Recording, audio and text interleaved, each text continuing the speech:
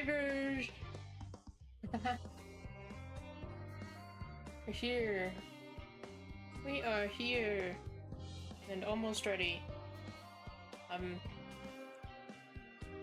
a little nervous.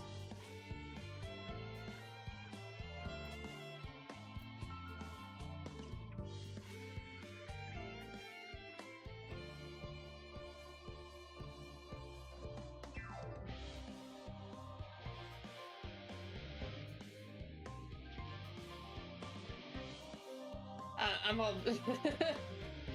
I don't think I'll admit it at the beginning here. I'm not ready. You normally say it for me, Rouge, but I have to admit it right now.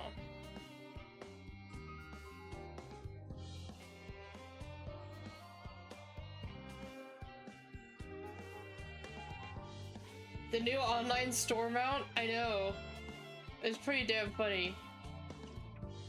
It's pretty good. I was not expecting that in the slightest.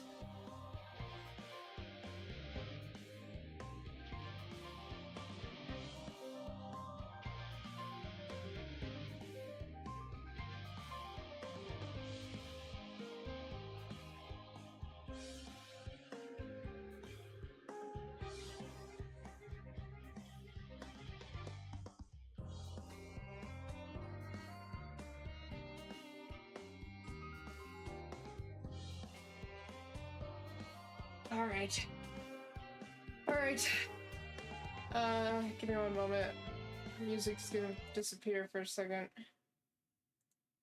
My thing is being a little funky. Gotta make sure it's working. Does everything look good on your end, Rouge? We all good? I just want to double check.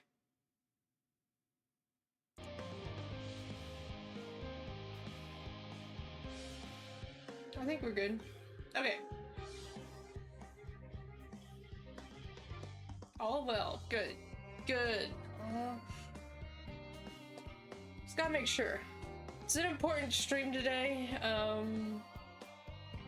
We're gonna get to it. I made sure to include all of the gays in one photo for my advertisement today. You know, good old box around these four. Alright, good start. Let's get to it before I do something stupid. Okay. Though our friends are searching for refined adamantite and sacred relics, we will only know if they meet your requirements once they have arrived. In the meantime, is there aught else we might do to be of service? Alright, this guy. You've already done more than enough. If I had to say though, I could use someone who knows a thing or two about elegant technology. You there, the lad with the red eyes and matching red hair. You seem to know more than the average scholar.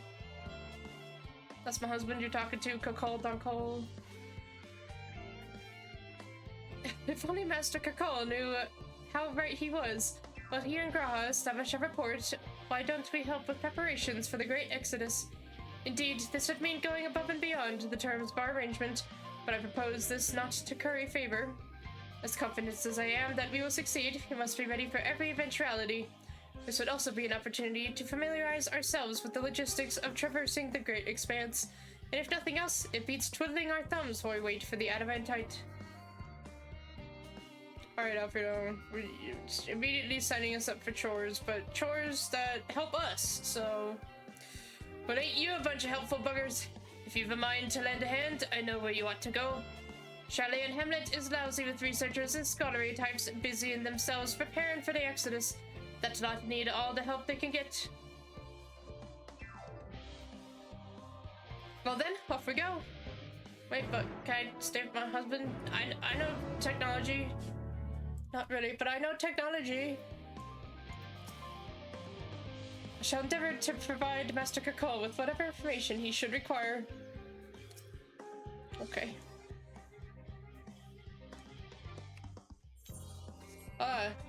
meant to hit my map button. I pulled up the cooking video. Now's not the time to be cooking. Oh god, I'm all over the place. Buttons. We know buttons. We're gonna do buttons west. I haven't gone over there yet. Oh my god. Okay.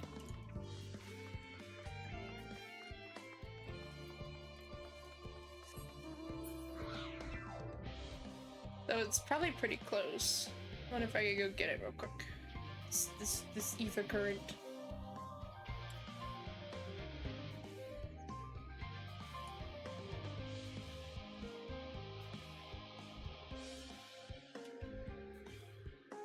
Yeah, there it is. Nice. Can I jump up this rock? No. How rude.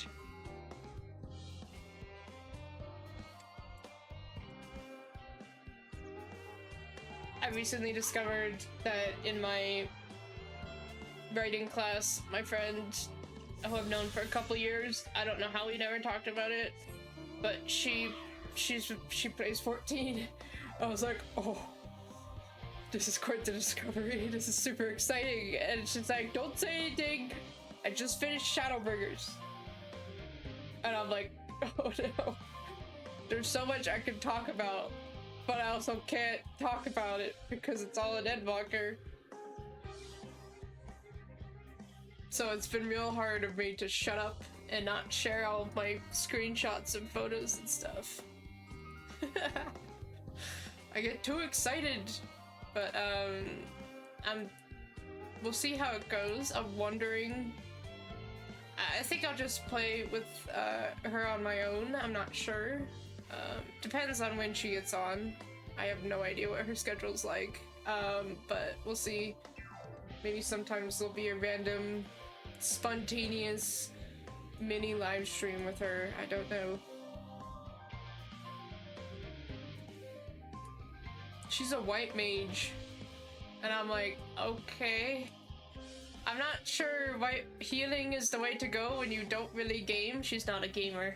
Her friend just got her into the story because she likes to read. And so she's like the person that's like, sure, I'll play, and like jumps on the bandwagon just so she could read the story kind of thing. And she's like, I don't know what I'm doing most of the time. It's like, well, and you chose to heal? In order to protect the secrets of the Central Circuit, the researchers must navigate a bewildering maze of paperwork before they are permitted to return to the surface. I suppose it's no different than any other aspect of Charlayan society. We do love our bureaucracy. It's very much a mirror of the city above, which is perhaps how it came to be called Charlayan Hamlet. Wow, I wasn't expecting a history lesson, Alfino, but goddamn. What a quaint little settlement this is. A shame it is hidden underground. I don't mind a bit of heavy lifting, but I draw the line at paperwork. So much as wave a sheaf of documents at me, and I'll put my lance through it. That's fair, Steam. As surprised as I was to learn the foreign plan to send everyone to the moon, I can't imagine how the common folk must feel about it. Do my senses deceive me in the shadow of yon corner? One can but hope that this leadeth not to mischievous undertakings. There's a chocobo. I don't really know what he's looking at.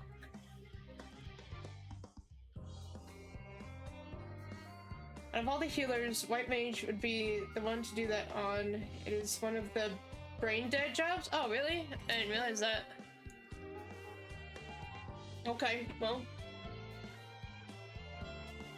I mean, that makes sense. She made through Shadowbringers. Alright, I'll shut up now. No, she's a lot of fun. I hope we'll be able to do some kind of collab together. She doesn't like do live streams or anything, but I would invite her into a live stream of her journey, or at least some of the dungeons and stuff with her. From what I can tell, a lot of the people actually live down here. I don't know how much help we can offer, but I dare say they'll benefit from some of that fresh inspiration Skolak Montajane mentioned. Let's start by asking around, ideally without getting in anyone's way. Dude, it's the 100% gray and white hair crew right now. I feel like the creators really, really like these hair colors. I wonder if there's a specific reason behind that, but they like, it's seriously, oh my god. Garantia is like the only one that's very unique, and then Kryle's got brown, and Tataru, well, Tataru's pink, okay, yeah. Let's speak by the Aetheroid once our work is done. Okay, Albrino, what chores are we doing today? Oh, Ether current quests apparently, but another thing about trolls. Has a button to just restore a target to full health on a 180-second countdown. Cooldown, I mean. Okay. Interesting. Excuse me, sir. I couldn't help but notice that you've a way about you that simply screams, I have an affinity for creatures of the wilds. And since I'm never wrong about such things, might I trouble you? You see, amongst the troops of trolls living in the outer circuit, I came upon one who was sick beyond measure. I took the poor creature in at once and saw him healed, of course, but when I attempted to return him to his rightful home, he flew into a panic, as if he could not bear the thought of going back. To make matters worse, the troll saw fit to escape into a den of Analis. I would go after him, but I'm so fumble-footed I'll scare him off like as not, and be torn limb from limb for my pains by the fiends. So I turn to you. Would you seek out this troll of which I spoke? I shall provide you with his favorite food, and with it you should be able to calm the piteous thing. Hopefully that will be enough to see his senses restored and for him to come hurrying back. And though I shudder to think of it, if any of those fell Analis seek to impede you or pester that troll, make those beasts regret their interference. Oh, and don't worry, you will be rewarded for your efforts. Yeah, I'm only here for the reward, woman. Where? There, I can do that. A distressed chef.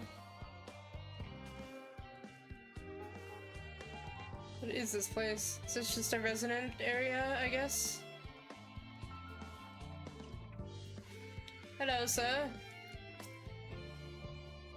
Helping with the Ark, even with all the power Master Kakol's managed to squeeze out of the Burner, it's still not enough, apparently.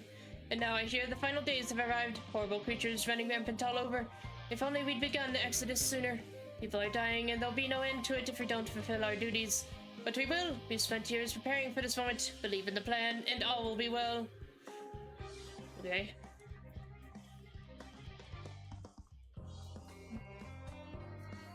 This place is big. Don't appreciate how big this place is. And I just remembered I forgot to send out a notification to someone. Multitasking. Bear with me while I multitask. Where are these people? Can I go into houses? Is that where they're all hiding? No. What? You give me this orange circle, but there's like only one dude in it.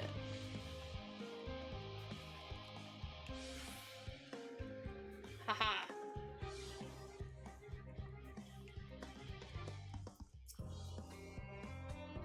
Offering to help, that's very kind, but is this a woman or? It is a woman. But I should be able to organize the rest of the documents by myself. It's mostly lists of the things we'll need once we arrive on the moon, and then whichever star we choose as our new home. My duties largely concern the maintenance of living conditions, so I'll be a lot busier after we depart. I hear that our lunar collaborators have come down to assist in our efforts. I'm looking forward to finally meeting them in person, after having communicated with them in such a limited capacity thus far. To be perfectly honest, I've not even the slightest idea what they look like. I do hope they're not enormous, looming giants. Why, how I'd much prefer something small and fluffy, like that beheaded rabbit that ran by. Oh. Yeah, I know what that is. I assume they won't be outside of the wall. Where are these people hiding? Come on now. Oh, sorry. Multitasking. I was running into a tree for a second. Multitasking too hard.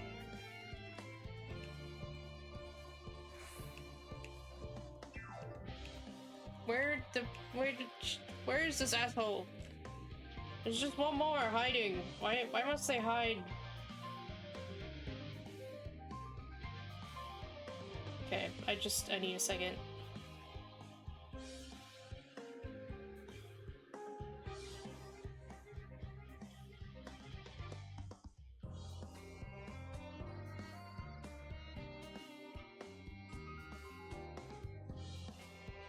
I can't multitask this well when someone's literally hiding from me on the map.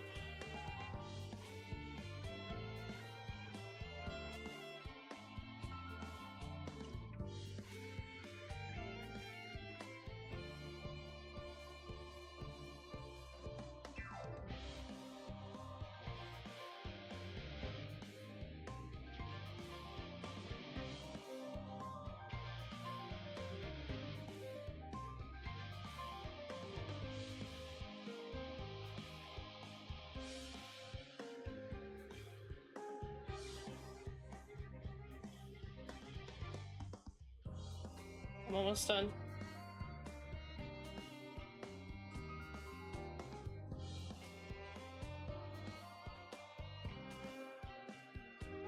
This is taking longer than I planned.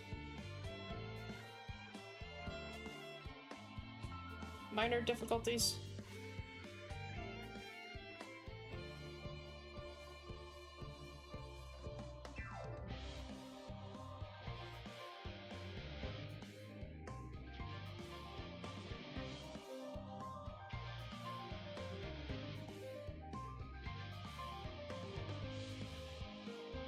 Okay. Sorry. But seriously, where is the person? I can't go in the houses.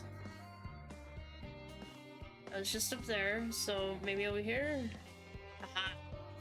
It's the bushes, they're too tall. Hello, are you one of the new helpers?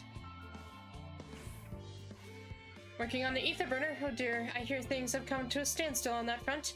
Even so, I choose that over my current duties, checking and loading samples day in, day out. It's tiring, thankless work. Still, no one will be cross if I misplace a few legumes, or what have you. The forums got enough on their plate as it is, what with deciding who gets to board the Ark and win, a lot of powerful people have opinions about that. My heart goes out to Master Fortuno and the others.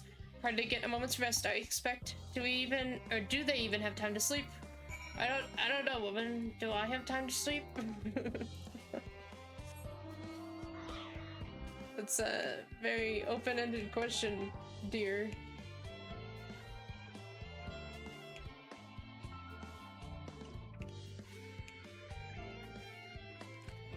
Got a message. So many things happening.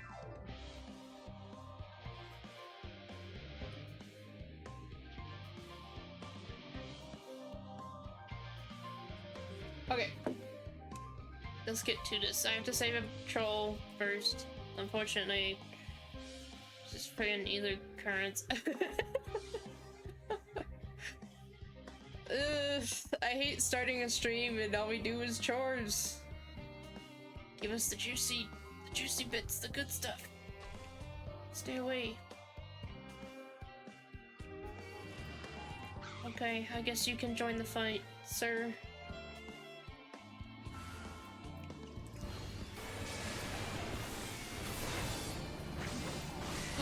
I'm level 90! I could use the big skills. Oh, this is fantastic.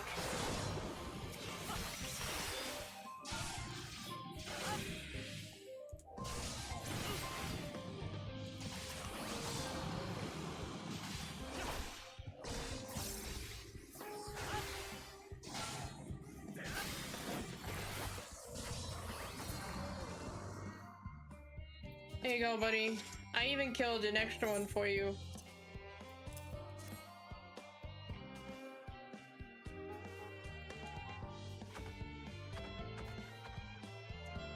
Okay.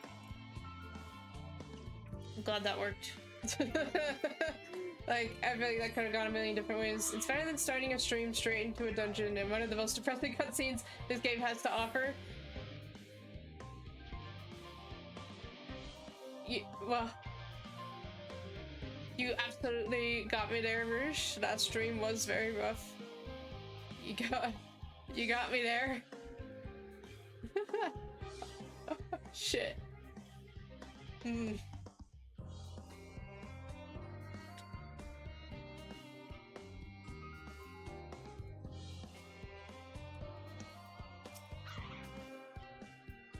Wanted to talk to your caretaker, not you, Mr. Troll. Look, he's returned. I can't thank you enough. I know they may not look it, but trolls are really quite intelligent.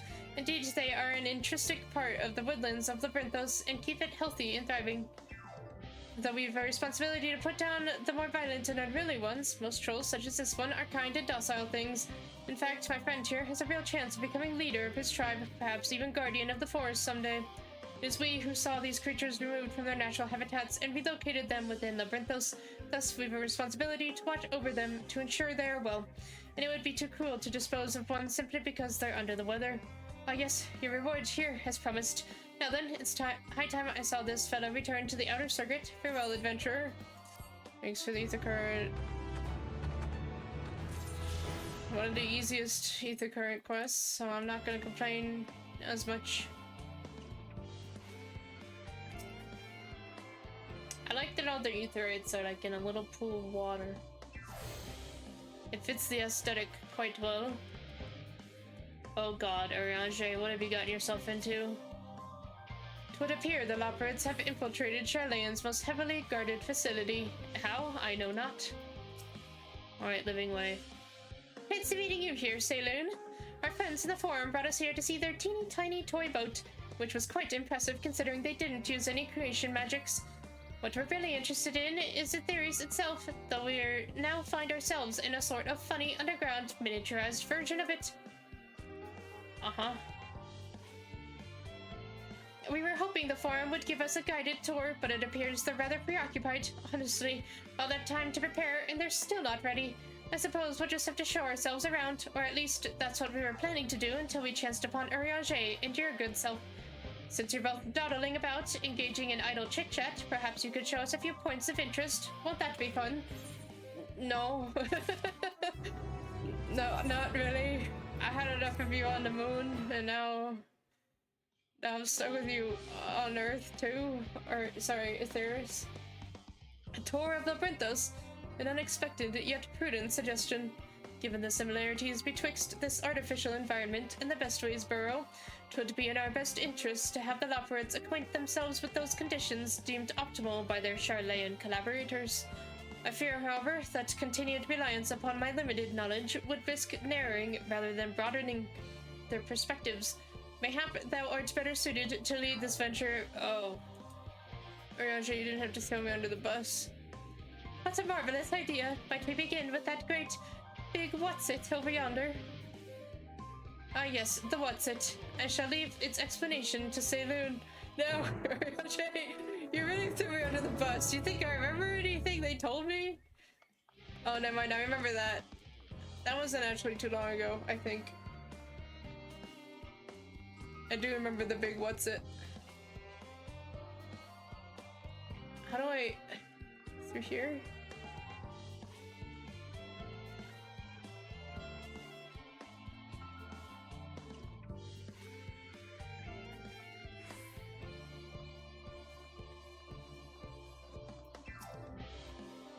The Labyrinth's technical expertise doth far outstrip our own. We would be wise to allow them to form their own conclusions as to the function of the various apparatus, rather than offer uninformed suppositions of our own.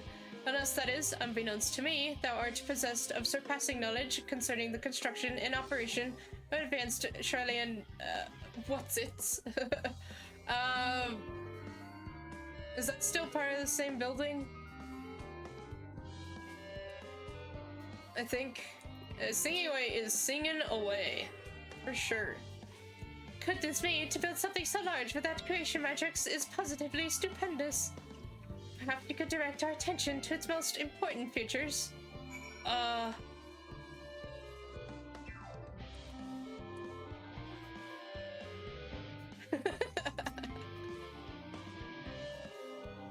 Oh boy. Oh, and it just started raining. What is...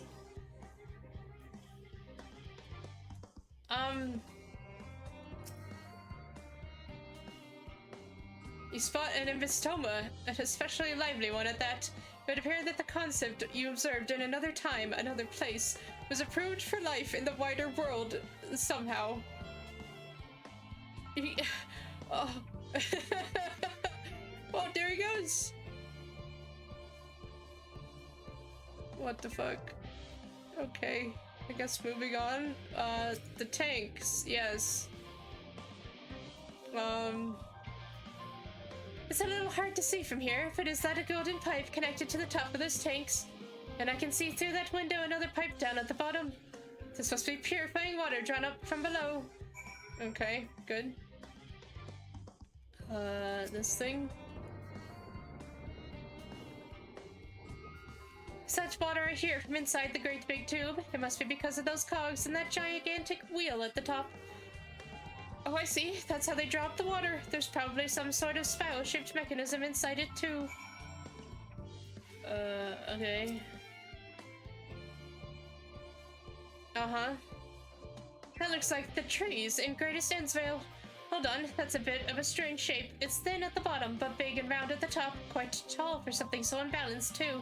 Now it makes sense. That's where they store the water. Okay, so it does still have to do with the weather, as I first suspected.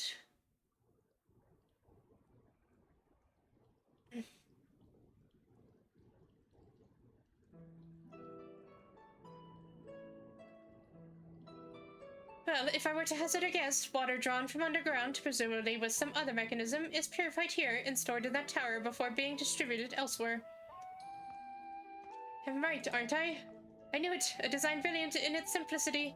I dare say it would take only a moment to install it in even the harshest of environments. For us Labyrinths, that is. Indeed, securing a reliable source of water is of the utmost importance for any fledgling settlement. We have read, however, that people with theirs sometimes make their homes in arid deserts and such. How are they able to survive?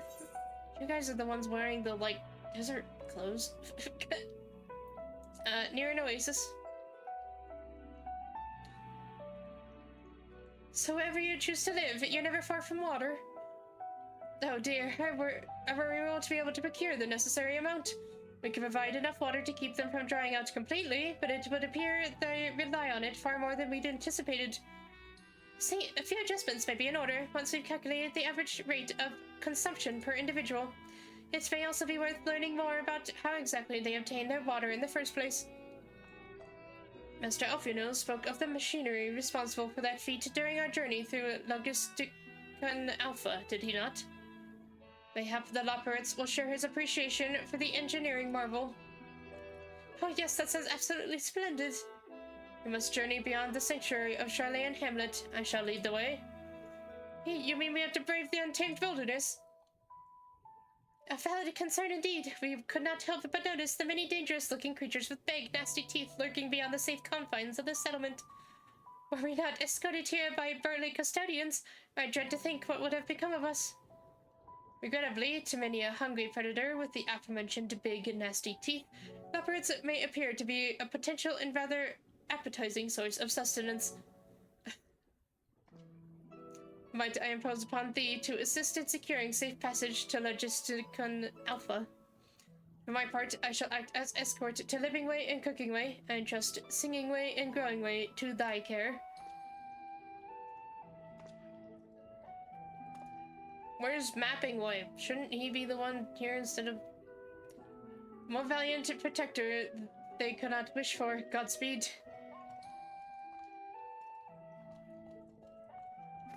I feel like Mapping Way should really be learning these things more than Singing Way, at least. If it's all the same to you, I'd rather not be eaten by some horrid beast. Come along, Growing Way. To the water extraction, what's it? Okay.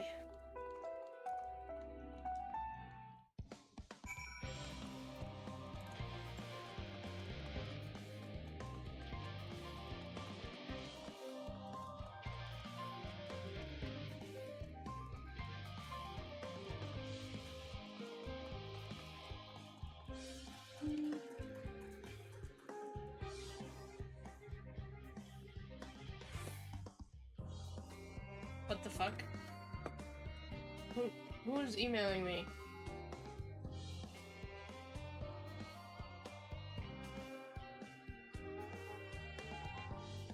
I see.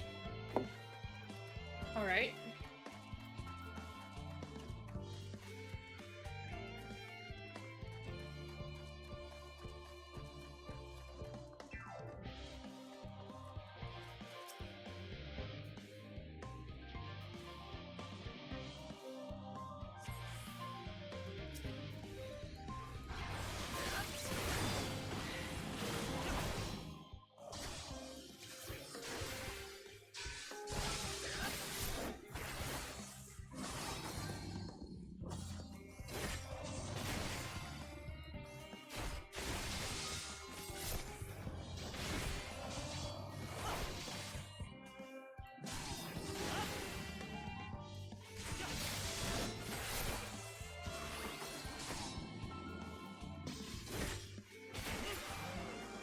Mapping Way specializes in astral cartography. He didn't worry about stuff on the ground.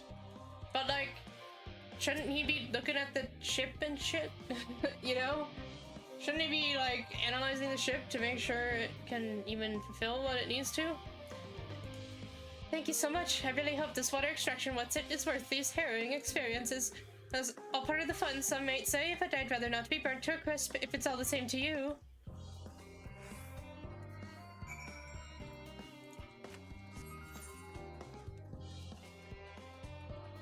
They really be making me run back and forth.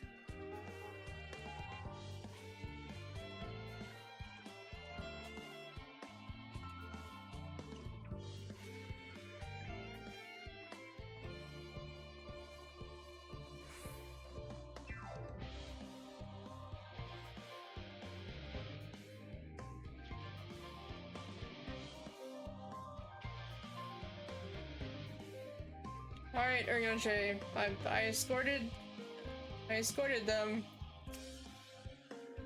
My friends, I bid you welcome to Logistican Alpha. Our destination doth lie at the lift's top. Pray follow me. Okay. Shouldn't we have Alpino here explaining this to them?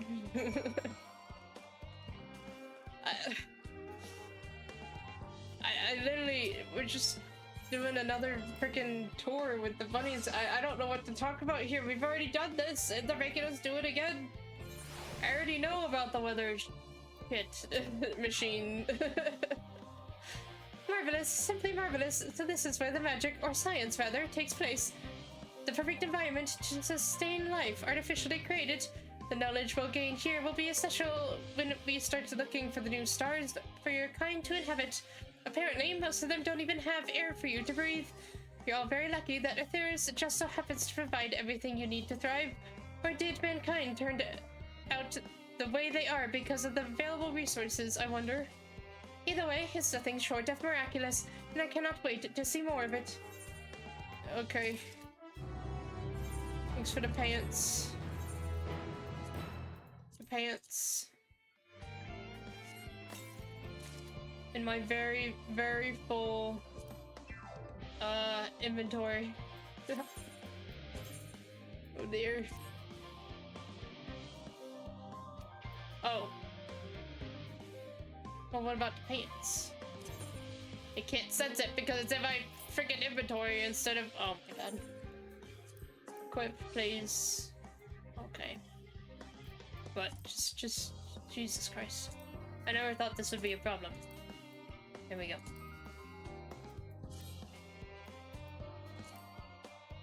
I'm not in a glamour plate area? Oh my god. We need engineering way down here. Well, I don't exactly have what I want on me, so can we get this over with, Cooking Way?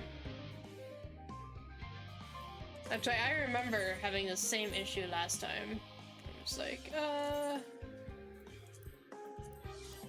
you're not in an area. Okay. Yeah, Cooking Way. This is all very wonderful, I'm sure, but I was rather hoping to learn more about your nourishment provisions facilities. In other words, where's the food?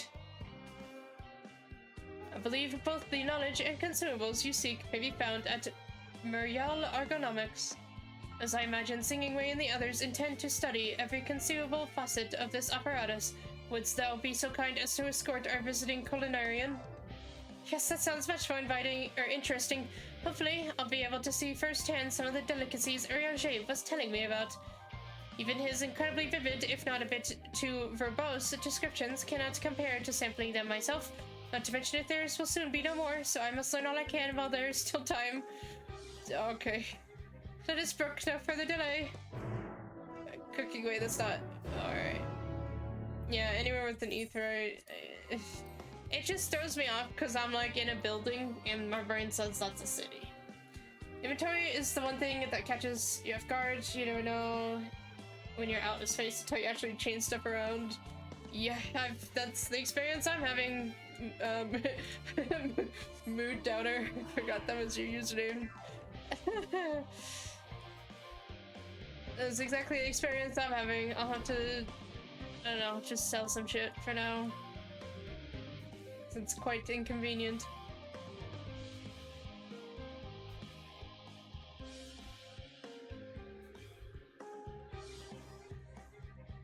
Hello. You have a pretty chocobo. Oh, are we going back to the grapes? Is he gonna eat some grapes? Let's give him some grapes. He'll love the angular grape model. This is the place, yes. The heady aroma was enough to guide me here, and I've spotted several of the fruit and vegetables featured in our compendium.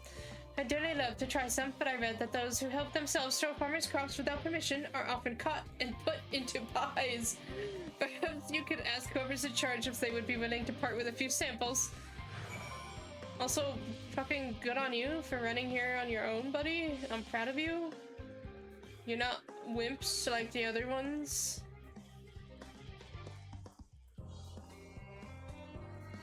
Hello. What a fine mess this is. It's you, the one who climbed down the mine shaft. I'd show you around if I could, but I'm rushed off my feet preparing for the Exodus. And I'm not the only one. We've all got to find ways to do what we do down here, up there.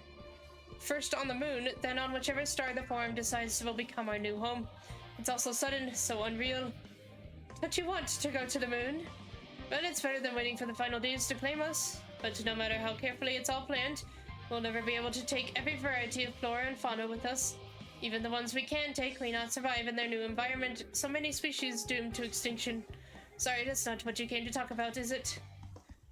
Nothing quite so dire, I assure you. We merely wish to sample a little of your produce, if we may. By all means, help yourselves.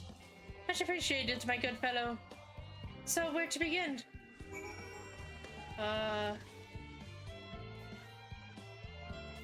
Over here, apparently. Yeah, the grapes! Yes.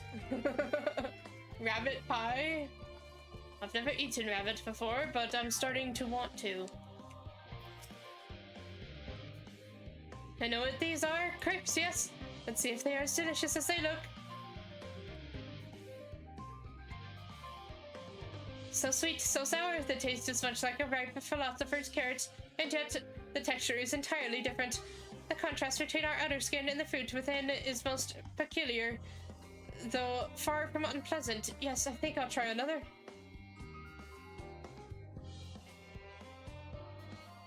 Well, that's certainly given me food for thought, though in a far less visceral manner than any philosopher's carrot. But tell me, what is your opinion on grapes?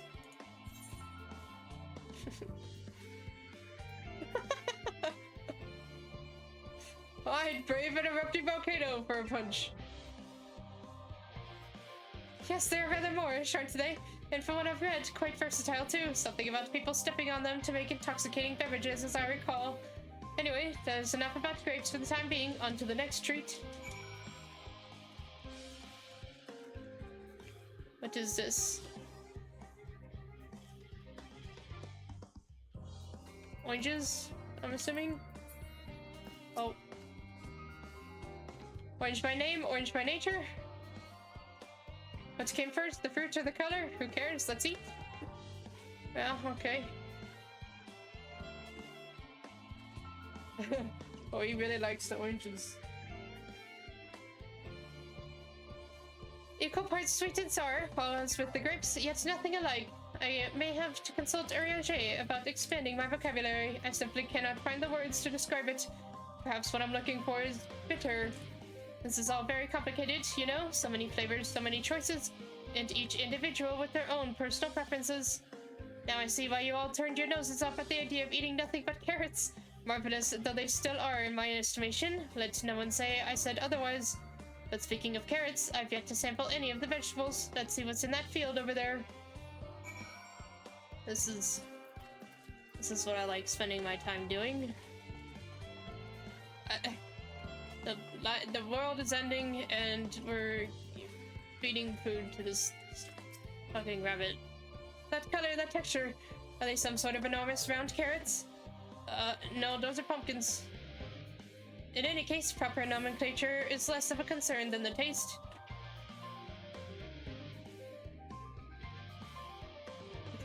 It's so hard and flavorless. I may as well be chewing on a piece of wood.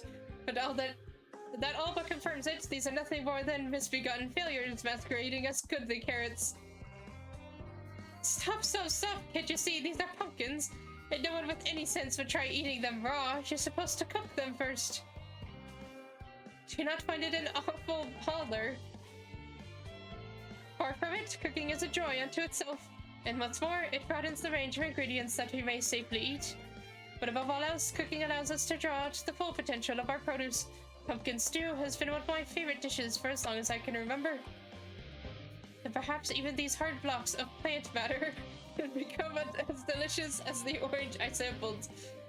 I wonder though, is there anything even more delicious? How about that yellow fruit over yonder? Well, sure, yeah, go for it. Please, by all means, eat this. You'll love it. I'm positive. What a wondrous fragrance. With luck, it'll have a flavor to match. I have no idea how these are eaten. I'll just bite into it. Yeah. My tongue, is this poison? A lemon. You made it supposed to taste like this. How can something so similar to an orange be so revolting? It may be some time before my palate recovers from this ordeal. As such, I had best call an end to this round of sampling. Let's say our farewells and return to the others. Okay.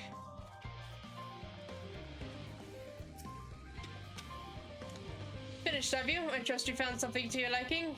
And rather enamored with the grapes and oranges. Less so the pumpkin, though I learned the hard way that they're not to be eaten raw. Then there was the lemon, the deceiver. It still felt so violated. First time, was it? I'd hate for you to leave with a bad taste in your mouth in more ways than one, so I'll give you this lemon muffin I baked. If this doesn't change your mind, or change your opinion, nothing will. More lemon, have I not suffered enough? Nevertheless, I would be remiss for me to spurn this opportunity to learn more of your inscrutable ways. Very well, lemon muffin, do your worst.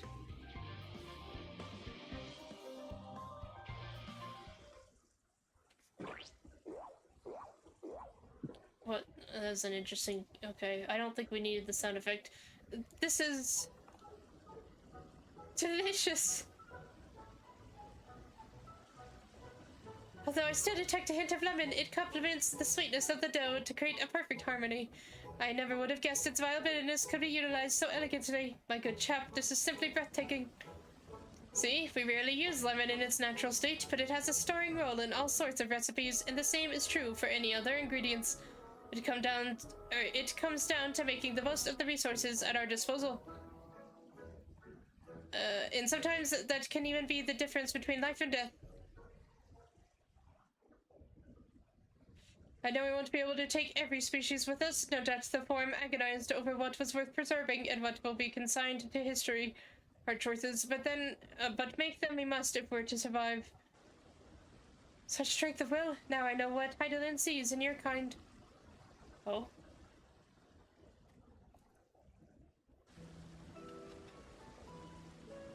Mankind, the Labyrinthos, we were both born from the accumulated knowledge of the ancients. They learned all there is to learn about the nature of sentient life and the fates of the stars themselves.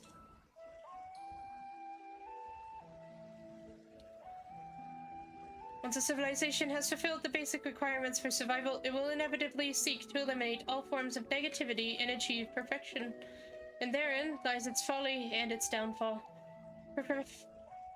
For perfection, it is unattainable ideal. Okay, I don't know where my brain went there. Tis the paradox of the immaculate carrot. Wait, you don't need to bring carrots into it, come on now. Yet civilizations, since time immemorial, have deemed the pursuit of perfection as progress. They pay no heed to the costs incurred in their futile quest, and all too often become the architects of their own demise, their dreams forever unfulfilled. What then is the alternative? The answer lies in knowing that our existence can never be perfect, to be content with what we have and make the most of it. When life gives you lemons, bake lemon muffins. Pardon my Eorzean, but what in the seven hells are you on about? And who are you, anyways? Cooking Way at your service, and I'm here to help prepare for the trip to the moon. And once you get there, you'll be able to try my carrots. I've been growing all different kinds, but don't worry, there'll be room for your crops too. We'll work together to preserve as many of Aetheri's species as possible. If you're up to the challenge. Yes, of course, I look forward to it. Well, this has all been highly productive. Probably. I don't think so. Let's go and see if Urianger and the others have run out of machinery to inspect, shall we? It doesn't feel very productive to me. Feels like a waste of my time. Come on now. I need to go to the nest, I think is what we call it. I have to go hunt down Meteon. Come on, bunnies. Now is not the time for this.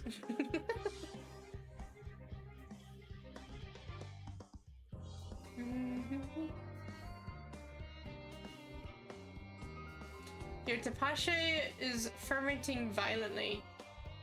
I gotta be honest, no idea what that means.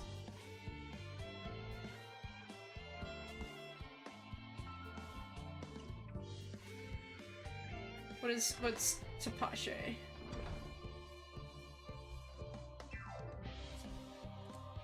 Enlighten me.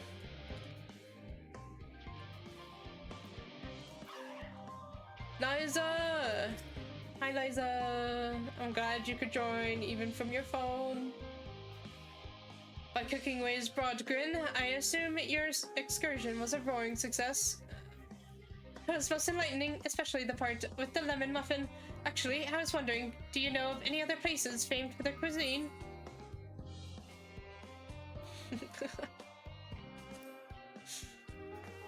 The Far East has oodles of noodles! Once I had time to visit, the more I learned of Aetheri's, the more I wish I could spare it from the final days. Alas, Hydaelyn's orders are to flee, not to resist. If only there was some other way. That's what I'm trying to do, Cooking Way, and you're fucking bothering me. Saloon, I trust thy time at Mariol Ergonomics did bear fruit. Oh. Curiosity, please. Our own efforts, too, were rewarded. We now possess an embarrassment of educational riches. No doubt our guests' relentless pursuit of knowledge could occupy them and us for a fortnight. Alas, time is of the essence. Let us return to Charlotte and Hamlet forthwith. I shall gladly attend to each and every labyrinth there, should further questions within my power to answer arise.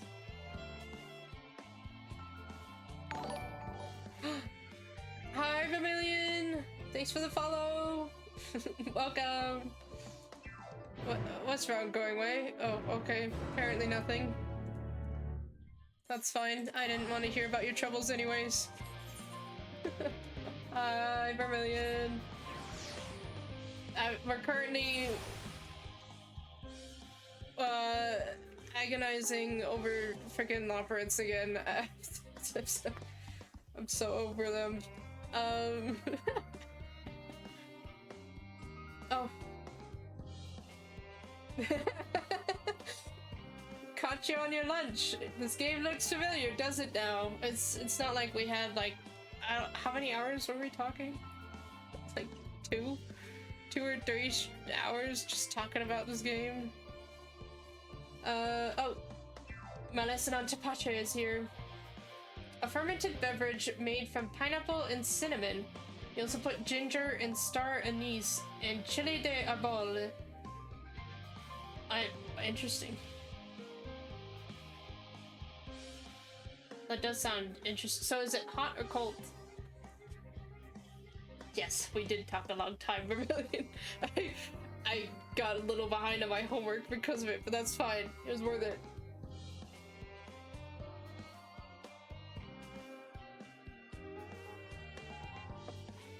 The Labyrinths want for activities and stimulation, but I struggle to conceive of how to busy them whilst we wait.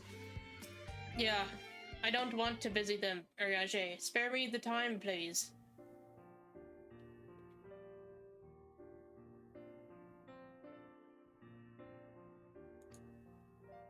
Uh-huh. You got behind at work as well when we were chatting. Sounds about right. Yes, Saloon, that was indeed me verbalizing a sigh to express my emotional state. You want to know why? Because I saw the reconstructed environmental data for Aetheris at Logisticon Alpha, that's why. A forest so lovely and so leafy. Are all your forests like that? Yes, going away. Yes, it is. Oh, you should see the forest of the first. One was purple. Yes. I guess I say. With the stars so wonderful, it comes as no surprise that you're reluctant to leave it behind. I was a fool to think otherwise, to assume that the moon was something worth being proud of. How ridiculous we must seem to you, trying so hard yet achieving so little. Not at all. Thy works are no less worthy for their uniqueness. I thought I heard tiny voices. Oh shit, the husband's here. Roger, your husband! 14 is a dangerous topic for you? Listen, it's a dangerous topic for everyone here. Tepache is typically made with panela, but that's hard to get and expensive where you're at, so you just use brown sugar. What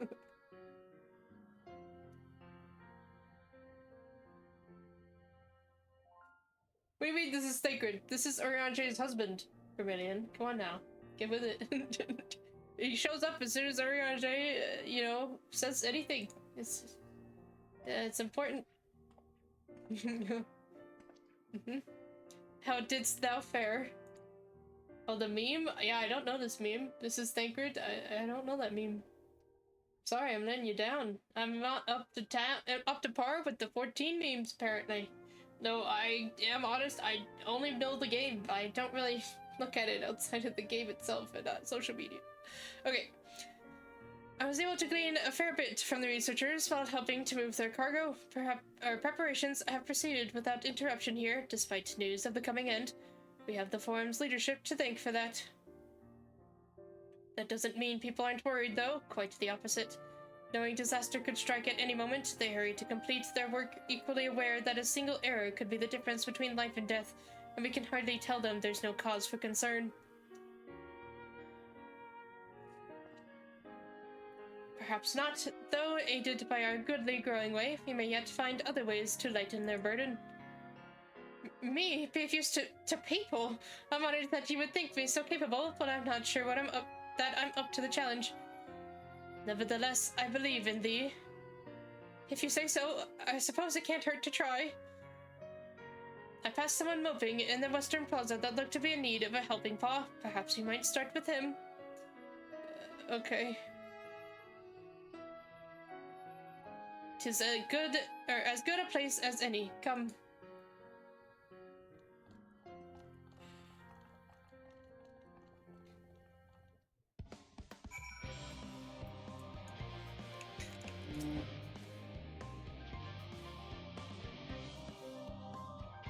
Liza, forever burned into your mind is my turn from a long time past. I don't even remember that. Tapasha's drink cold but tastes warm on the tongue. Yours is a little spicy. Interesting. Vermilion, during his espionage mission, he says the line, "This is sacred," and it blew up for some reason. Hang on, you said images? See, what was this? This is sacred. Oh, okay. It became like the pack. I see. Oh my goodness.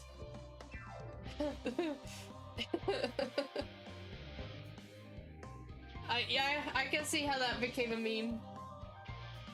I can see that. It was just reporting in, man, and people took it on as a whole new thing. You'd best go with them. I don't think Ariane misjudged him, but Growing Way does look like he could use some emotional support. I still have work to complete elsewhere. I trust that I won't return to find any Lockwarts in tears. I don't know. I'm just about ready to strangle them, but okay.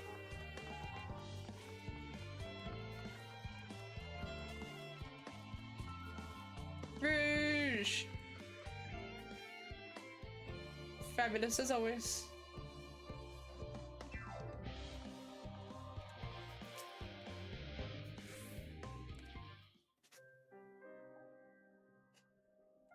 I kind of leave the buns alone. Listen, spending an entire stream wandering about the goddamn moon, just dealing with them, it drove me insane. And now they're back. I'm not willing to spend another whole stream dealing with them in Charlayan. Sleeping Away is goated? Okay, I'll take your word for it. He's not here right now, though. Can I help you? You look like you could use something to strangle. I volunteer these bunnies. It is you who would help me. Is my anxiety truly so obvious? A burden shared is a burden eased. Pray tell us of thy troubles. Rabbits are food, not friends. Alright, yeah, sure. Well, we'll strangle them and then we'll eat them, obviously. Those little fellows do look like good listeners. I'm an engineer, you see, and what they say of the ship, that it's the sum of decades of Charlayan ingenuity, that it's built with peerless, elegant technology. It's all true, but I know, that none of that's a guarantee. We've never before launched a starfaring vessel, let alone flown it in the great expanse. All the tests we've run have been on the ground. Only operational personnel and cargo will be aboard for the first voyage, but even so, if it fails us then, what can we do? And if it doesn't, it could fall apart on the next flight, or the one after that. We've done everything we can to prevent that from happening, but it hardly matters. We thought the ether burner's design was flawless too, and look how that turned out. Thou art familiar with these most daunting technologies, and thus dost thou hold the power to allay his fears. I'm not so sure about that, but well, I feel like Growing Way is not the one we should be asking, but alright. Maybe you could tell me if there are any aspects of the ship's design that you're especially worried about. My ability to walk about and perform my tasks, for one. I've devised a means by which to employ gravity, a spatio-temporal spell, to regulate the environment. But what if it's not strong enough? What if everyone floats away and begins crashing into things as soon as we've left this star? Gravitation. Maybe I can be of help after all. Up there is not so different from down here, you see. The same rules apply, and if you consider them as part of one big, great cosmos, rather than separate places... Oh, okay. Good. I didn't know how much more of that I could read. I turned back to work. Hope stream goes well. I hope to catch you sometime when you don't work. Alright, Vermilion, thanks for stopping by. And the follow, too. I suspect both parties shall find comfort in this conversation. Okay. Yet, if Thancred's tale be true, still others would benefit from insights born of experience. Might I prevail upon the Veloperites to attend them? An excellent idea, if I do say so myself. There is not we'd like more than to ease the hearts of the fine people of Etheirys, and learn more about them while we're at it. Oh. So are we just... Full glad am I to hear it. Gather thy companions and bring them hither. No. Saloon, thou hast a gift for finding souls in need of succor. Pray seek thee out the distressed and the apprehensive, and inform them that help is at hand. I shall await them here, that I might introduce each to a suitable labyrinth. We're just handing out bunnies now. Okay. I might do so. Look forward to that. A place for every labyrinth, and every labyrinth in their place. You know what? It could be worse. I can get behind handing out labyrinths. The final days doubtless weigh heavy upon the minds of many in Charlotte and Hamlet. Pillars of the Exodus as they are, pray bring them hither. Oh god, I have to run around again? Okay, wish me luck, Rouge, that I find everyone. The circle's just gotten bigger, and there's 8! Oh my god, no. Holy shit. Okay. Hello. 56 bunches of weeds in the ground, 56 bunches of weeds. We have 4 now to add to the mound, 55 bunches of weeds in the... I'm not neglecting my duties, I swear. I was in need of a little break, you see, but then I found myself unable to relax at all, so I went on a walk, and then I noticed these weeds, and... Emergency rations is what you call them, Rouge? Well, isn't that what they call Chopper? In One Piece? They call Chopper emergency food? Pleasant conversation partners, and oh, so fuzzy. Goodness me, that does sound like a much better way to relax. Yeah, she's gonna go, strangle a bunny for me. That's what they call Chopper in One Piece. Exactly, yeah! I can get behind that. Though Chopper is like 10 billion% more useful than Labyrinths right now.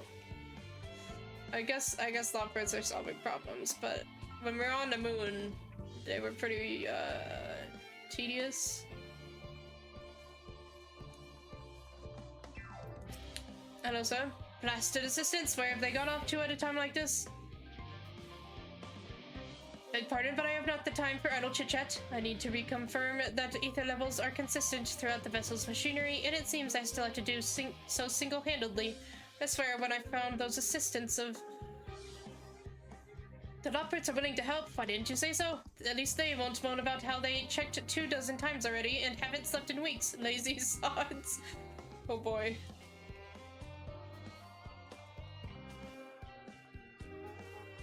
Is anyone else hiding up here? Other than the axolotl.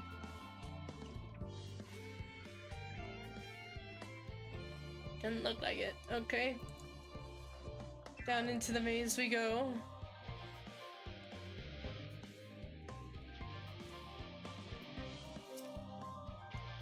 How might I help you? What a lovely idea. I too noticed people becoming rather tense, so I rushed out to pluck some fresh and fragrant tea leaves. Now I need only track down 100 or so cups, but don't you worry, I can manage. I hope your plan to cheer everyone up goes well. This woman is doing better than you are? Wow. I mean, you're not wrong, but like, goddamn.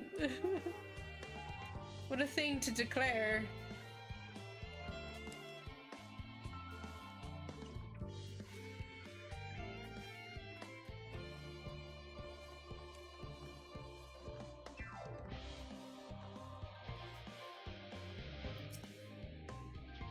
Worries. No, I believe I'm fine, thank you. I've been confiding in my colleagues and it helps a lot. I can't recommend it enough. The researcher has the support she needs. Good on her.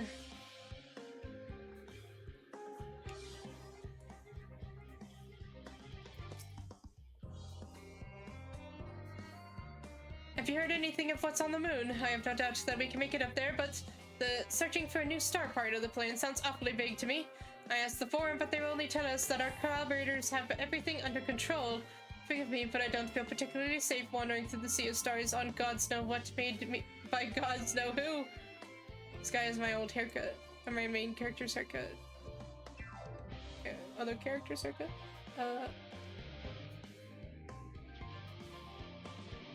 Welcome back, Liza. Doesn't count towards the quest either. Those are decors. I was wondering, I could sort of more than 2 people. You made it say that I can speak with them directly. Amazing. I hope they like questions. Are you fucking serious? There's actually 8 people in need? I thought there were just 8 people to talk to. Oh, good thing I looked over here. Seriously though? Just leave me to my misery. The forum can appoint someone else.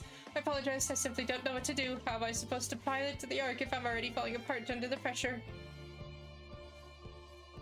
You know, a starship pilot that I might speak with, truly. Well then, there's no time to waste. They can help me prepare for this monumental task.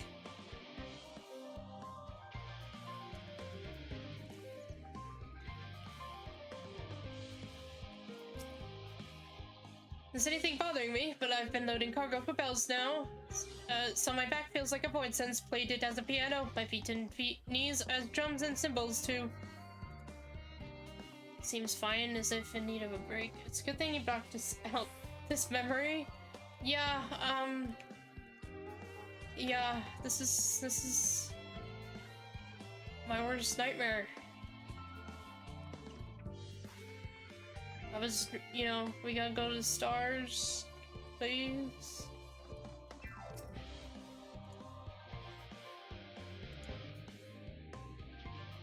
Would you like a bunny? Consult our collaborators. I suppose that would be more effective than sitting here brooding. I'm attempting to calculate how much cargo we can consolidate into fewer trips should the ether burner make our original estimates unfeasible. But there are simply too many variables. I feel as if my brow will turn inside out. But perhaps our lunar associates will have more insight into how much weight constitutes too much weight for our purpose. Thank you for letting me know. Yep, go get yourself a bunny. Mental health bunnies. We're handing out mental health bunnies. Would you like a mental health bunny? Well, why was I shocked? My face, what's wrong with my... Ow, perhaps I am a bit tense. Us tasked with ensuring that the proper fauna and only the proper fauna are brought with us to the moon. However, the suitability of a few species is still under debate, and I can hardly make the decision myself when I know so little about the environment up there. Including the leopards in our discussions is a wonderful idea. I absolutely will, thank you. Perhaps our biology itself might offer some clue as well. Yep, go get your mental health bunny. Such thrilling gameplay, excitement, drama, intrigue, mind-numbing dialogue. Yes you idiot! Have you seen an envelope flying about? This imbecile refuses to give me the alchemic I ordered without that bloody slip of parchment. Mental health bunny. You can hug it and squeeze it all you want. Unless your friends have a spell to make me remember where I dropped my damned envelope, I doubt they'll be more helpful than you, and you've wasted enough of my time already. It'd be unfortunate for all involved to inflict this pain upon the lovebirds. Oh, no, it's exactly what I wanted, though. That's what I was looking for. It's that man right there. The end of the world is nigh, yet the work goes no faster. Schedules are such temperamental things, feasible one moment, utter bollocks the next. And yet, I've never felt so alive. This one is beyond your help. Only sleep can save her now. But a mental health bunny might help her sleep. Jesus Christ. Concerns? Nay, there's no point in worrying you at this stage. It'll only make the work go that much slower. Coping well? Come on! Give me the people that are only falling apart, please. Where are they? Hyperventilating. Yes, you need a mental health bunny. Have the cause, my chest is tight. Am I dying? Is this what dying feels like? Pardon me, I didn't see you there. There's no cause for concern, I assure you. No cause for concern, even though we may need to depart at any moment. And if the hull I designed buckles under the strain, the entire vessel may explode on launch, claiming countless lives and dooming all mankind. But that is highly unlikely. Yes, highly unlikely. Our visitors can help me triple check the structural flaws, you say? Boy, that would be wonderful. I'm breathing more easily already. Alright, who's the last volunteer for mental health bunnies? Where are you, asshole? Oh, right in the middle. Mental health bunny sounds like the nickname your roommate has given her boyfriend. What am I thinking about? The medical facilities on the ship, of course. I designed them with the assistance of our sages and Chirurgans. But imagine every illness or injury that one might face in that great expanse is beyond any of us, to say nothing of the effects that living out there indefinitely might have on the body. The crew from the moon. Why did I not think of that? Oh, yep, she's immediately ready for a mental health bunny. Oh my god, that was horrendous.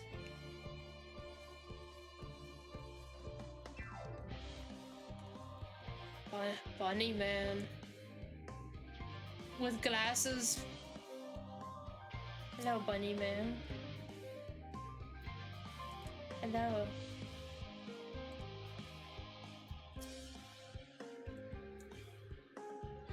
Behold, Saloon, through thine efforts word hath spread throughout Labyrinthos, verily to a far greater number than we anticipated. Living Way doth gather more lockwards as we speak. I shall assign each in accordance with their skills, that new bonds of friendship might be forged. Oh no. Should greater matters require not thine attentions, watch over them, I prithee. Liza, you aced it. He looks like a mental health bunny of a different kind, says Liza. She's not ready, says Rouge. Okay, I mean, I don't know what mental health bunnies can have problems, you know, I'm not, it's whatever. No one was? Okay. You guys are keeping secrets. Phew! Oh, finally some rest! Why, I haven't spoken so much in, well, in forever. Lively, isn't it? The town is abuzz. Everyone eager to meet with our friends from the moon. Look at him, he's watching his husband. Would behoove you to consult with Sleeping Way. As our moon's pilot, his advice should be most pertinent. Wait, hang on. Did I miss something? Was he always the... Are you serious? Sleeping Way is the pilot? That sounds very dangerous. I'm impressed. Truth be told, I struggle to tell one from another. No offense intended, of course. I agree. None taken. After you and your friends left Mare Elementorum, we spent no small amount of time with your Urianger. Your Urianger! Your Urianger! She literally knows it. Yes, there it is. Yep. Urianger is his, yes. Oh, the conversations we had. He told us all about Atheris, answered our every question, no matter how trifling or trivial. Look! Every page filled to the margins with knowledge. When I first arrived, I was struck by how little I knew. It was daunting. But then I realized that, were it not for Urianger and his teachings, we'd still be stuck on the moon, gazing at your world and wondering what we've been missing.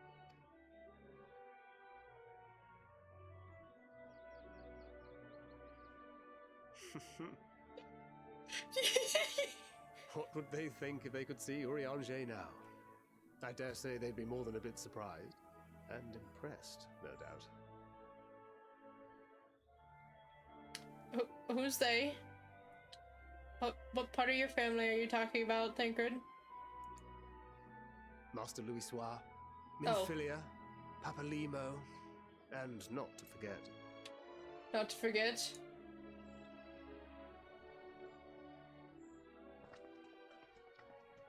What? Moonbreeda?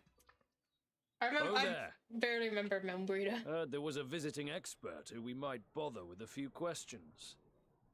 I take it you'd be the one. I mean, I remember her, but like, they didn't give her enough time to actually become so strongly connected, you know? I talked about it when it happened. They don't give her enough time. And also, thank God that's Urianger's first love, and now your husband's, so you need to, I mean, I'm glad you think so warmly of her. Good relationships and all that. I've gotten into a tangent. I need to shut up. Hello. Yeah, yes, I am. Oh. Vilfson and Blovida, Charlian's foremost researchers in the field of teleportation magic, and Moonbreeder's parents. Of course. Of course. Well, let me guess. That's who you were just talking about. Thank God.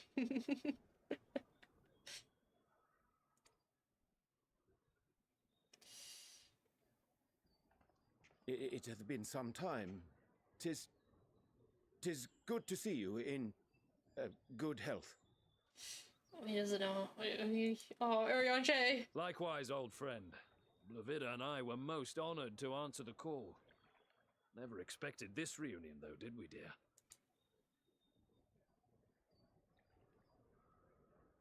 I'll say, the nerve. Sending that letter, then running off to the gods know where.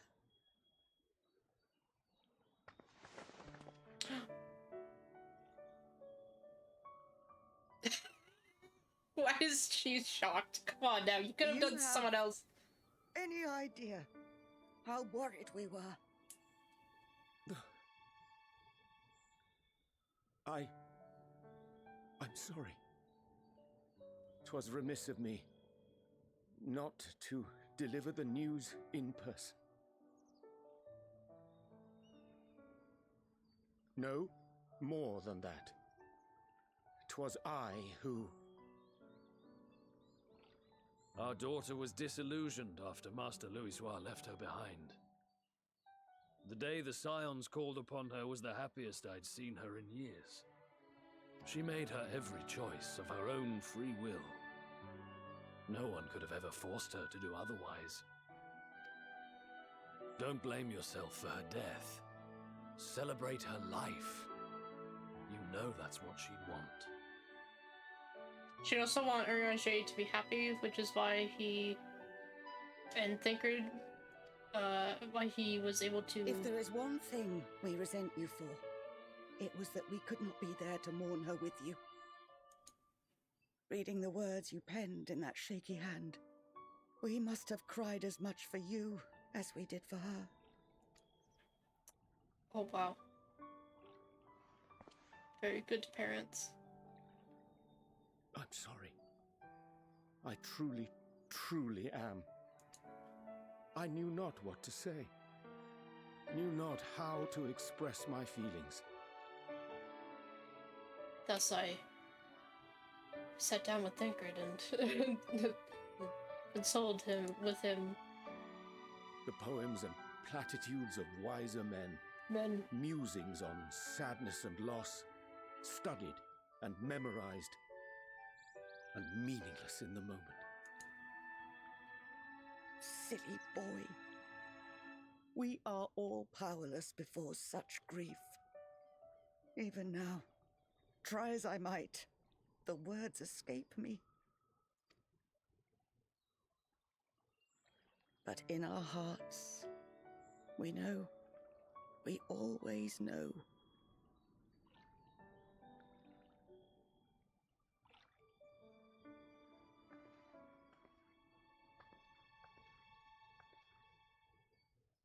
I remember when you were young, how the lads teased you for choosing the company of books over others. Our moon didn't take kindly to that. Be nice to Urianger, she'd shout, and give them a walloping, no matter how many times we scolded her. So we offered a suggestion. Rather than starting fights, why don't you be the bridge between Urianger and the others? She had to mull it over for a while, arms crossed, brow furrowed in intense thought. But from that day on, she never let you be alone. She'd drag you outside to play, pepper you with endless questions, read the same books you read, all to try and understand you that much better. I'm sure it was annoying and exhausting at the time, but she only ever had the best of intentions. And look at you now, at the center of the crowd. The reason there even is a crowd, having brought these people together. You've no idea how proud we are. To see the boy our daughter trusted and believed in more than anyone grow into the man she always knew he could be. I can see her in you too. Feel her. She walks with you wheresoever you go. So thank you, Urianger, for being who you are.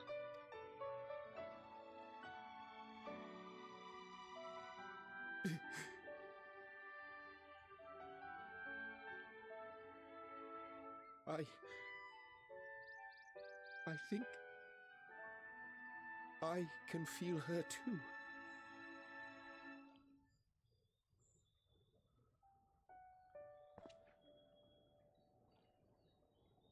The truth of her life. Not sorrow, but hope and love.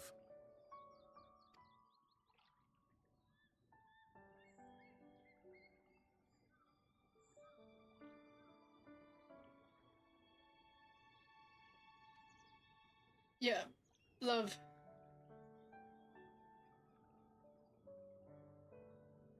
This moon breeder. She was important to him, wasn't she? I think You could ask the man himself. Oh, no. But watching this exchange reminds me how much I've yet to learn about your world. And its people. You can live here your entire life and hardly learn a thing. Yeah, I bet if she asked, she would then be confused, like, if you love Moon Breeder, why are you with Sacred? That's the conversation that would develop. She'd be like, if she was so important, how come this is where you are now? Also, hi Gigi. I saw you sneak in here, but that was an important moment. I wanted to be quiet. I'm glad you're here, Gigi. I miss you. And that's why it's too soon for this to end.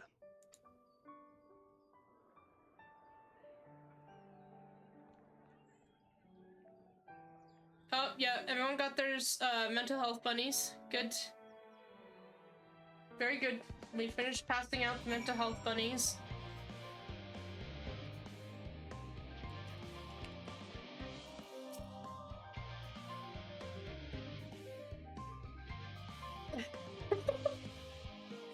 Perfect.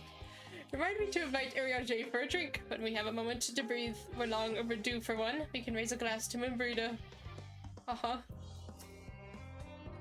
The classical Rogadan language isn't so different from Eorzan. Did you ever wonder why we named our daughter Moon's Bride? Oh. When I first told her the moon was shining silver and full, the whole world seemed aglow.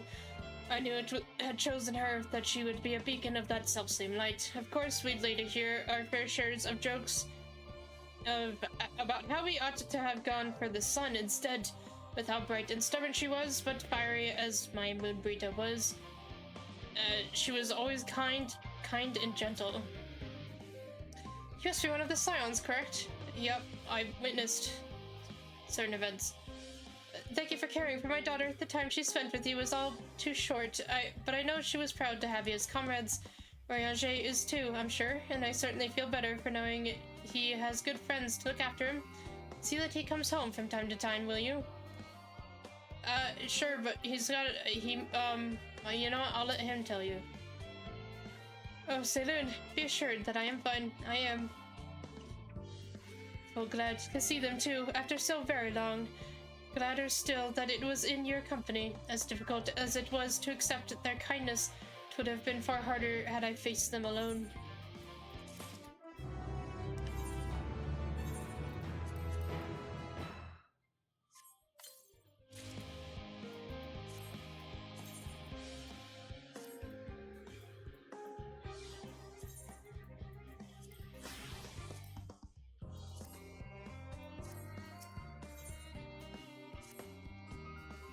Thou hast my gratitude for lending courage to the Loporits, not disposed to rest on their laurels.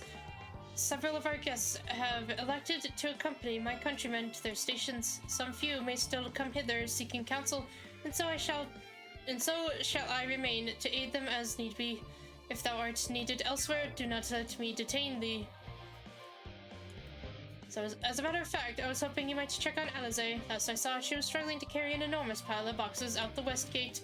I could go myself, but we both know whose help she's less just like to scorn, and you obviously have a lot to talk about.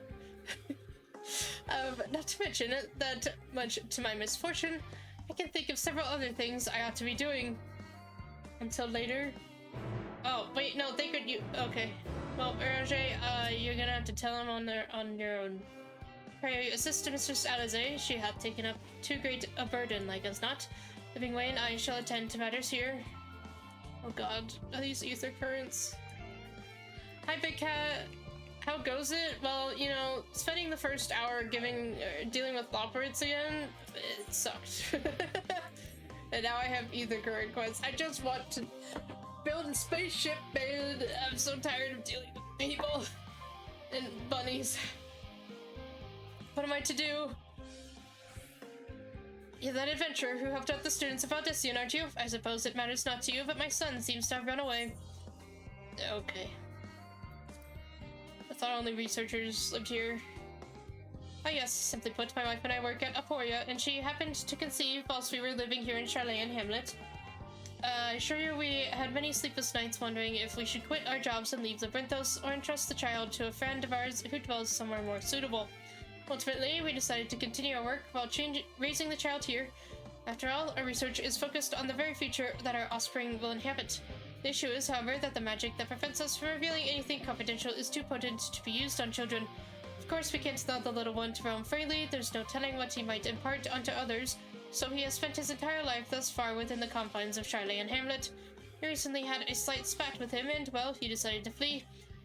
I imagine me going after him would only make things worse. Could I ask you to talk to him in my stead? I'm sure he'd be much more willing to listen to anyone other than his parents at this point. Thank you.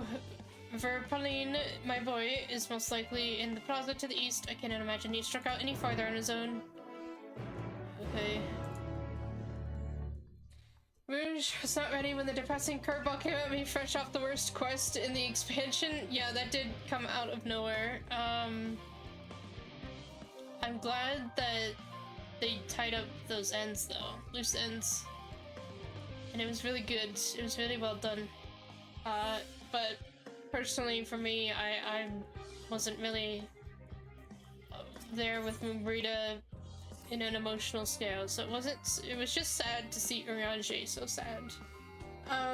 To go from sheer noise to instant tears was whiplash inducing. Sorry, Liza. Sorry I had to go through it again. This guy looks like a vampire. You're a visitor to Hydaelyn, aren't you? You do have a worldly look about you. As a gleaner, I too have journeyed far and wide. Tell me, where is the farthest you have ventured? Another world. Take that. I went to the first and met my husband. Is that meant to be a jest? The look on the face tells me you're serious. You should do nicely. You see, I need a more experienced traveler to say a prayer for me before I leave for Guribanya. If you would do me the honor, the reactor operator by the tower to the south should have a lantern crystal prepared for the purpose. What? Wait, I'm a little lost, but alright. Is this...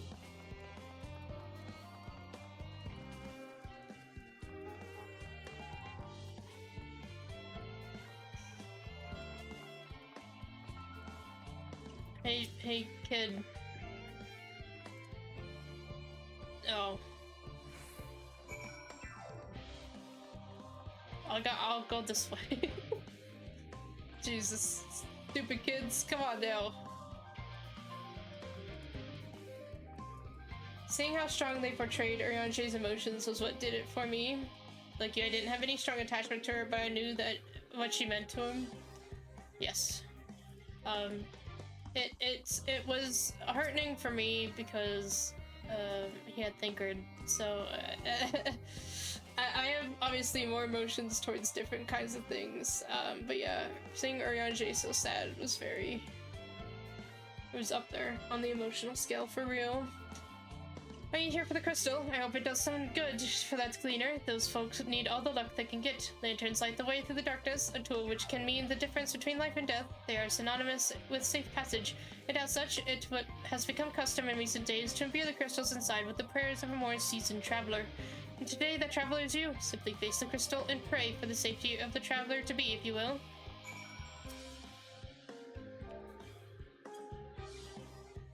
Oh.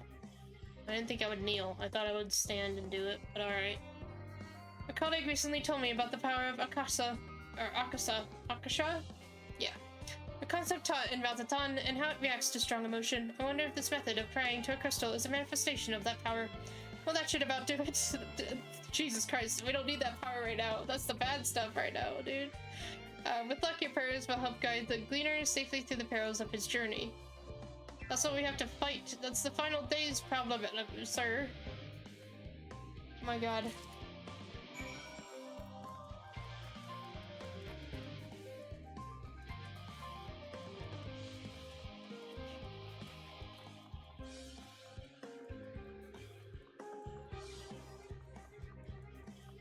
That dynamis is dynamite? I mean, yeah. It does just... It's more like... I don't know, because it, like, evaporates all of the ether in people, right? So, like...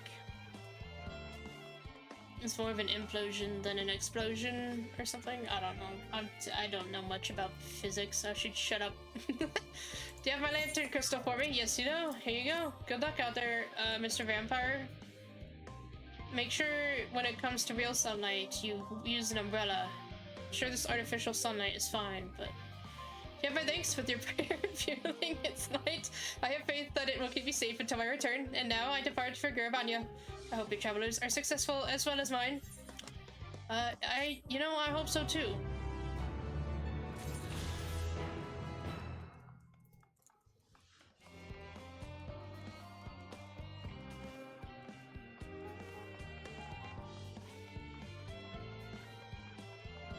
I thought for sure he would be back there, but he's over here, okay? I thought he'd be hiding behind a pillar rather than just sitting here. What's up, kid? Your dad's looking for you. I'm not going to go home so easily. You probably won't believe me either, but I've noticed that all is not right in Labyrinthos.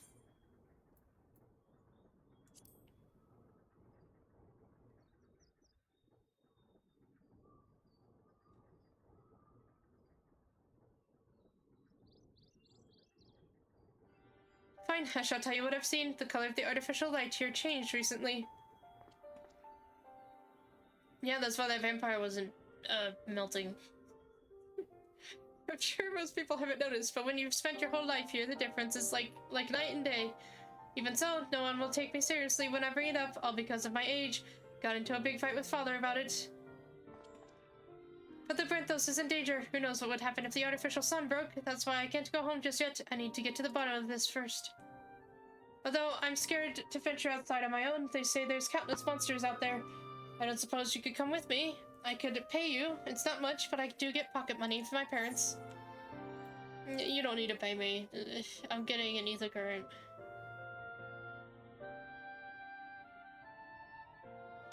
I thought you were different from the rest, but now you're treating me like a child too. Oh. This is a proper deal, right? You've got to take my money and make it binding. Okay. But it's settled. Oh, well. Thanks for the money. I'll be leaving probably for eternity now, kid. Good luck with the sun.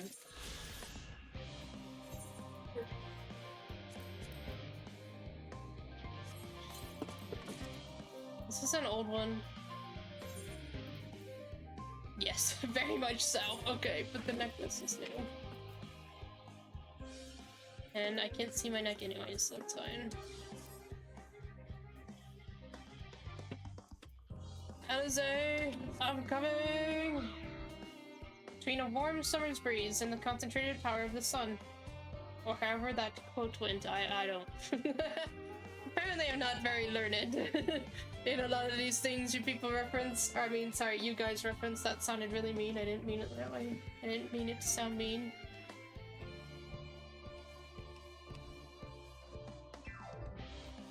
Sorry, I called you people. You're my best friends, I swear. I just talk too fast sometimes. And then I get self-conscious. Obviously. Where? I didn't pay attention. South? Oh, very far southwest. Okay.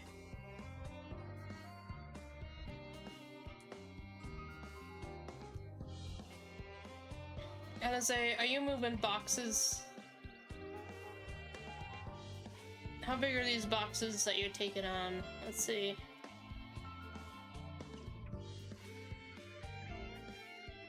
They don't look too bad, but there is a lot of them. Oh, one of them is quite large.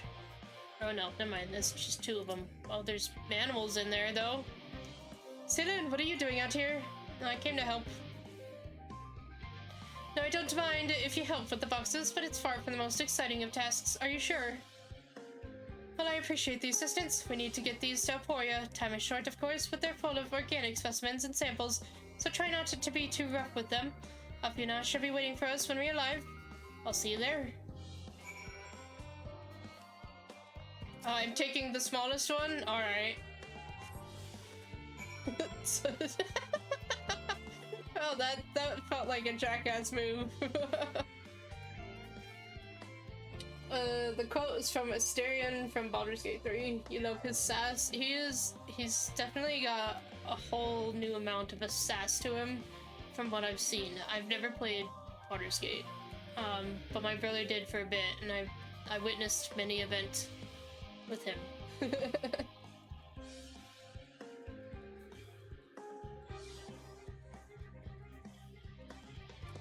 You know, Alize, you weren't wrong. This isn't exactly fun. This isn't exactly exciting. How many boxes am I gonna have to carry?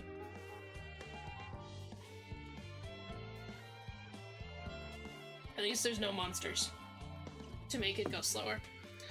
Alfredo, here's the smallest box. Oh, you're helping with the crates. Wonderful. You can put that there with the others. Okay.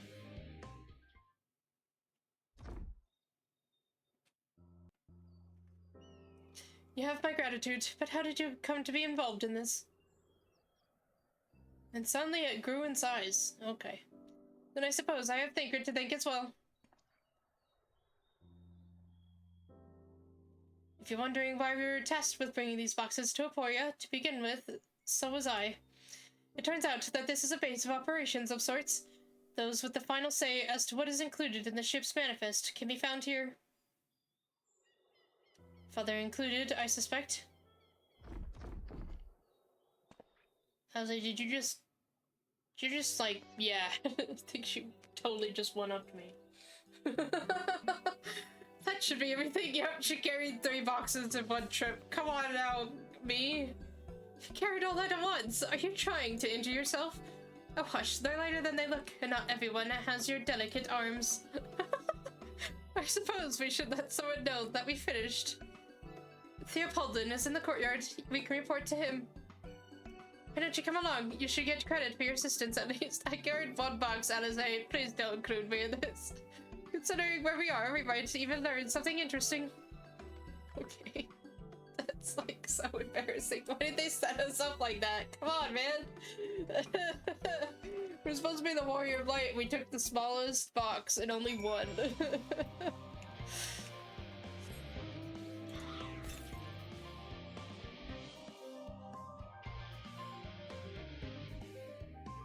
We've almost gone full circle around here.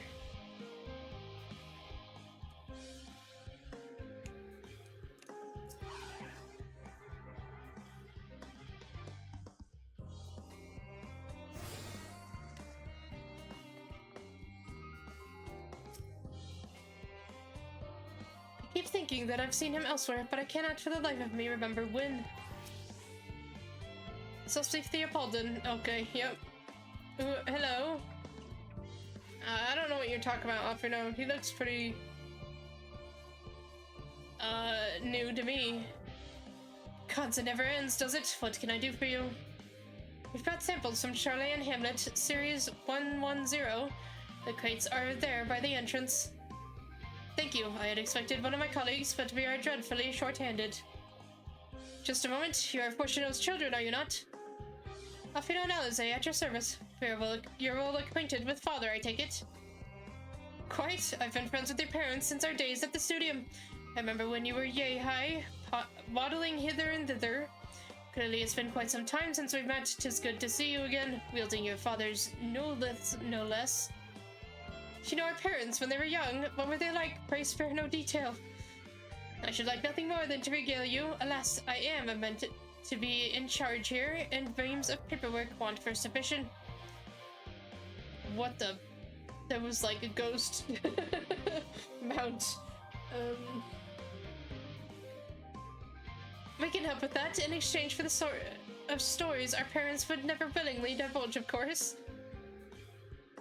Very well then, there happen to be 3 sets of documents in need of delivery, so how about you each take one?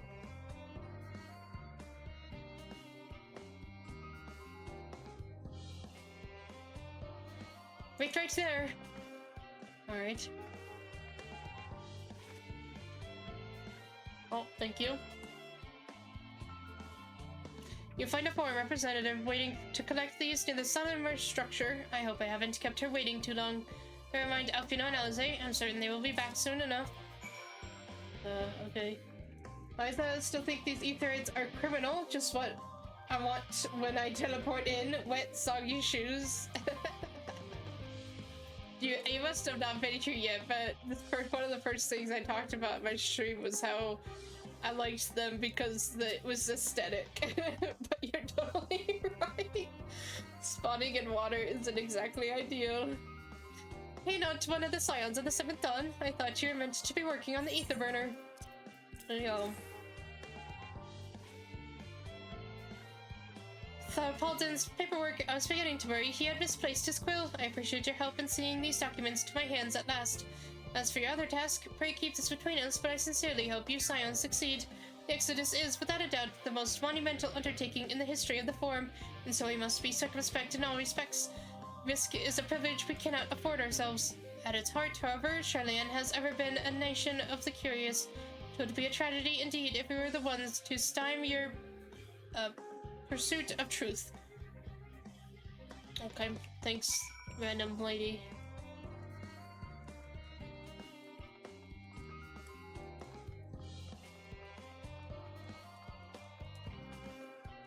Now then, out with it.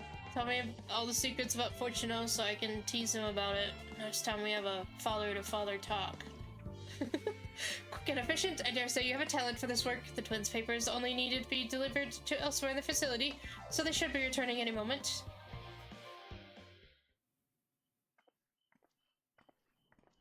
They look great. You love how they look like fountains to represent the flow of knowledge and how knowledge is meant to be shared and flow from one point to another. But practicality... Yeah, I mean, they even talked about the importance of water in Hydaelyn, so... It made sense to me. We return with not a scrap of paperwork remaining on our persons, you will note. You both have my thanks and my apologies for sending you on an errand far below your ambitions. Why, even as a babe, you struggled out of your swaddling clothes, and... That's quite enough of that, thank you. I was promising stories of our parents that we'd asked to hear, to reiterate. What is this, like, earpiece? Of course, I've known your father for so long, I must have something.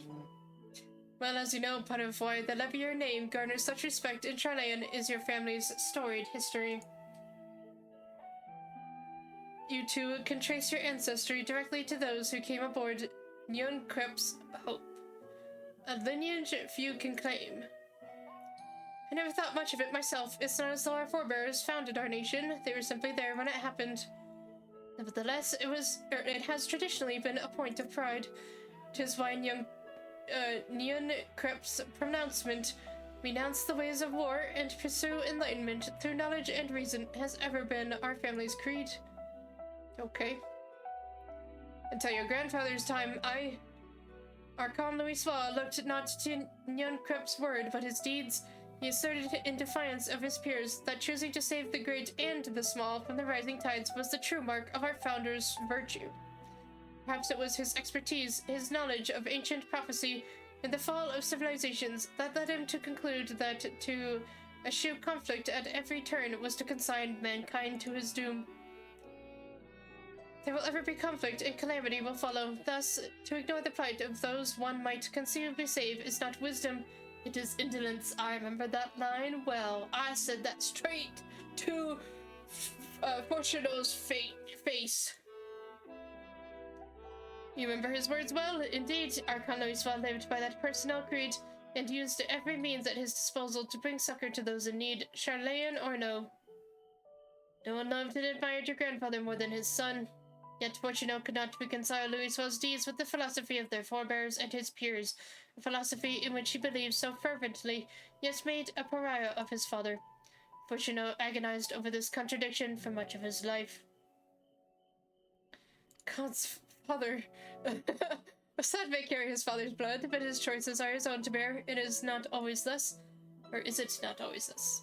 Gods know Fortuno's a cranky old goat, so I'm sure you butt heads often enough. Yet even so, you must know that you are constantly in his thoughts, every moment of every day, and that is not an exaggeration in the slightest.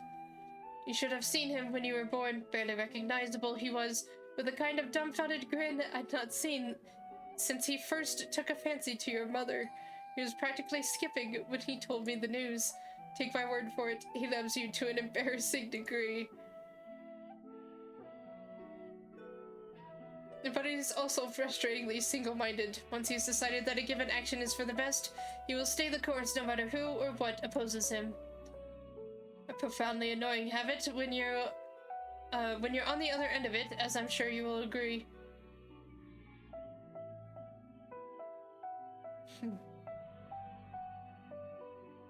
I'll say. Thank you for your insight. But next we meet our parents, I shall mention that we spoke. Try not to get me into too much trouble now. I need the forum on my side. Speaking of which, I ought to be getting back to work. I have to make sure those specimens you brought make it to their proper places, or the cranky old goat will have my hide. We can speak again later. Thanks for the gloves. Hail, you three! You're my fiance. Oh, shit. I got shocked into realization. Jesus. Graha, surely Cockle hasn't driven you out of the forge already. Better or for worse, no. However, he has set me a task that requires more than my single pair of hands, and here you are. I could use at least one of you, but I won't object to more. I know who he's talking about. Unfortunately, Alize and I have prior commitments, and we have delayed too long as it is. You know... He's helping me. Yes, Alfredo knows exactly what we want. What about you, Saloon? Can you spare the time? Dude, you have no idea. Of course I can. Come on now. Perfect. This shouldn't take long.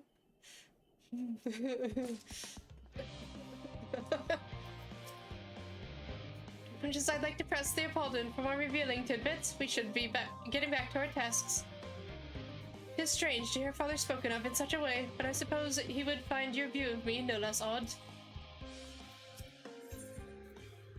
An unspecified task awaits you. Is it now? In the event that our, and I quote, promised heap of adamantite falls right out of the bloody sky and into my lap, Mr. Cockle wishes to be ready to put the proverbial hammer to anvil at a moment's notice. To fabricate these parts, however, he needs the flames in Cockle's forge to burn hotter. He sent me to increase the amount of ether being funneled into his furnaces. The flow of fire-aspected ether in Labyrinthos is regulated by an elemental reactor south of here, to which I have borrowed the key. The adjustment will require 2 people to carry out safely, but I can explain the process when we arrive. This is where we part, then. We'll see you in Charlayan Hamlet once the adamantite arrives, if not before. This way, then.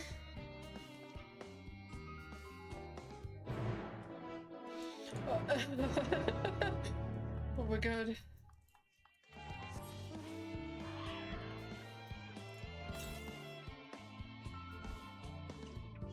On my way, as fast as possible.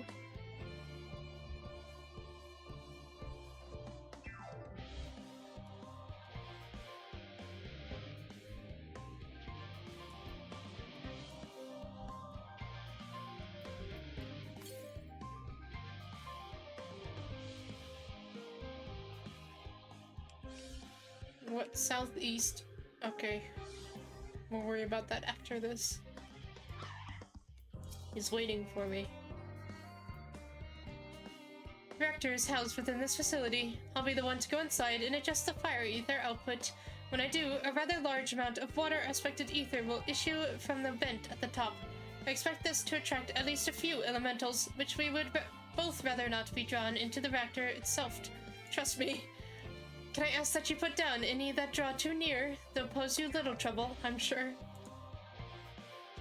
You know it. Wait here, if you would.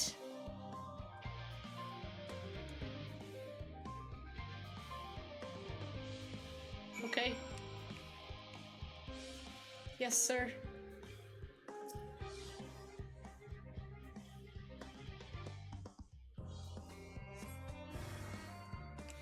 He wants to see you work those muscles.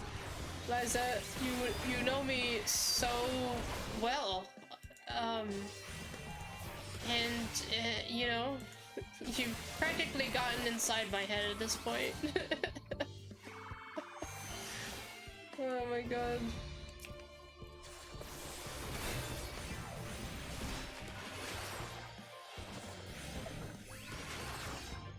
Take these giant swords, you loser sprite. Oh, there's more.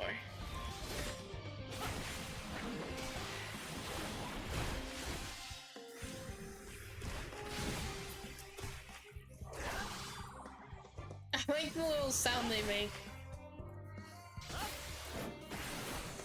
As I've said, I encourage other people's passions. Yeah, 100% all the way through, Liza.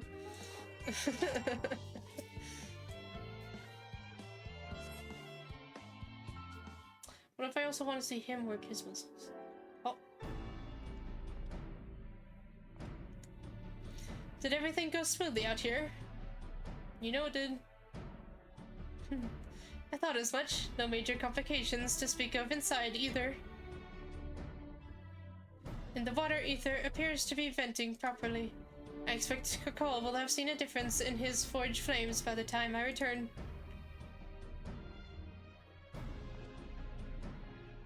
Since I have you, there was another matter I thought to discuss with you.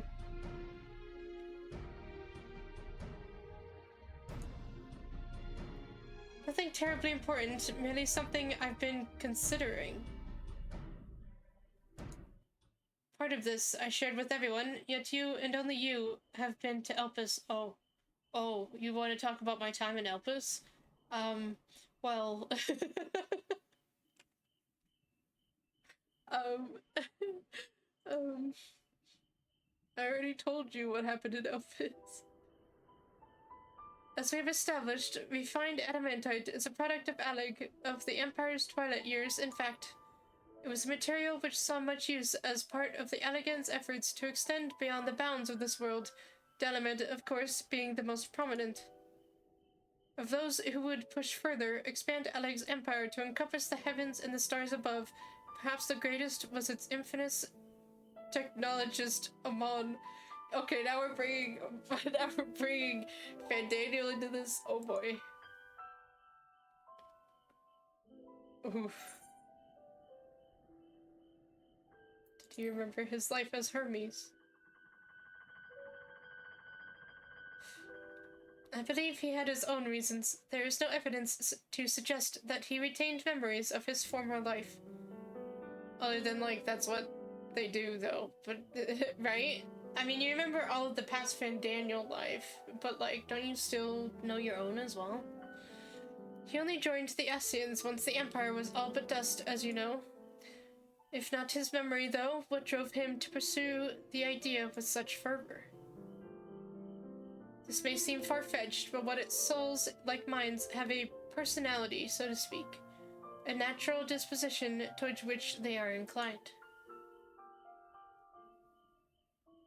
We know with relative certainty that it was the gross decadence and inexorable decline of Alig that moved Amon to resurrect Emperor Zande. The Emperor's people spoke lightly of death and destruction, experimenting on those they deemed beneath them to fill the emptiness in their hearts. In facilitating Zande's return, Amon provided these languid souls with the means to free themselves from the mire of their own indolence. Or would have, had not Zande been convinced by his own death that life itself was meaningless. Amon's desire for his countrymen to conquer the heavens could only be a means to the same end, to instill the people with new purpose. Like Hermes before him, Amon was appalled by how those around him lived. He could never bring himself to believe that those lives were devoid of meaning. And both of them sought that meaning, that hope, in the distant stars. Such is my theory, anyway. Ultimately, it is the consequences of their actions which matter. Their motives are of no moment, and yet... To reach those stars on wings of adamantite, to travel to the ends of creation and beyond, the promise of hope everlasting, that much I do understand. But enough musing for now. Why don't we see how Kakol is getting on?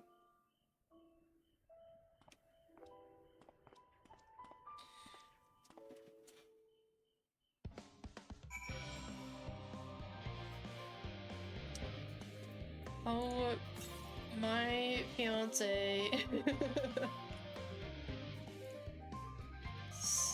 Southeast. I'm going automatically the wrong way. Okay. It's right up here.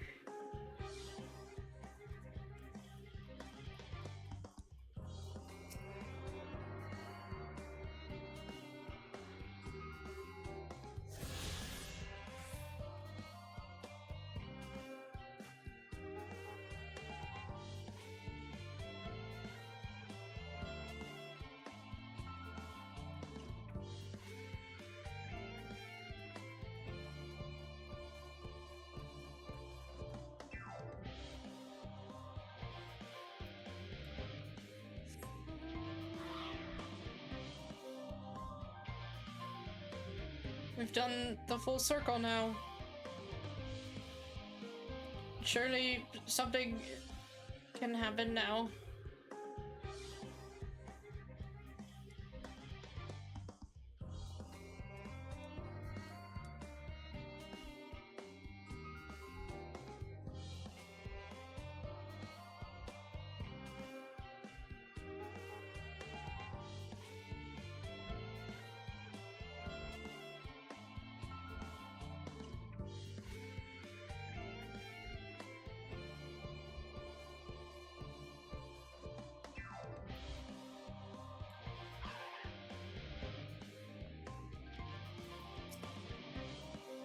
I did thoroughly brief Kakol on refined Adamantine's history.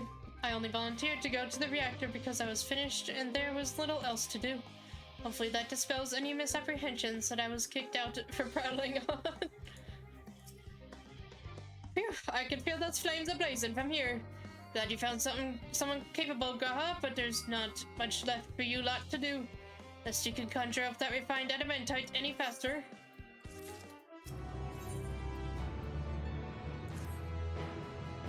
I do trust you to deliver on your promise, I do. Only... I hate waiting. I want that adamantite and I want it now. We share your impatience, I assure you. Is there truly nothing else we can assist with in the meantime? I wish. This sitting about's unbearable. Pity the forum frowns on recreational explosions.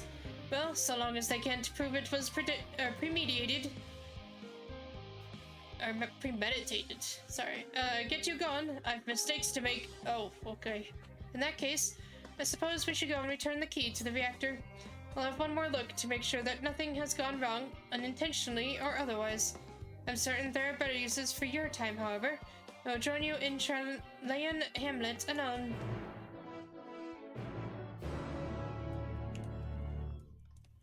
Okay.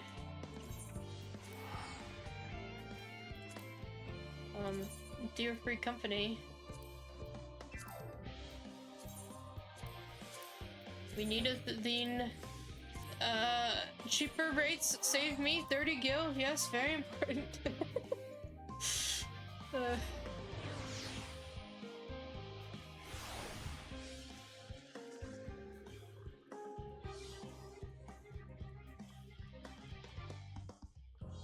Gil is Gil. Yeah, it's 100%. Yeah, I'm gonna wait. Gil's Gil, yes. As someone who has not been working to earn Gil, yeah. I think so. Also...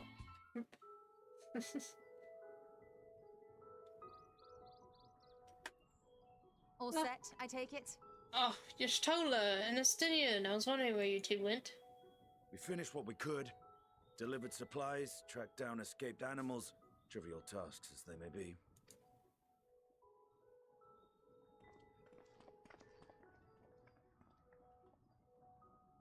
That's enough, don't you think? If there was anything more important still undone, that would be a problem in itself. The vessel is essentially ready for departure. All that remains is to load the final batch of supplies and see everyone on board. Once we've readied the ether burner, that is. Ah, had a feeling we might find you all here. Our consultations with the Labyrinthos, too, have run their course. Pleased I am to say that our researchers' concerns have for the most part been allayed, though some insist on making adjustments to the very end. For their part, Livingway and her peers have graciously offered to stay and keep the people company, lest any lingering queries go unanswered. All that remains is to wait for the refined adamantite. Perfect. Alphino, are you there? It's me, Cryo. Your special delivery has arrived. Round up everyone and come to the harbor at once. Perfect timing. Speak of the devil. Let us go at once.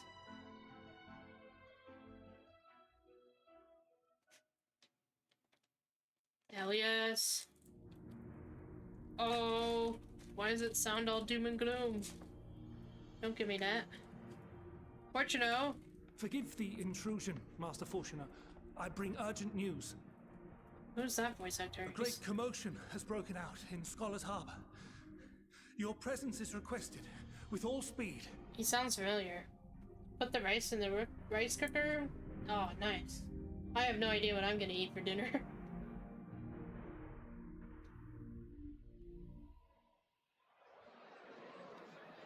Now, where might this delivery be? No, but it's quite the commotion. Oh. Holy shit. Oh my god. I think we have enough. You're making breakfast. Oh.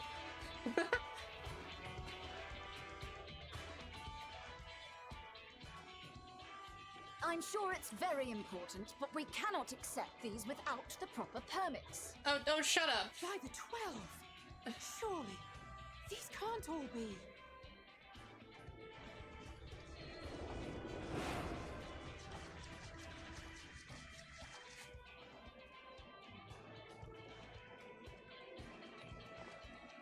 Bleeding hellfire! They're bringing them by sea and by air. All these folks in these crates.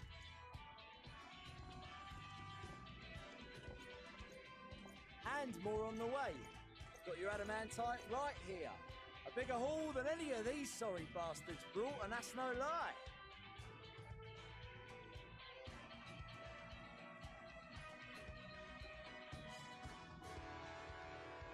Sorry, I'm so happy to see them together.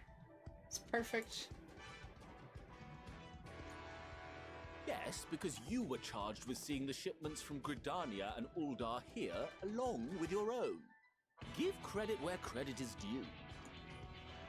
Sounds like the sorry whinging of a sore loser. An hypocrite to boot. Ain't no way a scrawny whelp like you took a dozen steps inside a Dalamant shard. I'll have you know I went all the way to the entrance. I played a vital role in keeping a lookout whilst our expeditionary forces secured the adamantite. Left you outside so you wouldn't get anyone killed, did they? Well then, credit where credit's due. You did a right fine job sitting on your ass. Oh my god, man. Make me. They truly be.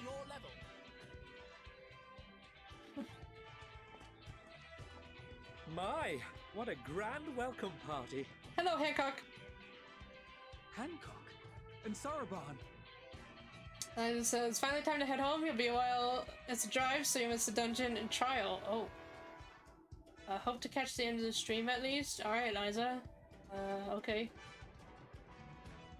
That's too bad. You will be very missed. I just wanted to say about, Sigurd and Amanelaine. It's... They truly be, I don't know how to say it without saying it, though, right now. Kinda, what phrase would work without saying they do be blank? They do be doing it. We come bearing relics both sacred and elegant, as well as a few other gifts that may be of help, to be presented with best wishes from the Eastern Alliance. Hell yeah. I myself have come with a sacred relic of the Kojin. Okay. Upon learning of your need, Bunchin bade me deliver it on behalf of the Blue with all haste. Fearing I could not swim here with the necessary speed, however, I thought to beg our Confederate allies for aid. To my delight, Hancock was already preparing for departure at the self-same port, and had space for additional cargo. The gay bickering ensues, says Rouge. Yes, yep. It's just because they missed each other. We did, of course, need quite the impressive vessel to get it all here in time. What is that?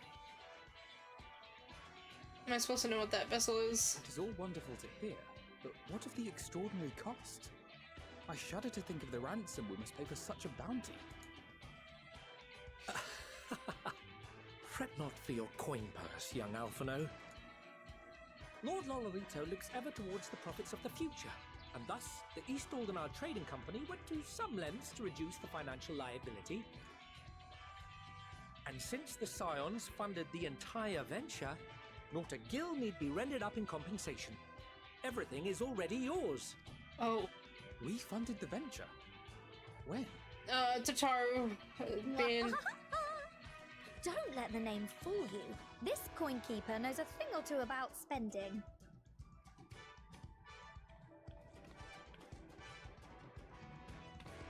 When it comes to capital investiture, a sprinkling of gil here and there will not do. You need enough savings to make waves when it really counts, which is why frugality is paramount. We also have the benefit of a generous patron. Generous being rather an understatement. She has supported us from the shadows since the very founding of the Scions. We even had coffers to fill. Mother!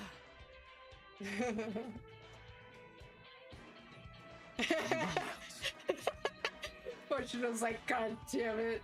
I remain, of course, an entirely neutral party.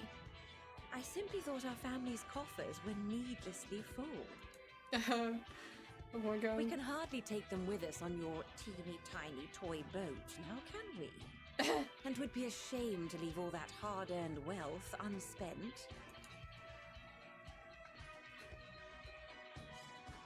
Waste not. Okay.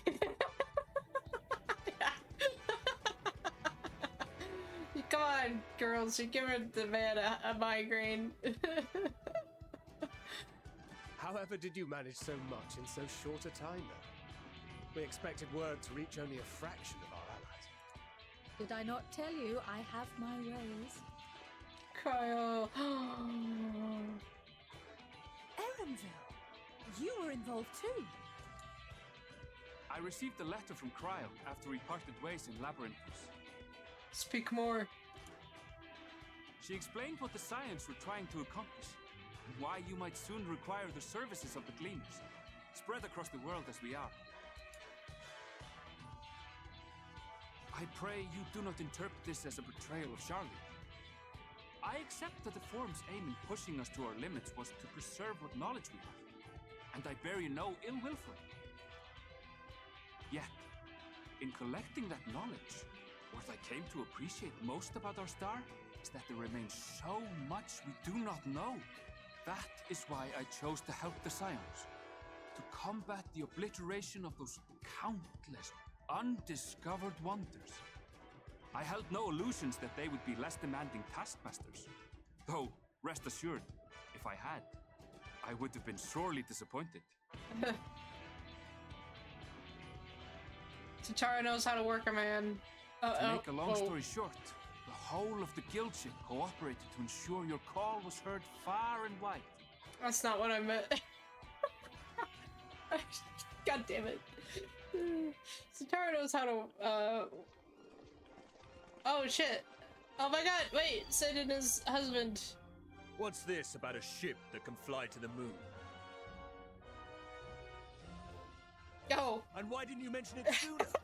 The one time you don't beg my aid, your problem's a bloody ship that can fly to the moon.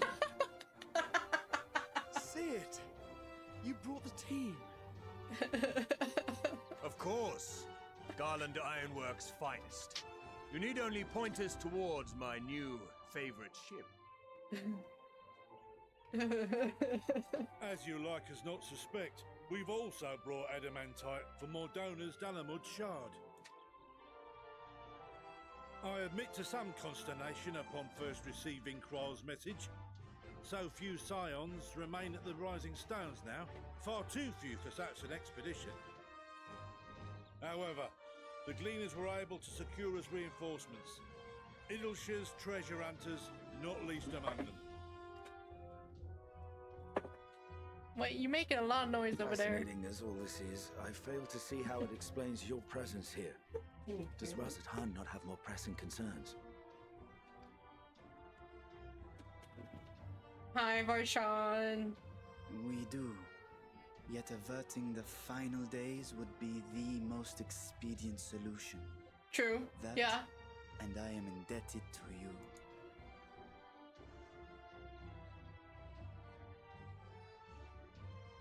Though they chose to take their leave of Thavnair, those you saved in Galimund remain my people. My gratitude is beyond words. 'Tis appropriate that I aid you in kind.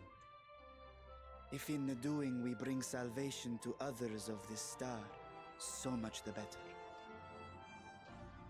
You will recall that I spoke of my father, Midgard Sommer, and his journey across the great expanse. As he traveled betwixt the stars, his resplendent scales drank of the ether in those nigh empty surrounds, and imparted to him the strength to persevere. Thinking they might further your cause, I called out to my kin for consent. Hydaelyn's answer was silence, as ever. Tiamat and Chris-Velgre, however, responded favorably to the suggestion. My sire, too, gave his assent. Thus have I brought you his own worm scales. Fit them to your purpose, and seek a worthier fate for us all.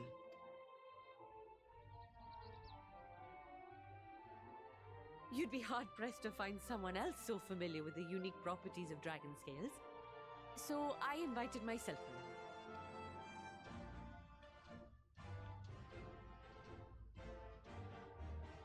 Fuck me, this is so unbelievable. I've gone right back round to believing it again. Forget a 6% gain in efficiency. With all these goodies, we could get 7, no, 10, no, 14 bleeding percent. Think of how far we could go. What we could do with that much power. What we could blow up. If Kokol is duly convinced, then it must be true. In which case, the Scion's end of the bargain has been fulfilled. Would you not agree? Oh.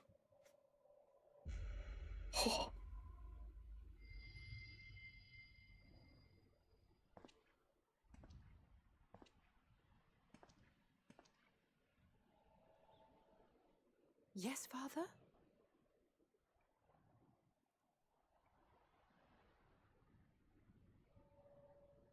I know not what you seek of Hydaelyn, nor for what purpose you would take command of our ship. Yet this much is certain. To do so will be to dictate the fate of this star and the lives upon it, the lives of each and every creature, in their magnitude and their fragility. Do you understand? And are you prepared? We have seen and we have felt how much each life shapes this world. And so we are determined to abandon none. We understand what is at stake, and we are prepared to bear this burden.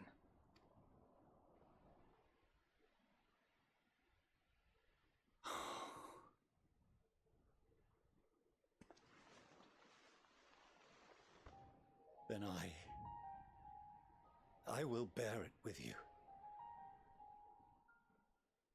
I beg you, share your struggles with me, as family.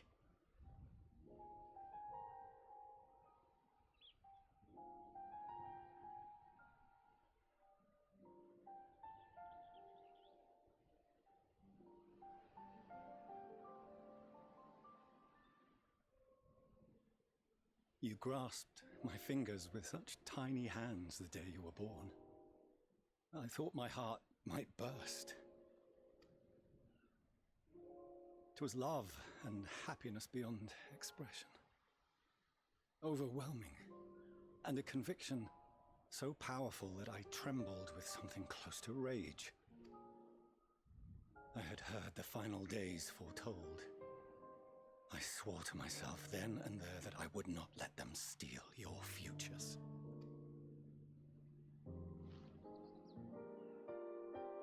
The great Exodus would succeed, must succeed.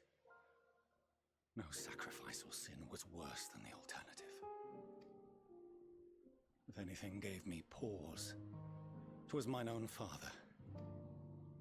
The Archon Louisois openly decried Charlian's policies, a perspective which I regarded with increasing disdain as I grew older. Yet even as part of me thought him a fool, perhaps I also hoped that he, of all people, would devise a brilliant means to save my children. A naive hope, but stubborn enough that I could never bring myself to keep you apart.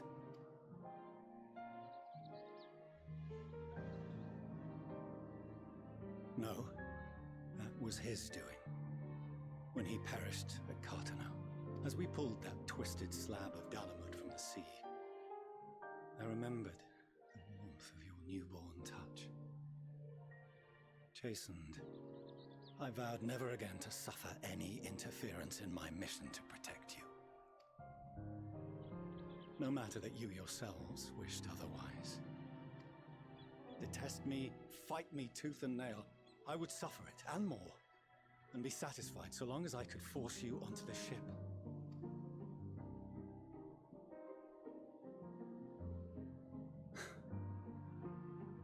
I was wrong. You two have grown so much stronger and so much wiser than I dared dream.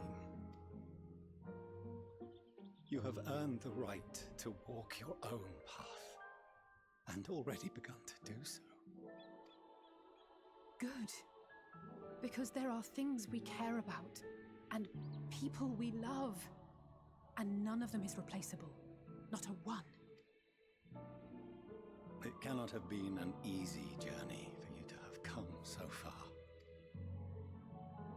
We shall be glad to acquaint you with the finer details someday, once this danger has passed. All that we have seen and heard, that we have felt and learned in our travels. Ours is not a kind world, but it is beautiful. Always. Oh no. Are you quite sure that's wise? After all, someone turns pale and flees the room when he sees so much as an envelope containing word of your adventures. Whatever will happen if he learns what you were really up to? Millions.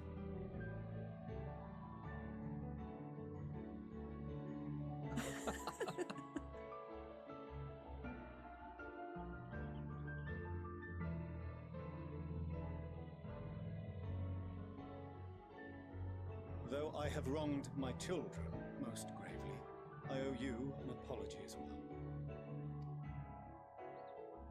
I assumed that it was the Scion's influence that made them so keen to charge headlong into danger. Yours, in particular. Yeah. Uh-huh. And because of that, you disowned your children, and I became their adopted father for a while. Well, I'll never live down that name, though. I see now that said influence instead brought them together with the many fine people gathered here today. In which case, I hope you continue to guide them. I'm father approved! If we've finished loitering about the harbour, might I suggest we put our plans into motion? People are beginning to look confused. Of course, they'll have 3 dads as soon as the ceremony commences. Perhaps you can spare a few words ere they resume the tedious lugging of cargo. You have no small number of friends and admirers here after all. Oh,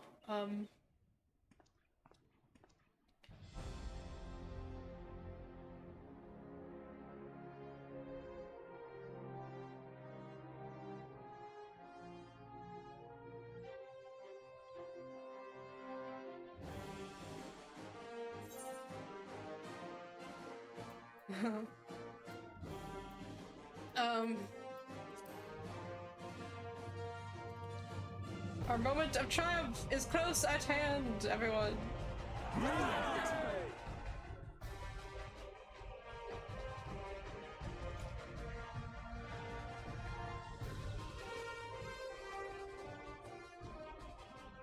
Your assistance is appreciated. Now, in an orderly fashion, if you please.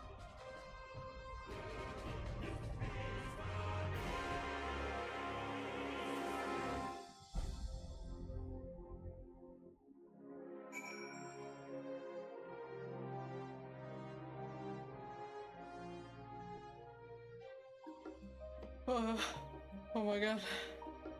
Carl, did you let Aaronville run off? Come on, man. The time has come to claim our prize. Are you prepared? No. Lisa sent a letter along with Gridania's contribution. It seems she traveled there to aid in their adamantite recovery. Evidently, journeying to Gridania was quite the trial, as was getting into the Delamode shard, as was reaching its depths. I suspect she will have few kind words to say about the Alligans when next we meet. If I never see another crate again, it will be too soon.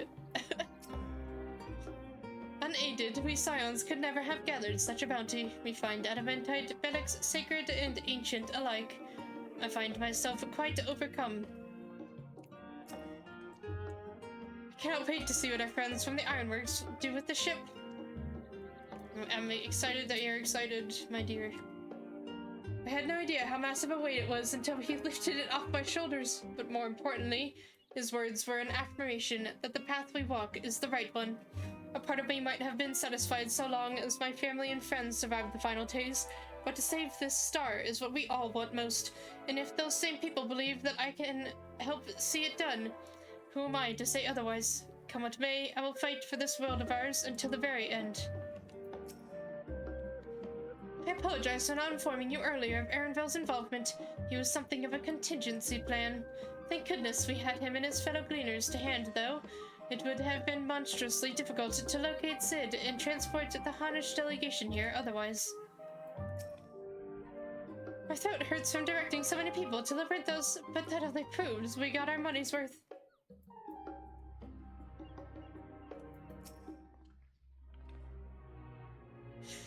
We finally managed to clear the harbor, which means the rest is in the engineers' capable hands. Meanwhile, Father has issued to us an invitation. As we agreed, he will reveal the means by which Hydaelyn may be contacted. We are to meet him at Aporia when we're ready. Given the vital knowledge she holds, I suggest we leave without delay.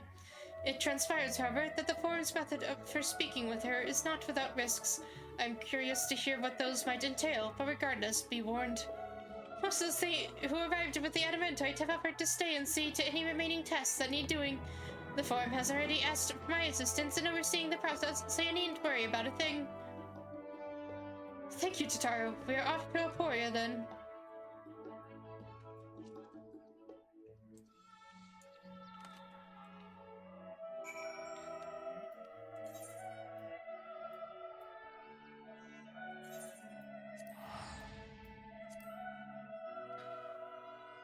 It's fine, Yushtola, never mind the least. I have a few kind words to say about the elegance in general.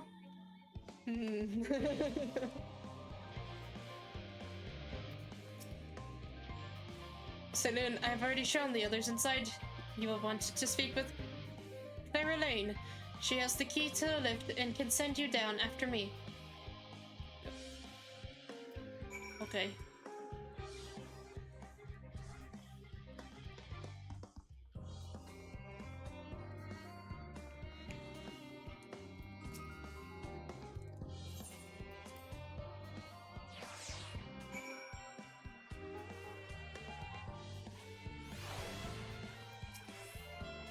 From here, we proceed to the heart of Labyrinthos and its most closely guarded secret, Thaumazian. It marks the beginning and end of our efforts, whence we delve to seek audience with the star, and whence we will embark on our journey to the heavens. This way, if you please. Okay. Yes, sir.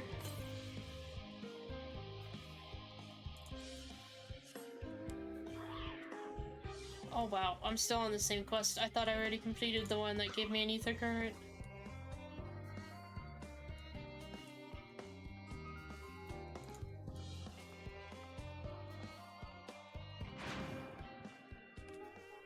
Oh.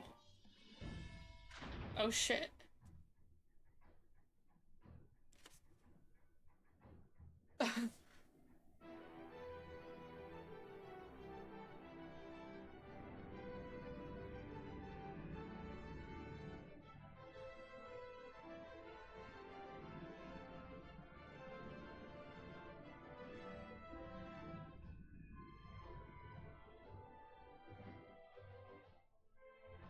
Damn.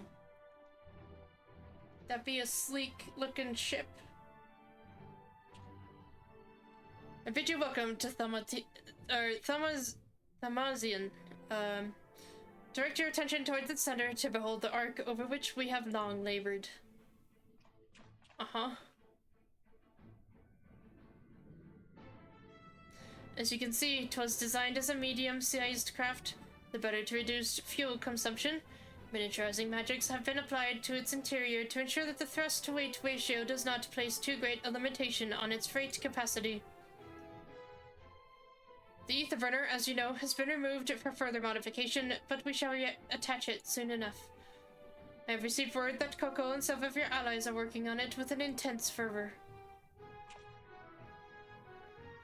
They are sure to see it done. 'Twas by their expertise that many a prior disaster was averted. If anything, I fear they will not afford us much time for speaking with Hydaelyn ere they finish.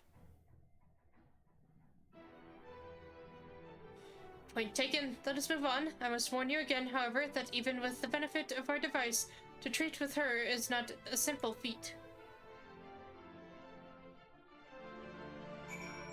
Okay. More people to talk to.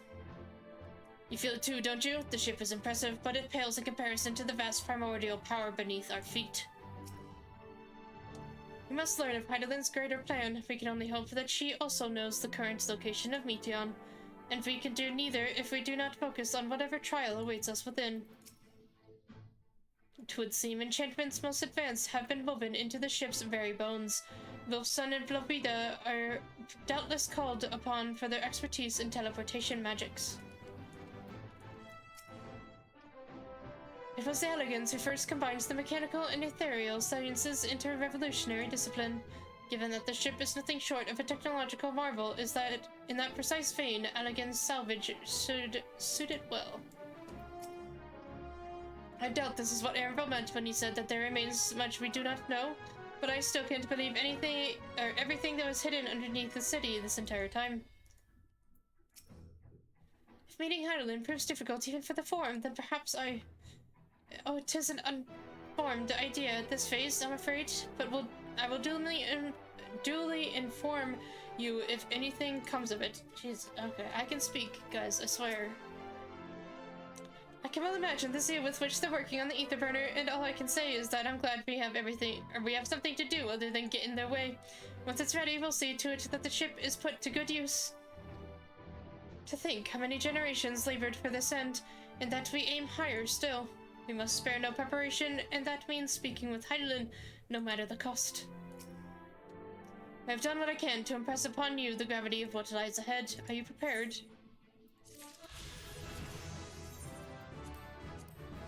You fucking know it. I'm level 91 now, baby. Oh god.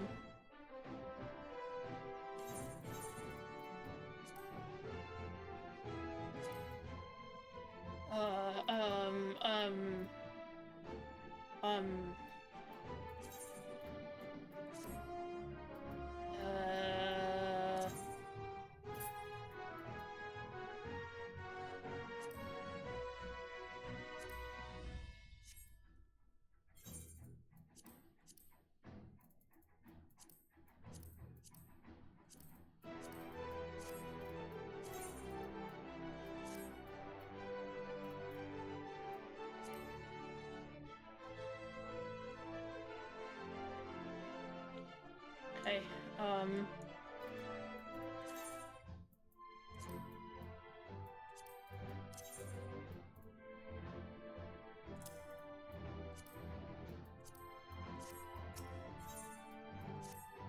oh.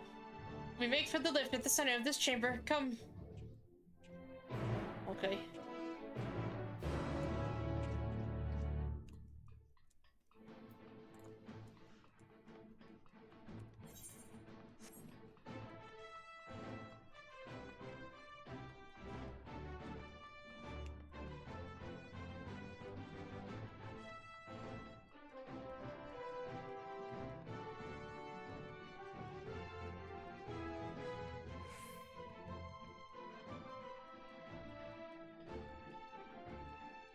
If you can't tell, I'm a bit intimidated.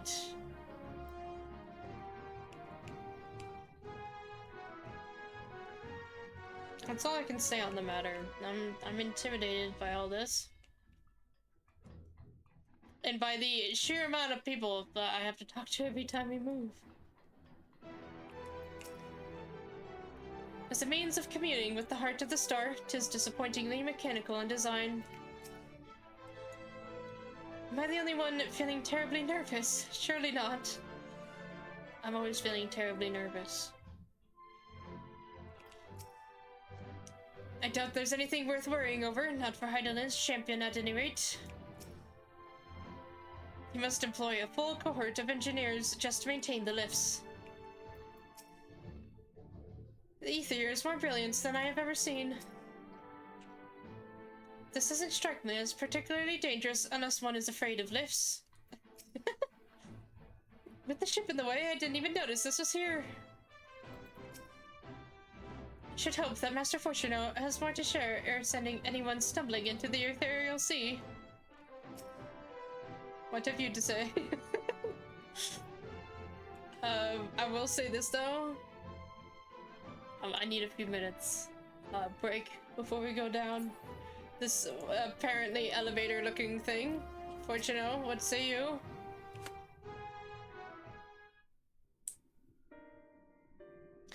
As you all know, alongside our physical world exists an ethereal plane, what we refer to as the ethereal sea.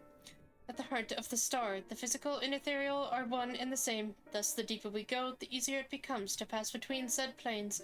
We utilize this principle in constructing the anti-tower, and once more, here in Thaumazian. Oh. No sooner did the Forum decide that an exodus from the star would be necessary than it began work on this facility. Our work culminated in a device that allowed us to peer deeper into the ethereal sea than ever before, in search of Hydaelyn's ever fainter echoes. The Antiascope. Tiascope, I think. And you communicate with her through this device. For a time, yes, but since the 7th Umbral Calamity, it has been rare to hear even a whisper. If you wish to reach her, you must journey closer to the center of the star than we have ever dared, beyond Ashiascope. Even now, I make no guarantee that you will find her, nor of your safety, not so deep in the ethereal sea. We understand, but if we are to deliver this world, we have no choice but to try.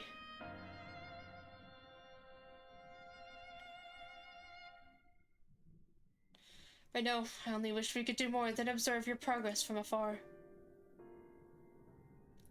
The Antiascope's ocular lens, by which we might peer into the ethereal sea without placing ourselves at hazard, lies above us. Through it, we can watch and guide you. In those swirling depths, there are pockets of ether so dense and turbulent that they can unravel one's soul. If we determine that you're at risk of coming into contact with such a pocket, we will recall you with teleportation magics. To that end, it would be best if one familiar with the composition of your souls remained here to assist in assessing said risk. Otherwise, there is an increased probability that we will extract you too early or too late.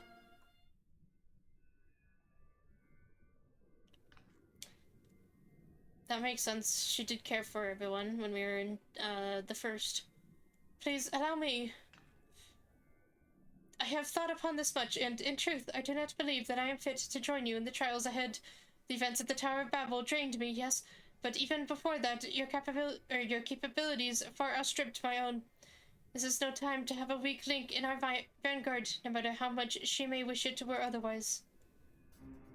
If I assist in the manner that Matriportino has laid out, however, it may still be of use. Will you trust in me to do so? I can think of none I trust more. Compared to all the effort you put into keeping us alive while our souls were in the first, preventing us from dissolving into ether on a single expedition ought to pose no challenge at all. Indeed, even if we did, I expect you would hunt us down and restore us to health somehow. You flatter me, but rest assured that I will be keeping a close eye on all of you. There's one more thing. Those in ages past referred to the ethereal sea as the underworld, our final resting place. Oh. In its embrace is memory washed away, leaving only the purity of one's soul, or so we believe. Yet what if these memories, if you think to ask what becomes of them, cast adrift on ethereal tides? Some theorize that they linger for some time, those associated with strong sentiment in particular. In those depths, memories of the departed may even coalesce around you, for hatred or for love. Thus do I caution you to be wary, but also to have faith. Remember those who did gladly extend a hand to you, that they may lift you up once more.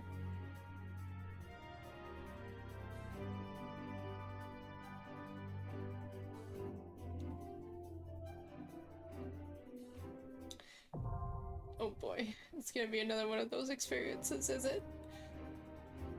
Yeah, I definitely need a minute before we get in there. Oh my god. I hope to guide you via link pearl while you're inside, but given the density of the ether, I'm not sure how long the connection will hold. If you can't hear me, however, or even if you can't hear me, be assured that I am watching over you. Whoops. Maybe our enemies are down there, but if we've beaten them once, we can beat them again. I'm more concerned about our meeting with Hydaelyn. We may find our truth, but what if... No, I would rather not think on it. Let us move on. We've always tried to do the right thing, but we have not always been kind nor merciful. I should not be surprised if some few harbored resentment for us as they passed on. We must face these truths and meet them as they come. I now understand why these facilities are so heavily guarded. If I fell into the wrong hands, the wisdom of Hydaelyn could be dangerous, 'tis true. However, that danger is not compared to what would result should the common folk en masse venture into the ethereal sea unprepared, which they most certainly would, if they thought it would allow them to speak to the dead. Once that secret got out, no rational argument could persuade people from waiting or wanting to see their loved ones, no matter how ephemeral the meeting. If Hydaelyn be unwilling or unable to divulge Meteon's location, I shall see our comrades delivered to the moon, one and all. I pray, however, that this eventuality doth not come to pass. While even a sliver of hope remaineth, we must needs fight on. I cannot help but think of those who were transformed into beasts, their spirit dissolved into nothingness, their souls forever lost. Yet I dare say Fandaniel still wanders the ethereal sea, as do ancients who gave rise to Zodiarch, setting in motion so many cataclysmic events. If there is a justice or morality at work that governs our fates, I do not know it, nor do I think any man ever will. Oh. I've seen more than enough death in my time, friends, enemies, far too many to count. Once revenge was all I lived for. All that hate, all that anger, what good did it do? None, that's what. Way I see it, there's no point living for the past. It's the present that needs protecting. If some part of them remains in the ethereal sea, do you think... Forgive me, that's not why we're here. And no matter what happens, she'll always be with us, with Reen most of all. She tells us to live for the here and now, to do what must be done, and we will. Oh... Once you are below, you should proceed through the telescope to the central observatory. That is where the objective lens is located. We can manipulate it to direct an ethereal current deeper into the sea. Though I shall assist you in every way possible, this is your journey to make. When you are ready, I bid you step forth. Rouge. Rouge. We're not ready yet. Okay, I just need to get up and move for a few minutes. And then we will journey. We will journey into the telescope. Okay, we'll be back in a couple minutes.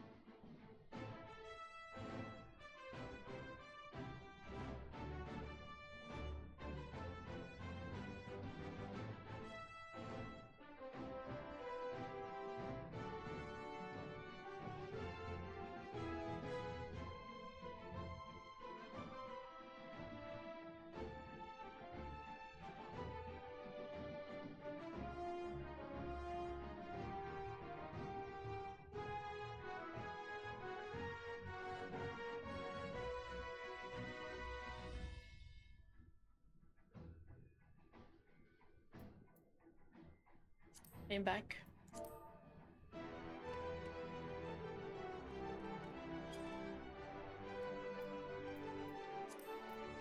But Rouge is making eggs.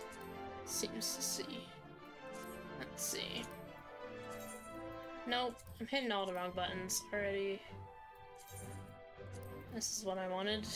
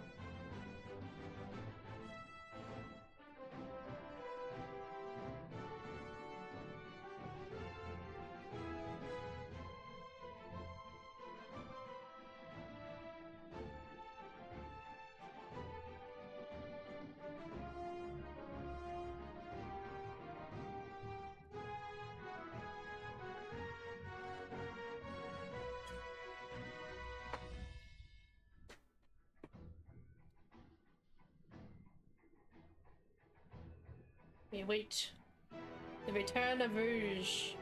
We will dive into our dungeon.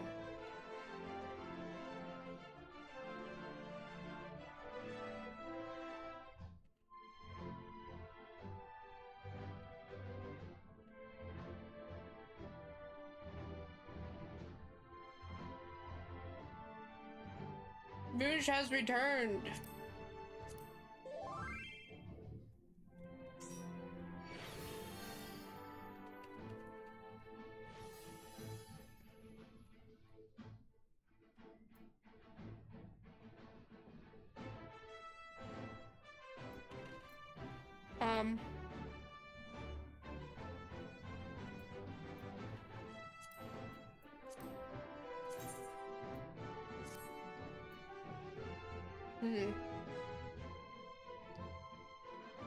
Cut she viewing in Lakeland. Okay. I was just double checking if anyone from my free company would like to join for the dungeon, but they're busy. Are you ready, Rouge? I don't think I'm ready. Oh,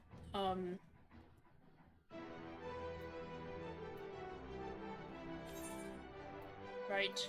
I need...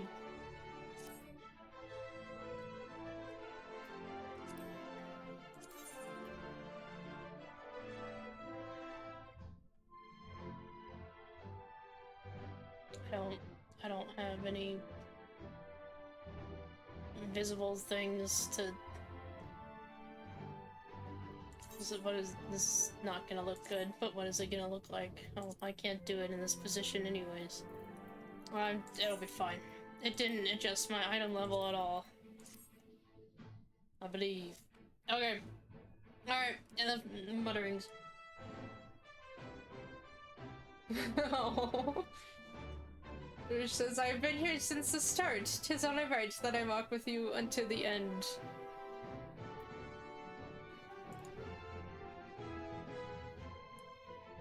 Of course, Rouge. Always. I can't imagine this journey without you, my friend. You have been there every step of the way. And I hope you will continue to be. Let us go to meet Hydaelyn.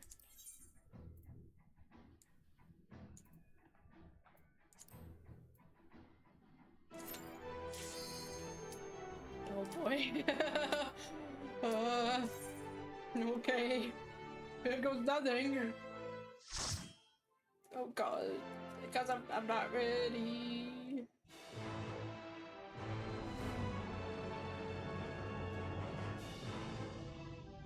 Whoa.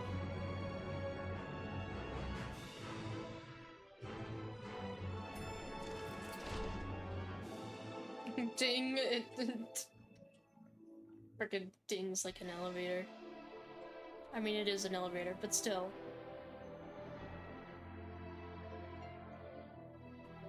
Wow, I am like living in luxury right now. Do you see all these babes? All seems in order with the lens, and I trust you can hear me. Those things are pure malcontent. The residue of lives My buttons aren't working, sorry. The pure malcontent, that's not great. I was hoping to see other faces here rather than malcontent.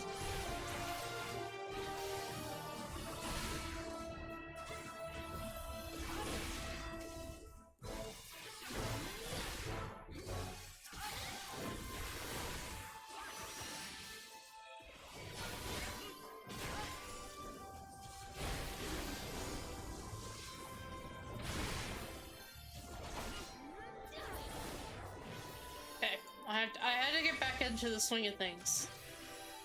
It's been a long 3 hours of not fighting, really, so...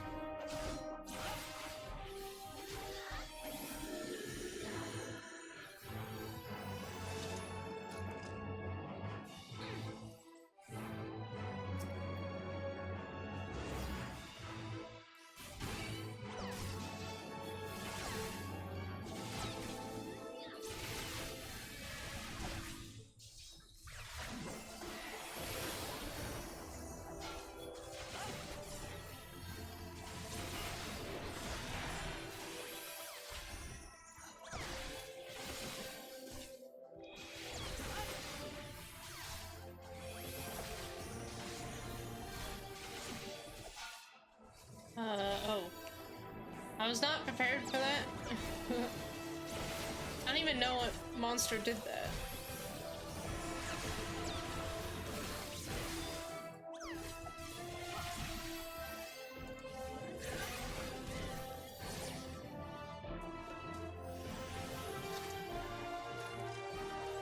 Oh, there's a... Who's this?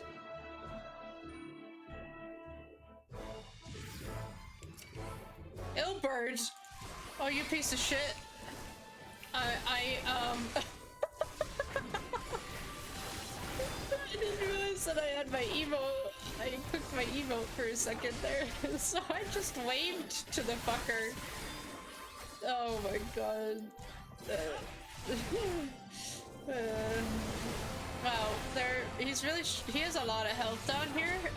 Sir, if you wouldn't mind just dying, please.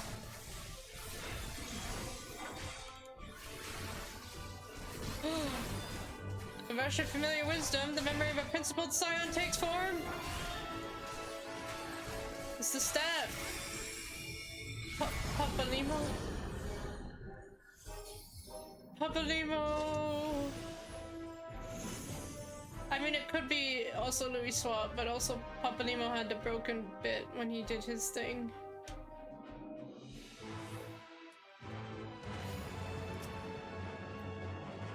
Livia.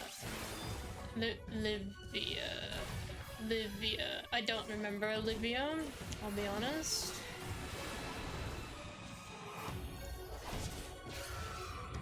Something about devotion and love. I don't... yeah. I don't know anything about that. Was it some kind of... Was it the crazy lady that, like, tried to resurrect her dead husband or something?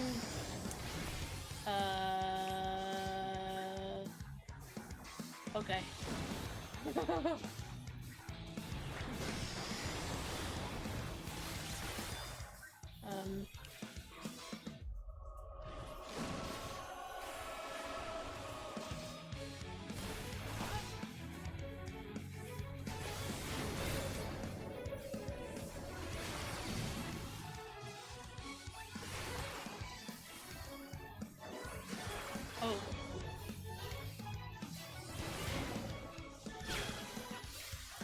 Okay.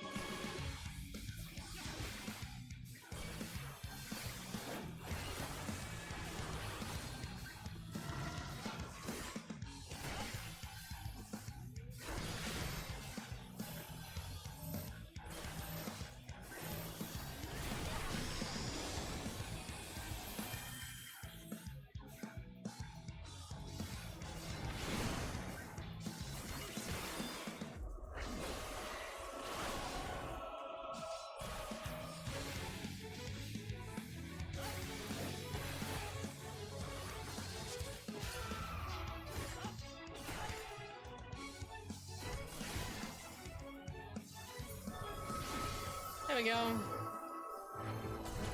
Lord Gaius. Oh! Follow the flow of ether. It will guide you. Can I though? Okay. The ether is too dense. Ah, I'm losing you. Oh no! Kyle! Whoa. Whoa! Pretty. That was Livia of. Okay. I got it in the end, just thanks to her final words. Listen, some names just get lost in the sauce, alright? Plus, she didn't exactly do much, I'll be honest.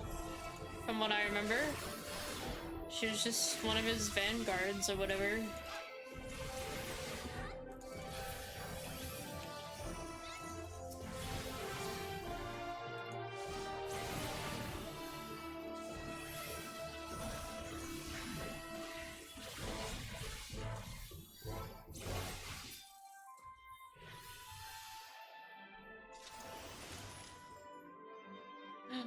Who's this?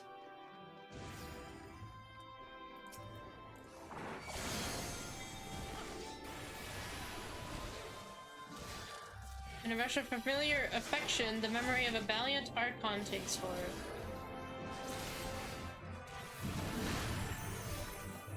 It's an axe! Ardbert! No, that's Moonbreeder, isn't it? Because it's an axe, but Moonbreeder, I'm pretty sure, also had an axe. And because that did not look like Ardbert's axe. Paladin. In a rush of familiar delight, the memory of a kind-hearted knight takes form. Oh, okay. Oh, Shafal. You're just gonna, he's just watching us. There he goes. Oh, well. He was shielding us, except the monsters are over here. Oh, there it goes. Thank you, Honchafal. He has been with us this whole time.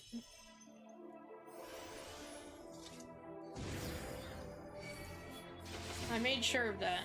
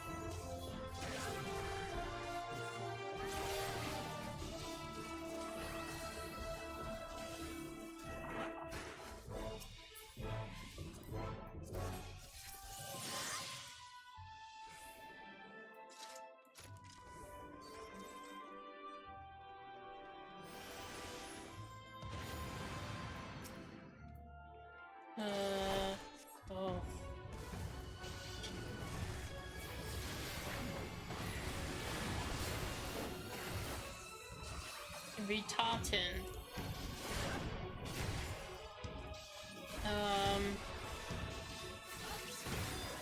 Is it just another one of the generals? Because I don't remember Vitatin.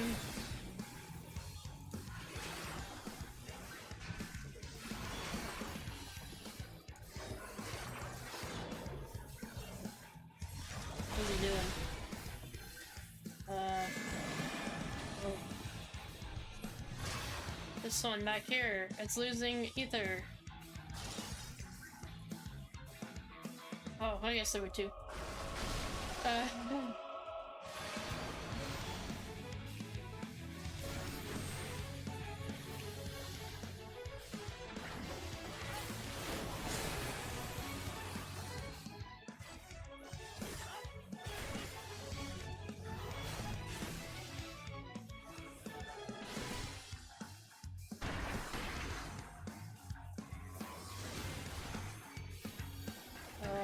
Okay.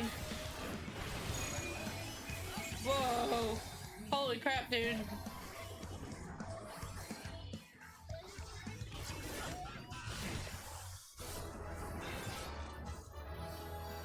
I got stuck.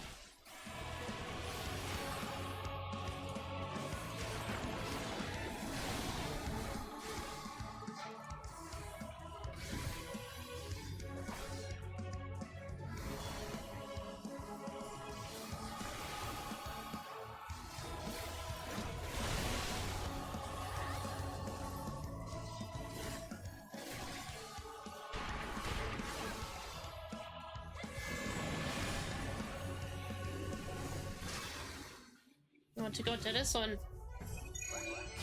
Fish, this one! You're gonna get blown up a little bit. Oh, goodness.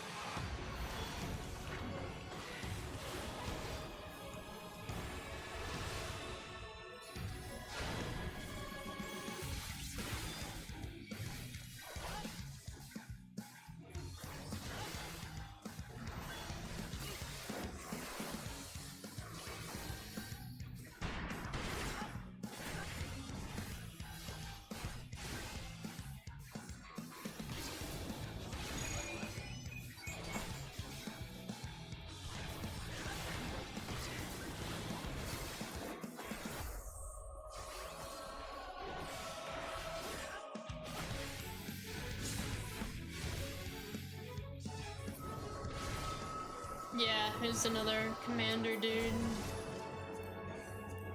Pretty sure that's a dude you have to fight on your own, and it takes like forever.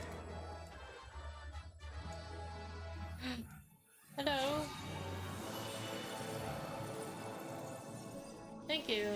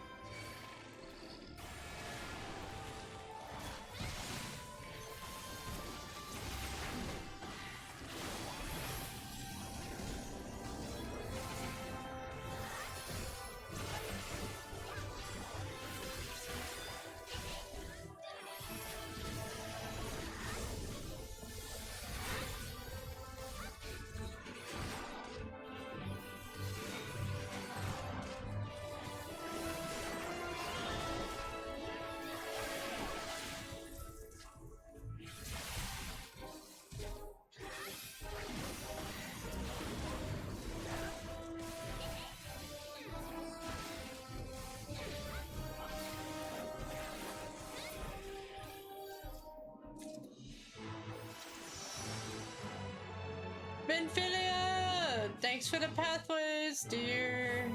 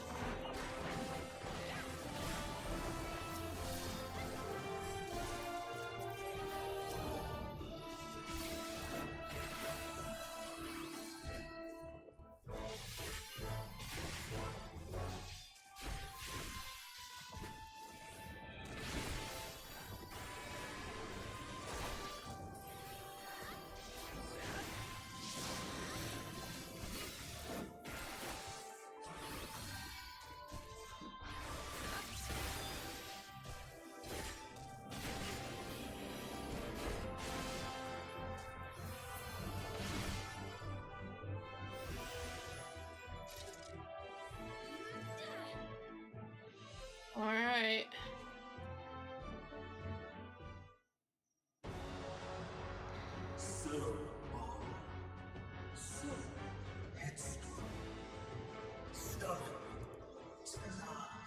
I know that voice anywhere.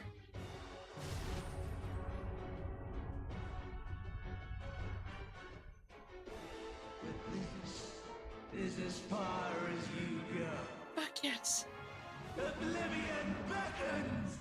I missed you, Hydaelyn. I guess you're kind of more Amon here. Yeah, Amon the Undying. Oh. Hello. I was not expecting you to be the final boss. What the fuck? I'm not gonna complain at all. This is... Many faces have I worn. Yeah. But this is my favorite by far. Oh. Oh, immediately gonna... Okay.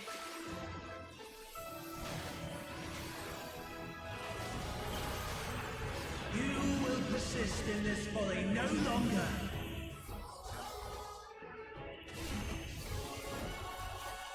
Oh, okay. I can get behind this.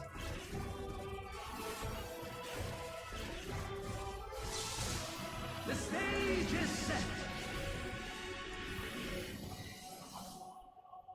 What's that? That'd be a big circle. It's lifting.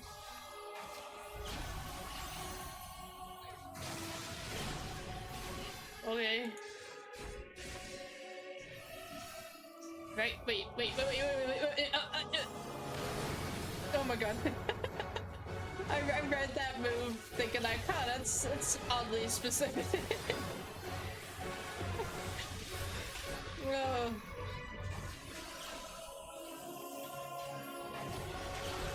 Let the curtains rise for the main attraction. Oh my god, he's curtain calling.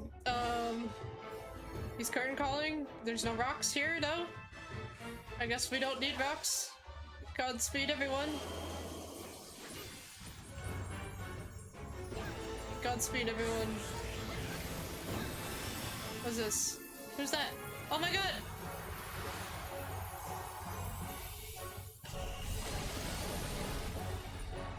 Oh! My god! We have a rock now! That was really cool. Audience you are. That was pretty damn cool. They're like, oh yes, you need a rock, right? We can bring in,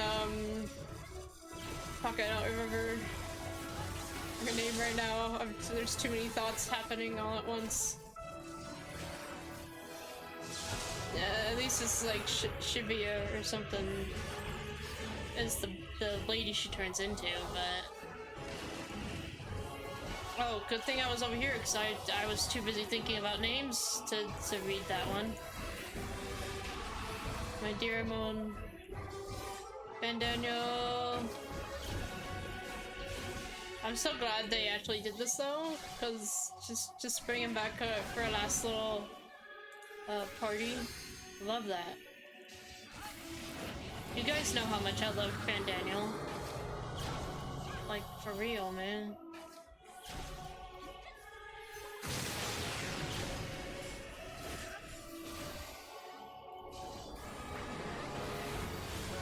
He's doing left.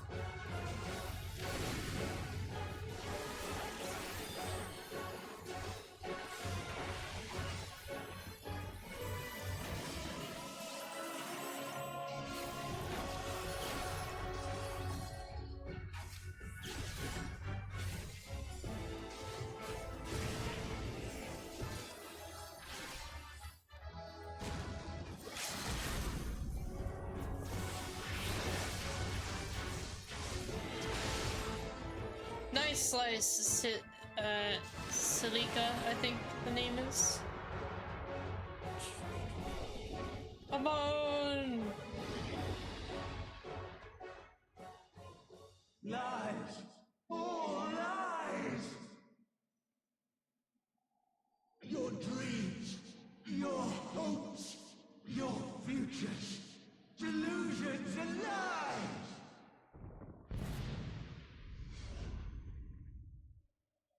Oh. Okay. Where did he go?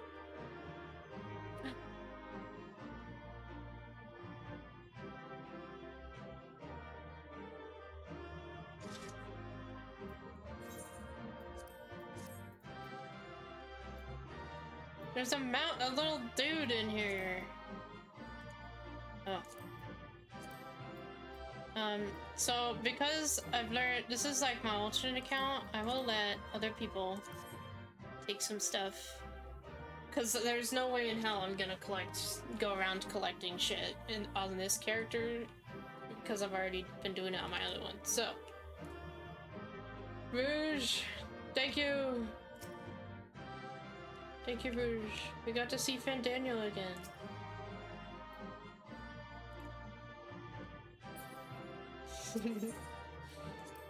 Cutscene. It's cutscene time. But what's gonna happen? I have no prediction of what the fuck's gonna happen now. But, oh, I forgot to talk with everyone. Fuck. That's okay. It's fine. I'll live. I feel bad. Feels bad. Oh. He went up and then you just, what, crashed back here? What are you doing, buddy? Yeah. My very essence begins to wane. Sweet, sweet agony.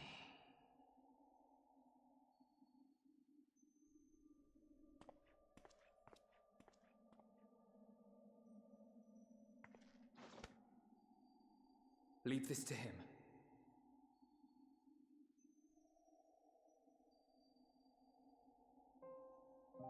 Come to deal the coup de grace.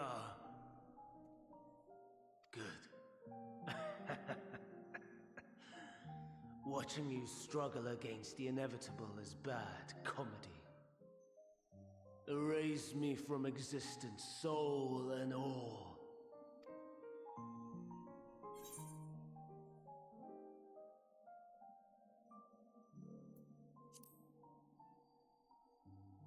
You call your days as Hermes? How would you know that name? I was there.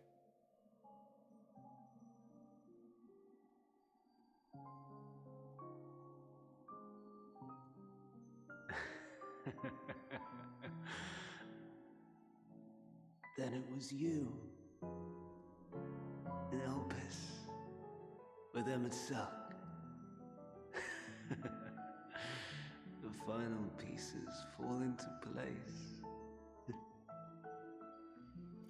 In my halcyon days, As the mortal Ammon, I was haunted by a dream. Night after night, the faceless multitude, the voiceless cries, shards of shattered memories. But slowly, the fog began to clear. This was Elpis. And I was Hermes. Recurring though it was, I paid this dream little heed. It was only when I was granted the seat and memories of Fandaniel that I knew these visions to be true. They were the memories of Hermes that he himself erased using the power of Kairos. Or so he thought. In his attempt to burn away the events of that fateful day, he succeeded only in searing them more deeply into his soul. My soul. Death failed to expunge them. No matter how many times it came. Rebirth after rebirth, from one Fandaniel to the next. I wonder, is Emet-Selch adrift somewhere in this ethereal sea? In defeat, finally remembering your time together in Elpis? Alright. You didn't have to address it directly, we were all thinking it. How it must gall him to be entrusted with knowledge of the final days, only to be rendered powerless to act upon it. So many lifetimes dedicated to restoring his beloved Amaranth in blissful ignorance. Oh, folly. His beloved and Amaranth. But make no mistake, my life as Hermes is not the reason I invited the world's end. I have lived. I have struggled. I have dredged the very depths of despair. And in the detritus of existence, I found the truth. I served a great ruler, powerful beyond measure. The world his dominion.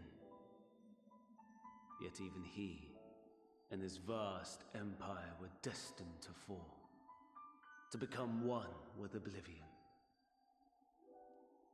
At the end of life's journey lies only death. So I ask you, why live at all? We betray, we torment, we murder. We are wicked, spiteful creatures, without exception. If life is so sacred, so precious, why fill it with such misery? Man wallows in a hell of his own making without purpose or meaning. To live is to suffer. And I would end that suffering by my own hand. It matters not if it flies in the face of all believed right and just. Death is the only solution!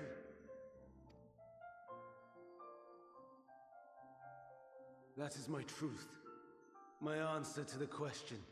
And yet, even as the words pass my lips, I am filled with doubt. Has my search reached its end?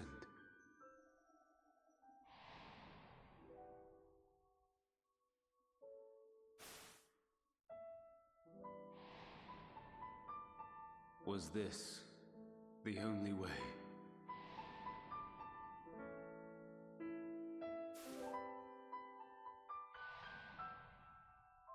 After all these years,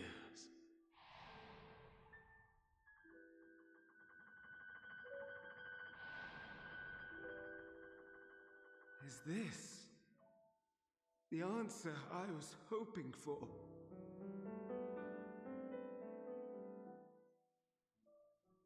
The lamentations of the damned. How it vexes me to see your conviction falter at the last. Vandania. Still clinging to existence, I see. This is interesting. These are on 2 accounts. Dear God. You, who champion death so fervently, unwilling to accept your own, refusing to be purified and swept into the sea of souls. As do I. We prisoners to memory, watching as the world turns. Though unlike me, you will be spared the ignominy of having your corpse made a puppet, dancing to another's tune. Hi, Asahi. Is that Asahi? Yeah, it is. I can't believe I never picked up on. I don't know. Maybe it's How the. very astute. But let me be clear. I have not come to consort with the likes of you. I was too distracted by his looks to pay attention to his voice back then.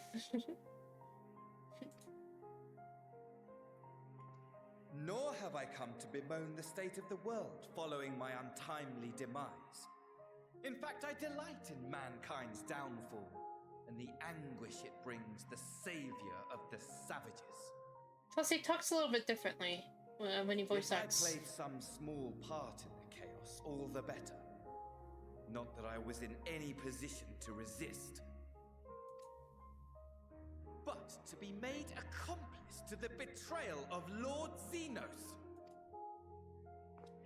I would die 1,000 deaths to exact my vengeance. Oh. What is Now this? you are at my mercy. I shall drag us both into oblivion, and you will never see the fulfillment of your magnum opus, even should you be reborn. Your desperate search for answers must start again.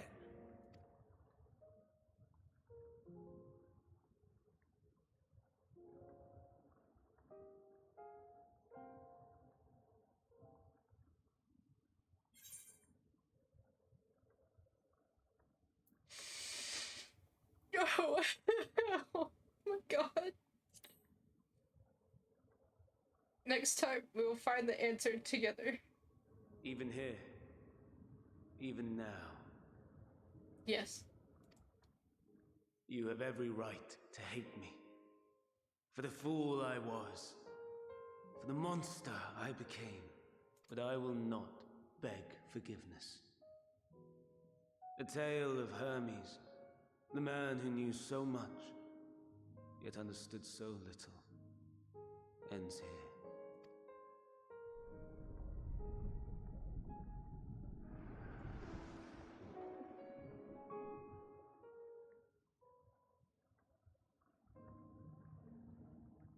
Don't try to follow me. I had more of you people than I could stomach in life. Never mind in death. Likewise. I pray we do not meet again. You had better hope not.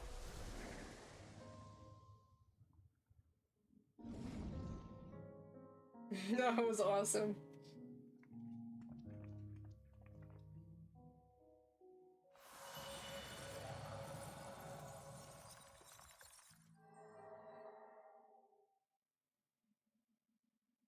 Thanks for the pathway, Minfilia. Come. Hydaelyn is waiting.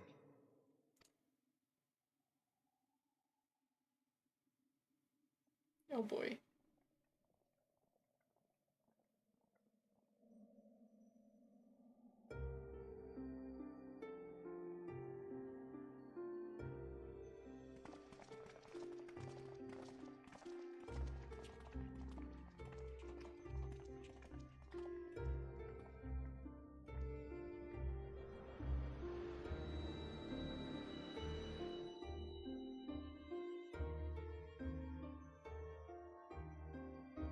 travelers, I welcome you.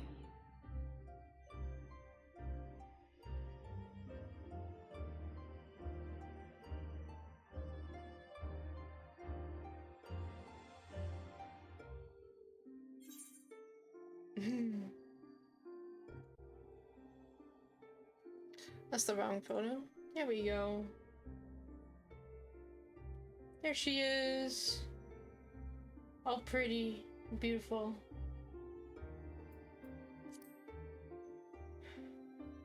We meet again, Vina.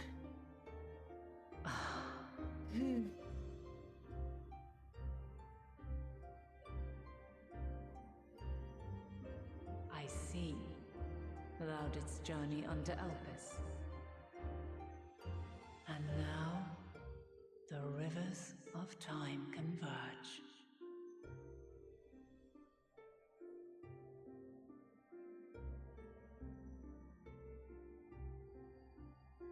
I know why you have come, yet I would hear you speak your reasons all the same. You created the moon to deliver mankind from the final days. But is that really how it has to end? We do not wish to abandon this world. We want to protect the source and all of its shards. To flee is but one of two paths. The other leadeth to Meteon, far beyond the stars, where she doth chant creation's requiem.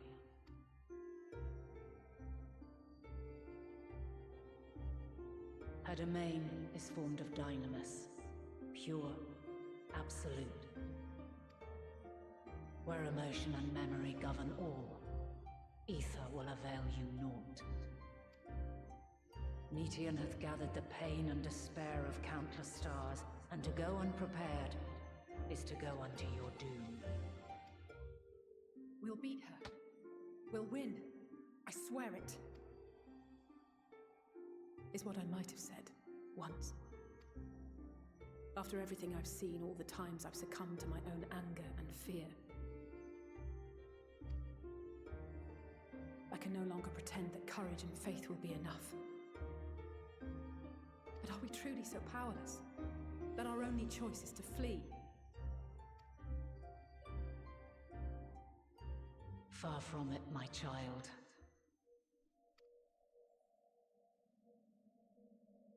Long ago, the inhabitants of myriad stars, many more prosperous than Atheris, sought to free their worlds from life's woes. Sorrow and anger, conflict and hostility, despair, and even death itself. But as Meteon reported, every attempt ended in failure. Darkness abideth within every living being and can never be cast out. Neither reason nor faith can challenge this immutable truth. To live is to suffer, and in suffering, find strength and purpose and hope. As you have done so many times before. Thou dost pursue an impossible dream, yet knowing this, you pursue it nevertheless. And thou hast learned to depend on others as they do thee. Thy yearning for the power to save the powerless hath ever driven thee to greater heights. Thou hast grown strong. Though those closest to thee no longer walketh by thy side, their love remaineth thy guiding light. For duty's sake, thou hast been bound by truths unutterable time and time again. Yet thy heart hath never wavered, as thy companions will attest. In thy pursuit of mysteries great, all thou believest is brought into question. Undaunted, thy thirst for knowledge remaineth unquenched.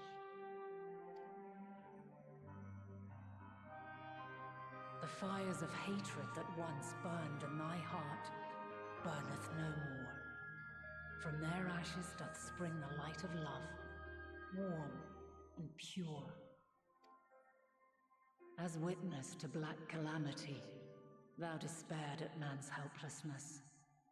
Resolved, thou didst unite a distant world on the brink of collapse.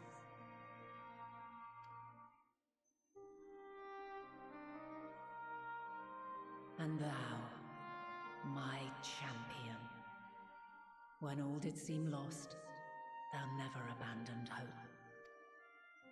For every trial and every foe that did bar thy way, thou hast proven equal to the challenge, drawing courage from the many bonds forged on thy journey. You have all known despair, and though the end approacheth, you walk on, heads held high. Therein lieth your power, the strength to silence the song of oblivion. Then there is a means to confront her. Yes, if you should prove yourselves worthy. Hark!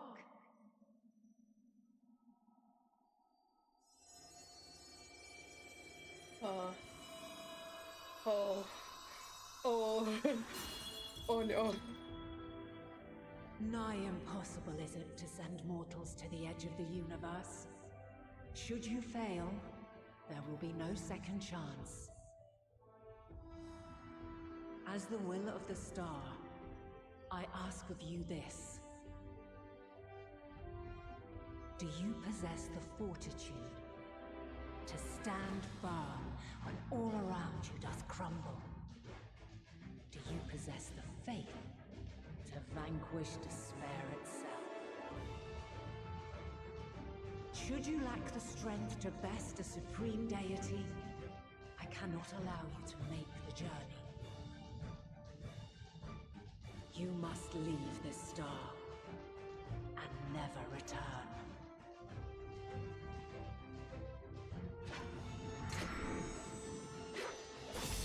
Prepare yourselves.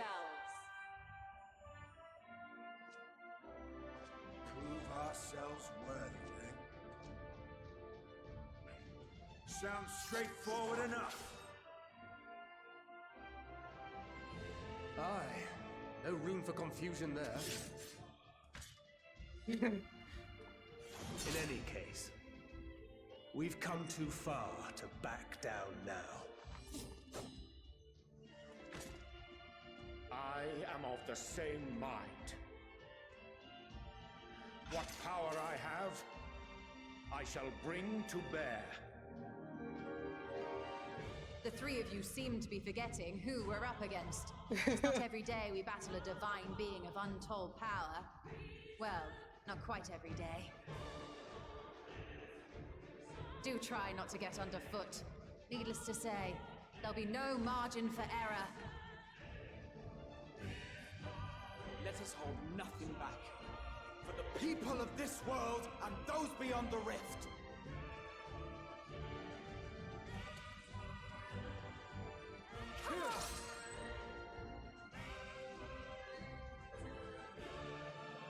Alas, the question I posed to thee in Elpis hath remained unanswered these long years. I would hear thy response, warrior of light. Shouldst thou emerge victorious?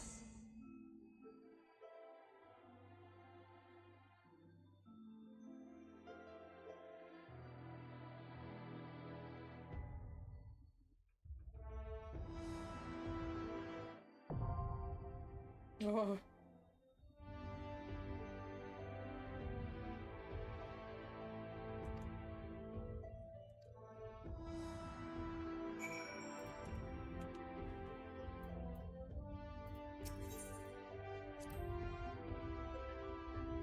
If it's so, call us incomplete, pitiful creatures, he said, and maybe we are. Pain, grief, fear. They walk with us wherever we go. But we've proven to them Or we prove to him. Okay, fine. Alright, I'm too awestruck. Hang on. But we prove to him that we deserve to live, and we'll prove it to Hydaelyn, Meteon, and to the universe itself, if we must. Pain and despair, we're old friends. I've lost count of the times I've cursed my own powerlessness. But it's the blessed moments in between that I choose to hold in my heart. Memories and possibilities. I fight to keep those things alive. Infilia and Veen, to say nothing of you lot, I know, would never settle for less. From the ruins of a sundered paradise did she rise to grant this star new life. As its will, long has she labored to guide her children. Make no mistake, this trial puts to proof Hydaelyn's own faith.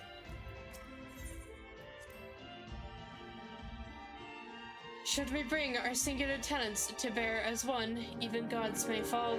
Nevertheless, I prithee throw thyself not into peril, lest our curative resources be spent. If strength is the courage to confront your failings and accept that you are worthy of another chance, to rise from the ashes while the fire still burns, bloodied but unbowed, then, my friends, have made me strong. What, surprised to hear me and love mentioned in the same breath? I've not a heart of stone. Even in my darkest hour, there are people I cared for, mentors, comrades, that mad woman who gave her life for us. Then you and Alpino threw my eyes off a bridge. I've never known peace since. Out of context, that sounds wild.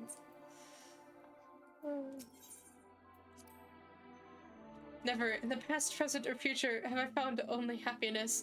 To live is to be ever beset by hardships, great and small. Yet it is in adversity we find the strength to strive for the next moment of peace and the next, no matter what trials we face. But this strength have the will, or by this strength have the will of gods been defied and the fortunes of men been forever changed. May it be so again this day. Doing this using the trust system is rough as much as I like doing it that way with the full Scion party. Says Virge. I can't even imagine.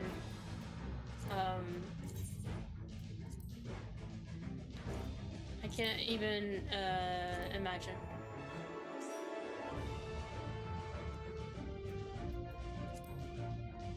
You're just on time, Zephyr. You're just on time. Just in time for this. This is a dungeon, but the shame lies I can't be here too.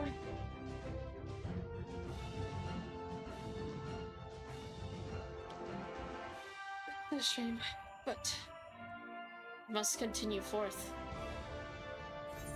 I have so much shit in my inventory.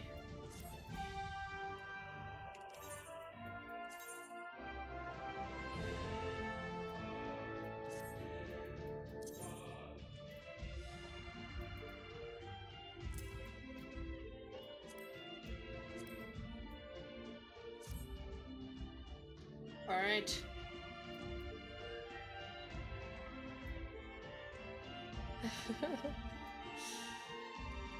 Here we go, I suppose.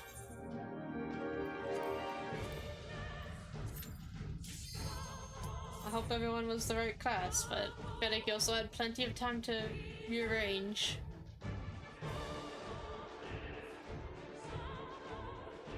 Oh boy.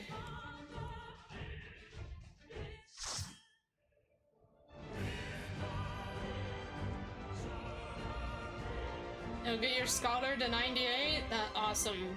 That's good to hear, Zephyr.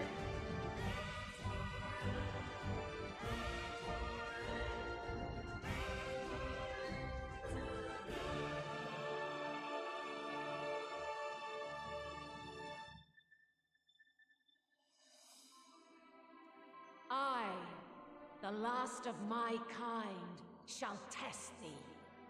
Come, prove thy worth.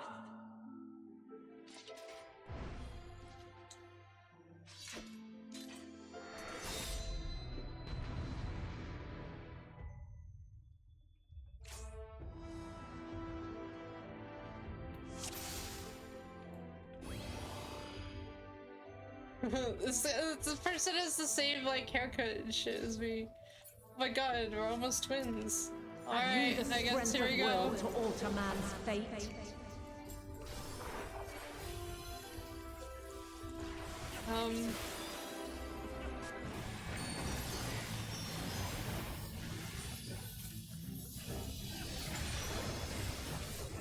A change of arms. May the test continue. Okay. I don't really know what she's holding. I can't see through all of the everything. It's still her sword. What do you mean changing? Oh, nope, she's dancing now. Ow! The tank Bruges! And now this.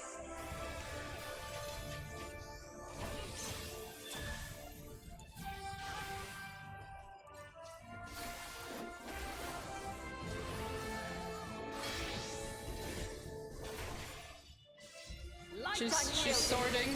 Ow, whoops.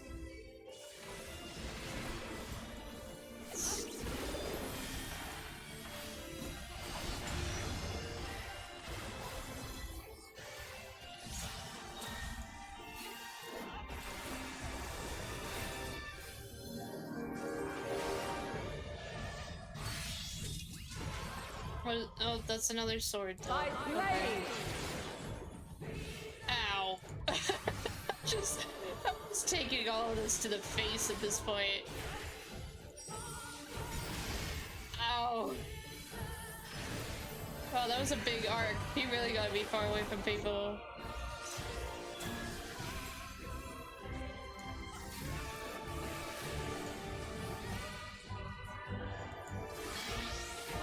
Well, I'm gonna get away from that one. Light unyielding.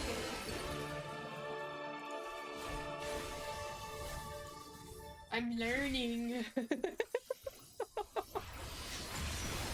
Ow.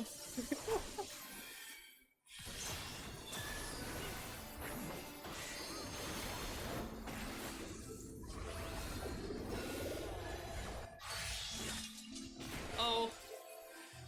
By blade.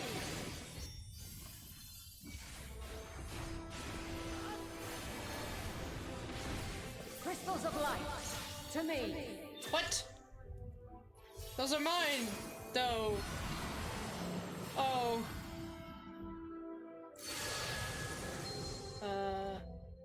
We just okay. We're literally just fighting the crystals. No, don't hear feel think. The soul of creation's end. I want to get away from the middle of that. Feel. She's the sorrow at hope's demise. Think.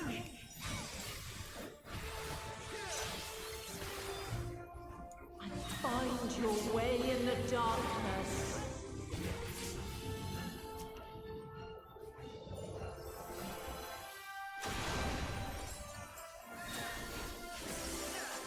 Follow your light.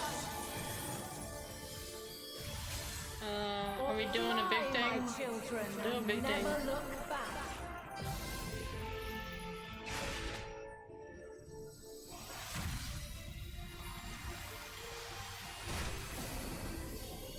Haha.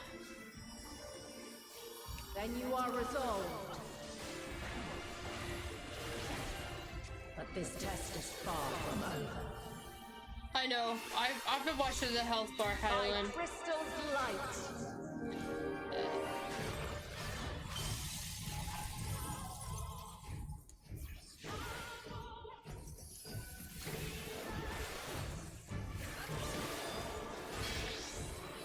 Getting away from that. Light unyielding. No. One has fallen. Refulgence eternal. What is all this? Orbs? Okay. Sure.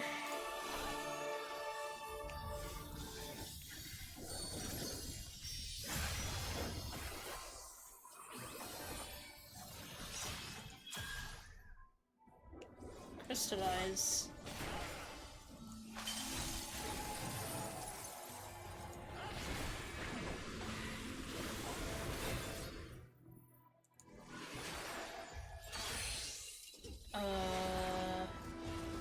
We're near or far.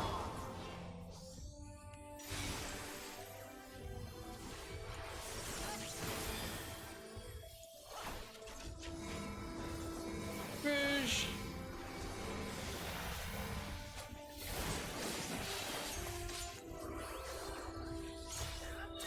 We're high or low. Oh.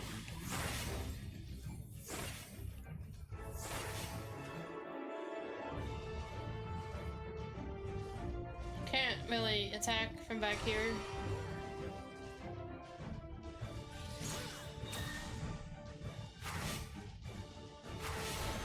Ow. I think I ran the wrong way. I can't tell. There's a lot of different ways you can work with that one. I didn't work with any of them. By blade. Ow. Oops. Not what I wanted. I couldn't make it to the stack, I'm sorry. I was having my own issues.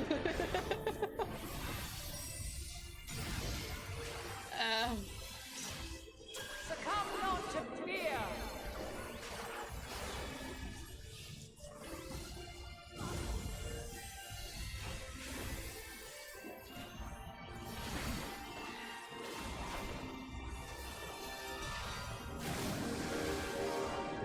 What's that?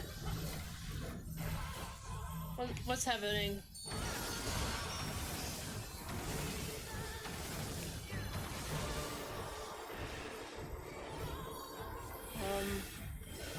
I'm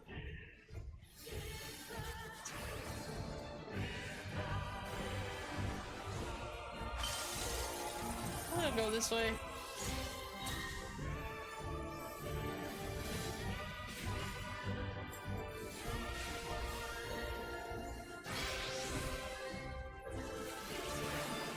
Light unyielding.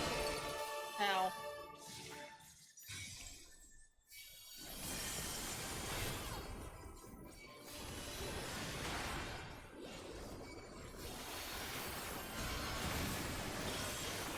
Oh, there's more. I mean, I always assumed there would be more, but there's more waves.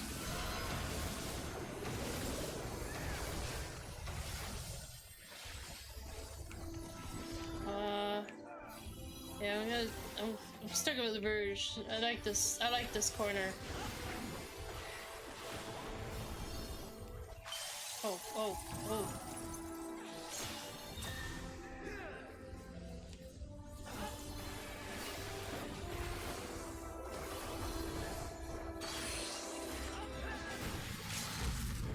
We're near or far.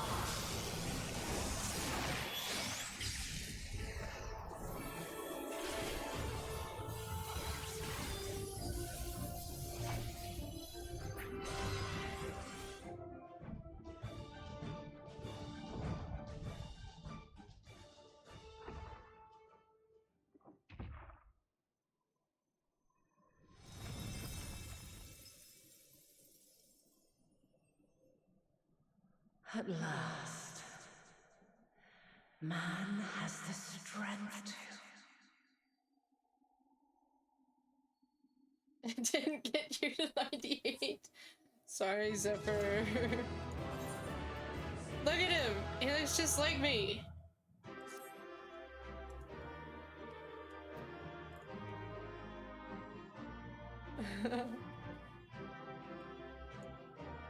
He's got glasses on and he has a little goatee, but still! Hang on, guys, I have to go a battle that would go down in history, were there anyone but us to tell the tale. All in a day's work. I trust you're still at off base. I never thought we'd end up fighting Hydaelyn herself.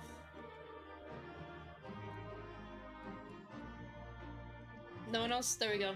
To the pair, we have proven equal to the challenge. Y'shtola?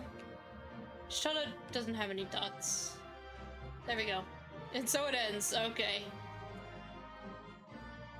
I'm pretty sure Adaze was like few or something. It was very short. Thanks, Rouge. You guys are such partiers.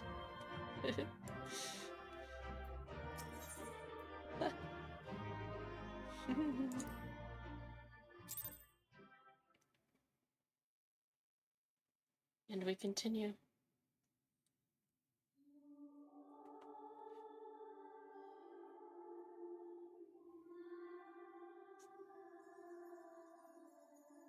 No, this can't be happening.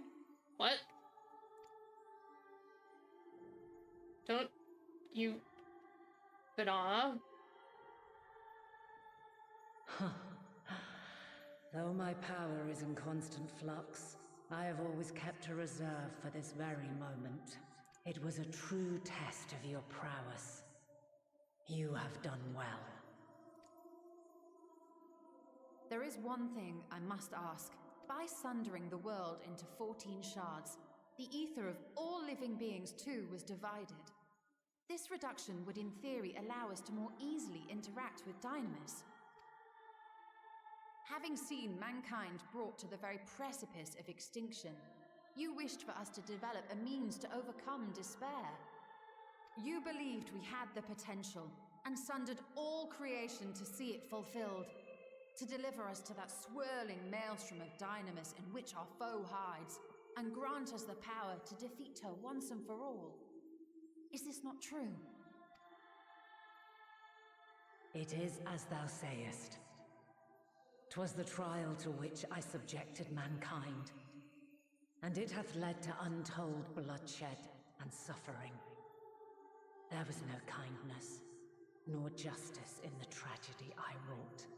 When confronted with the almighty Zodiac, my only recourse was rend him and the world asunder, that his power be diminished for a time. And so it came to pass. Now you, my chosen, have surpassed my expectations, surpassed me. I entrust the fate of the universe unto you. Oh, that's a heavy fate. This crystal contains the memory of Meteion's passage through the stars. Deliver it unto the Labyrinthos. They will guide you to her.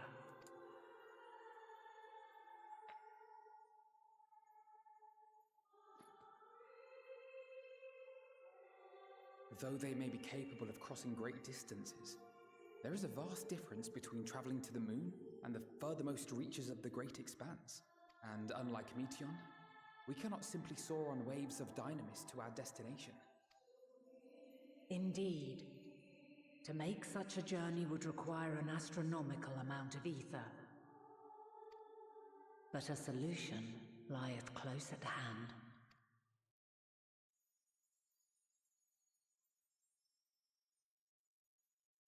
Of course.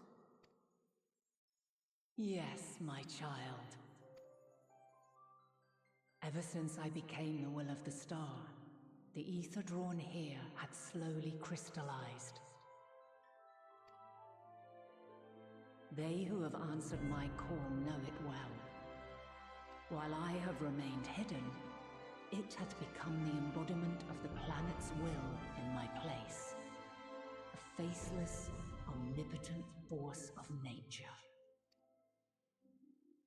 The Mothercrystal, our final hope.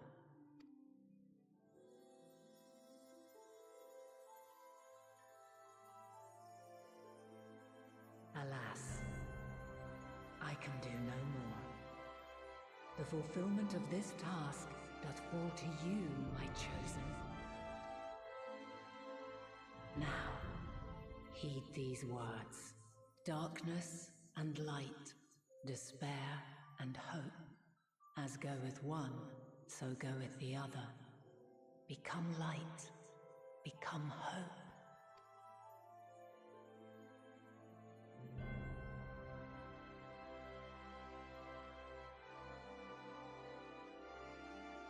have a gift for thee. Come closer.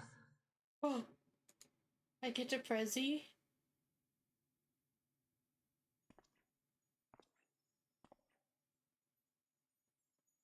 Long have I searched for a means to safeguard the future of this star. Though I knew failure after failure, by recalling thy tales and my promise to thee, I found the strength to carry on.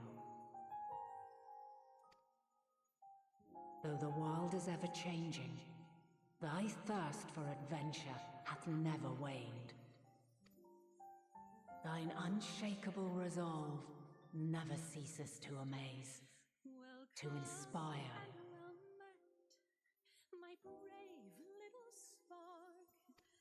As a mark of my gratitude, I bestow this final gift. Thou dost possess the Crystal of Azam, yes? Oh, yes. As Hydaelyn, I reside over the forces of stasis, tranquility, peace. The laws which impart stability to existence itself. I will weave this self-same power into the crystal, granting thee mastery over matter. What? To give form to the formless. Use it wisely, or it will not last indefinitely. As thou hast seen on thy journey through the ethereal sea, souls are drawn to thee. Mayhap this trait will prove to be a boon rather than a hindrance.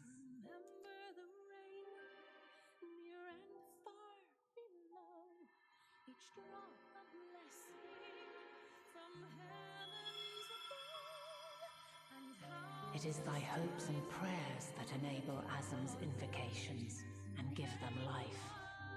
So keep them close. But pray, remember this. When the way forward is hidden, even from the mind's eye, look not to the invocation, but within yourself. These were the words of the crystal's original bearer.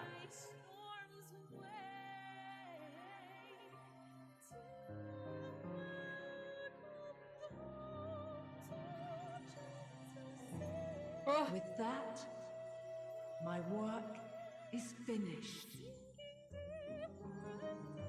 Fulfill our promise. Right the wrongs committed when the world was yet whole. Silence the song of oblivion. Teach her a brighter melody. Show her our journey is far from over.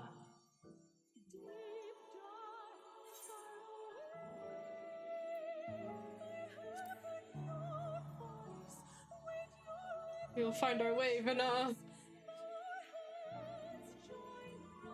No. Of this, I have no doubt. For yours is a light brilliant beyond measure. Long after I have gone, though not even my soul remaineth. What? No. My love will be with you forever, my dearest children.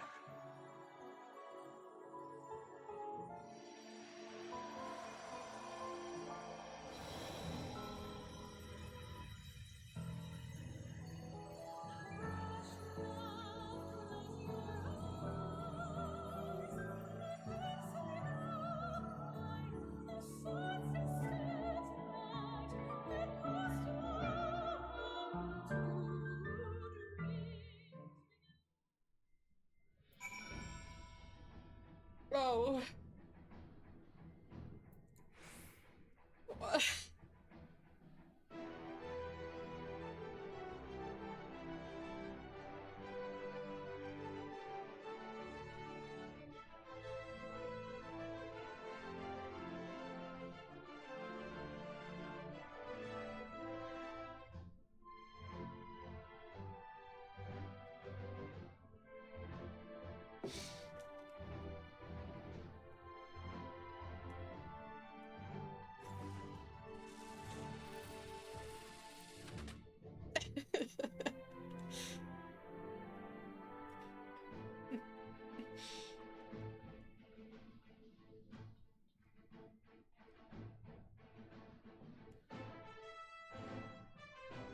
Okay.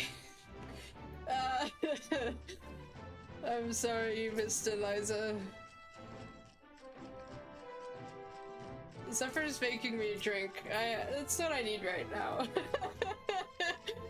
Yeah. Join the line? Oh, okay.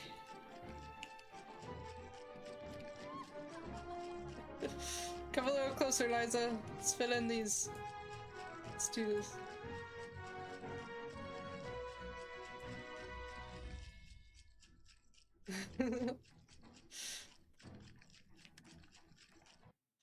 It's alright, screenshot. There we go. You know how it goes. Rouge is cleaning up my tears. Emote? I don't have any emotes. Wow, Rouge, you're tall.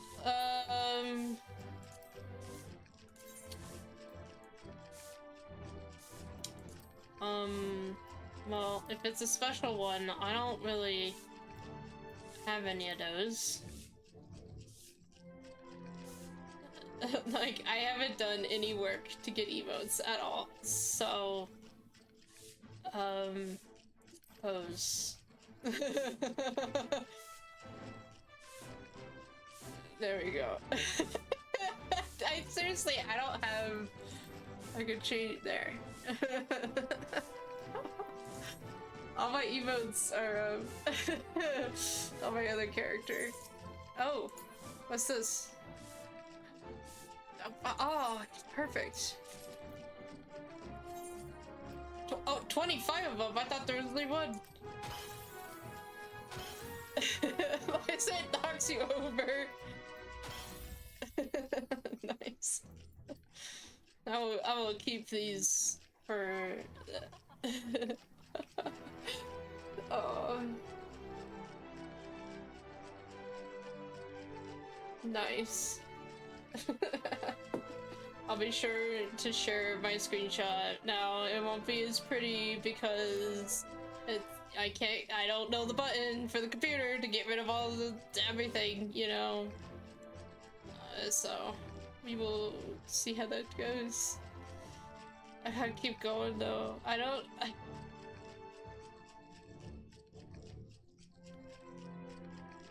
G-pose for stuff. Well, but isn't that I don't even know how to work that. I just want the button where it just gets rid of the HUD. It doesn't put me in a different thing, but like just gets rid of the HUD. Which I'm positive there's a way to do it because my brother does it on the Xbox all the time. But yeah. Okay. I'm gonna disband the party. Because I'm sure that was the most action we're gonna get for a while.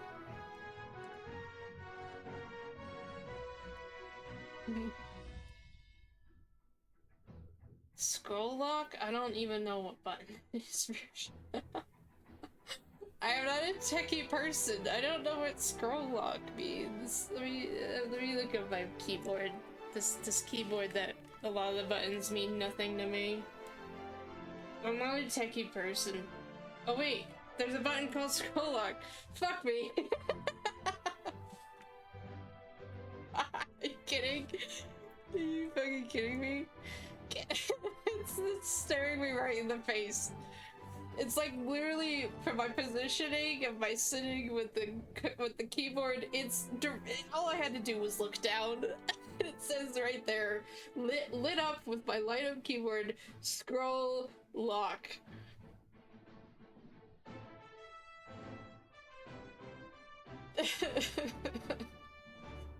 Oh my god. Well, wait, where'd Zephyr go? She disappeared. That's okay. Oh my god. This whole time. Wow. Alright. It's fine. It's fine. Oh, you went into a dungeon? No worries, Zephyr. I gotta keep moving anyways. Oh my god.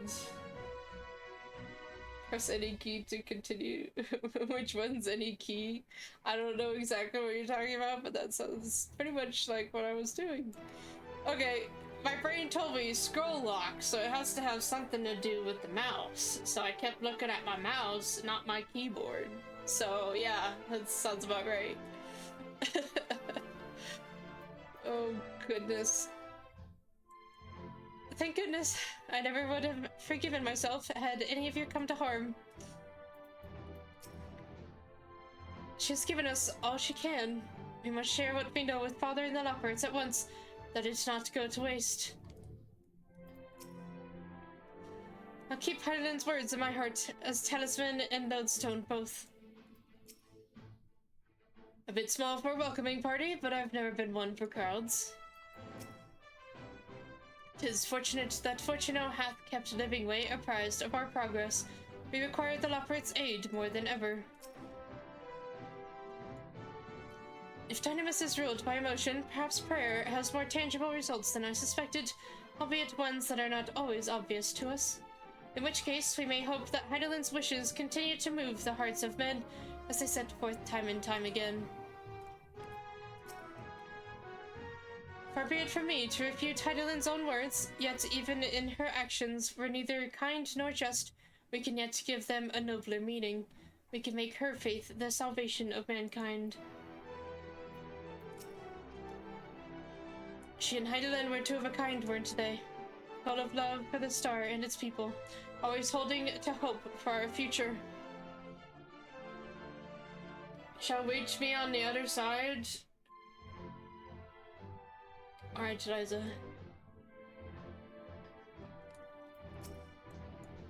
Saloon, did you meet Hydaelyn? Pray tell, how is she? Oh. Well,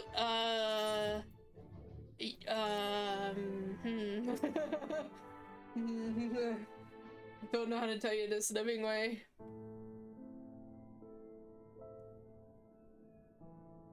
I'm glad to see you well, though we could roughly place your souls deep as you went, we could neither see nor hear you. The fluctuations in your ether near the end gave me quite a fright when the world happened.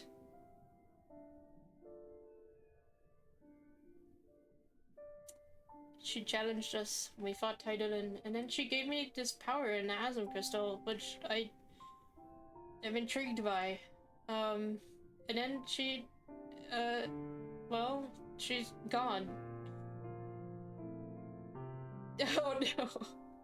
You mean to say Hydaelyn is... There's no time to feel our feelings. We must carry out Hydaelyn's will without delay. We'll find Meat-John if it's the last thing we do. If you wouldn't mind handing over the crystal, that is. The fancy navigatory one.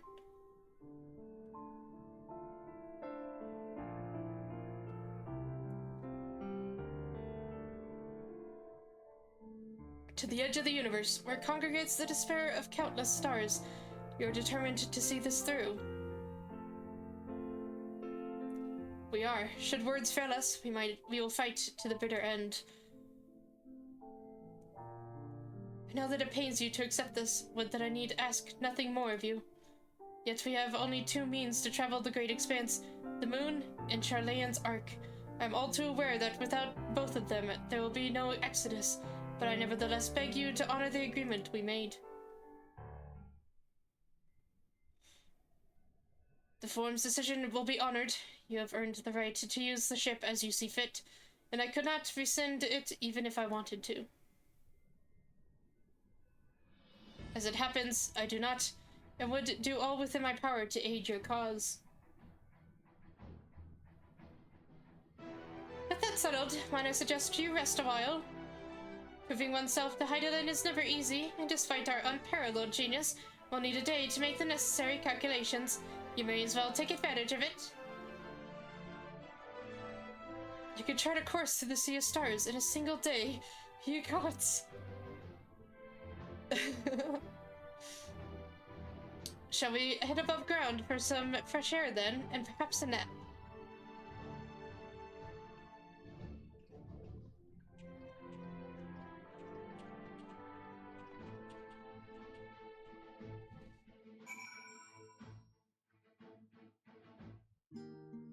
Oh! Alright then.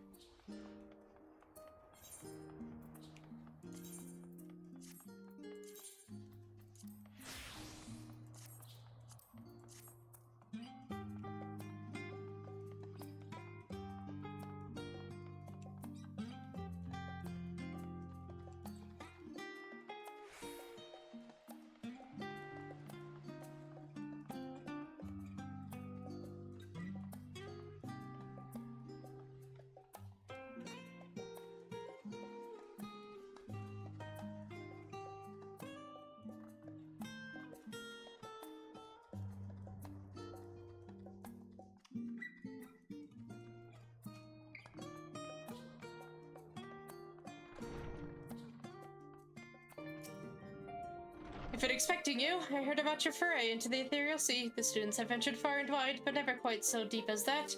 Are you experiencing any after effects from your prolonged exposure? Nausea, dizziness, hauntings? Well, have a pleasant sleep, and if you do experience any unusual phenomena, please let me know. I shall add it to our records. Okay. Haunting? There's a mode there.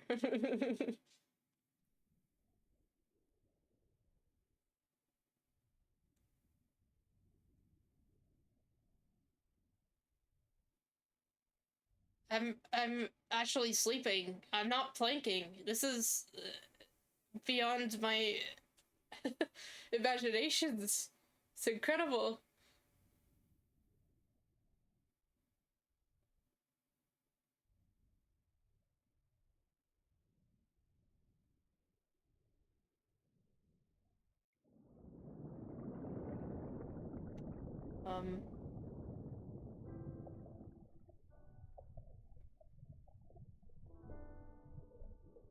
There you are.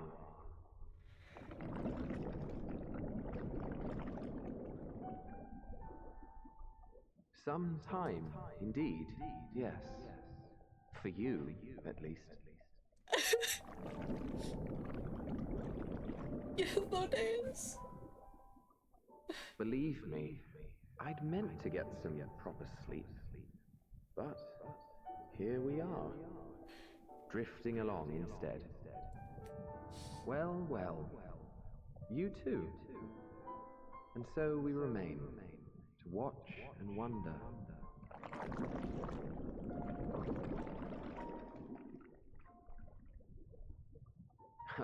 Yes, indeed. To begin, we first must see the end. Whoa. I didn't even adjust the volume. He did that on his own. Hydaelyn! Oh!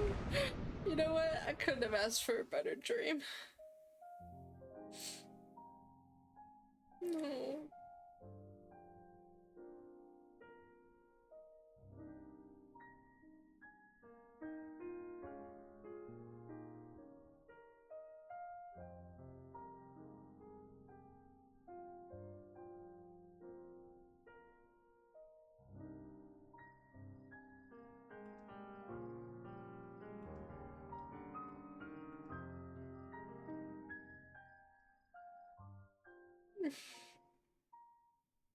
I wish it lasted longer. Come on!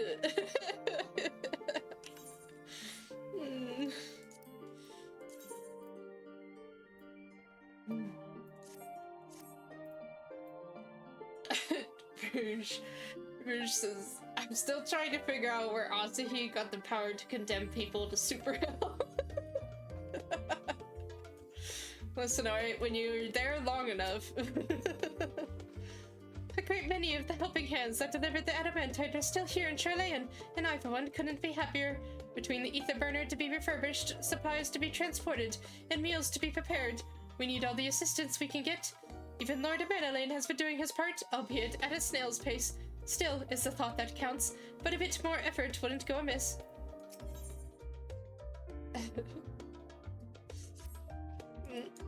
Hydaelyn, I trust you've had a good rest. Oh, there was only one thing missing. Two? Oh, you know what? Two things missing.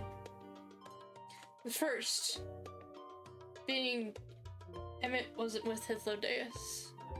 The second being Graha wasn't sleeping with me. But other than that, it was better than I had imagined. An envoy of Master Foshinos arrived not long ago with a message. The Lockwards have determined Meteon's location. We've been asked to gather at the rostra. I'll meet you there along with the others.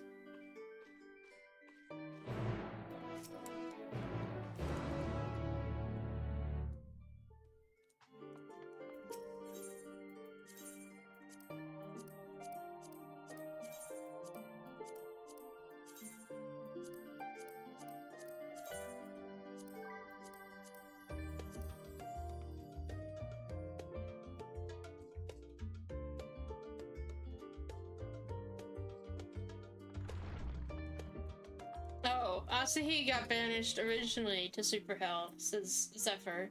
And now he just invites people to his house. I mean, no, yeah. Like, this is the dungeon, hurt her, yeah. I mean, it could have hurt a lot more, we'll be honest. Everyone was there, but just in less corporeal forms than I would have. That would have been more painful, I feel like.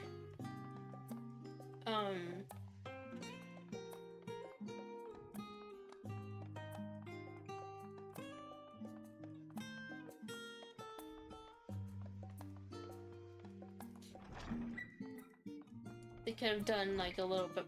They could have given him a couple more actions than just kind of floating there in different aspects, but.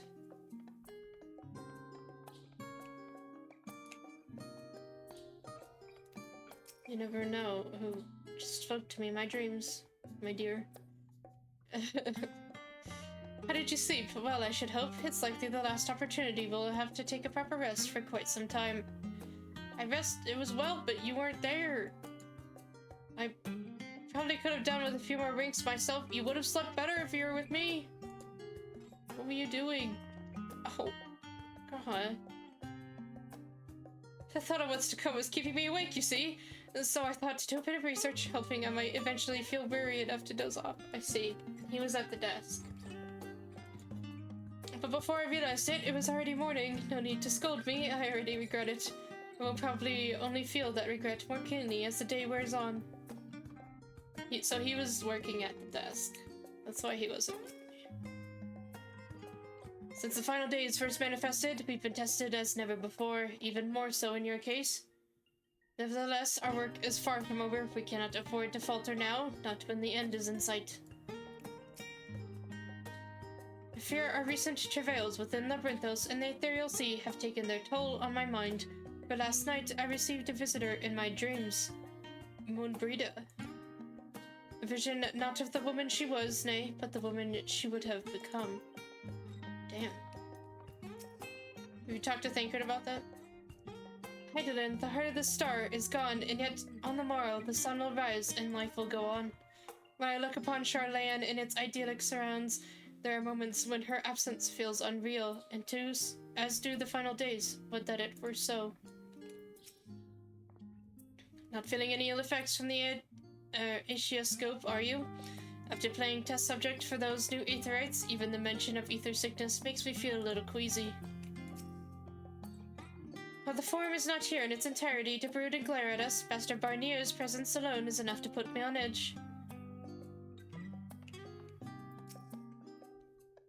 Before coming, I thought to inquire after our comrades abroad. It seems that the effect of the final days have been observed further and further north of Garlemald. For a blessing, those regions are largely uninhabited, but in any event, we mustn't misinterpret this as a geological spread. There's no telling where in the world the phenomenon will strike next, unfortunately. Gods, I can hardly believe that Operates managed to find Meteon out there, hidden amongst the stars. The sheer distances involved are mind-boggling. What took you so long? We have much to discuss. It's scant time to do it. Yes, well. If you would know the reason for this assembly, you had better ask Master Levier. Okay. Yeah, I figured he didn't have much to see. They've been gone for a while. Souls getting washed in the Ethereal Sea. Yeah, but frickin' Benfilia was there. She's been gone, well, yeah, she's been gone for longer than some of those. Maybe. Actually, wait. There was Papalimo first, and then I believe. That's what I believe. It could have been Louis, I suppose. I feel like Papalimo made more sense, though. Because we didn't personally meet Louis. And then Moonbrida's axe was there, and Ponchifont's paladin gear,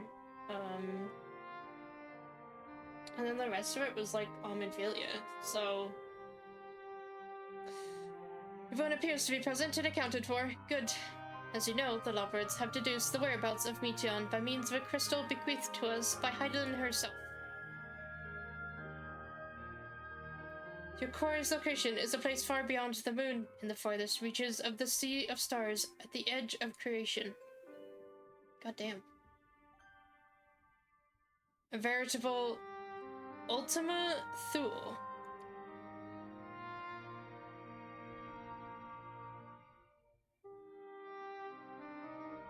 Indeed. How then are we to reach it? An excellent question. Luckily for you, I have an equally excellent answer. In theory, with its advanced propulsion systems, the moon is capable of delivering you to Ultima Thule by the myriad other facilities housed within would greatly impede travel throughout the Sea of Stars. Even the Mothercrystal may not possess ether enough to bear so massive a vessel to our destination and back. However, if we integrate our hyperhopper into your ethereal burner, we should be able to fire things up and jump our way to the end of the universe in no time. Father, does this mean...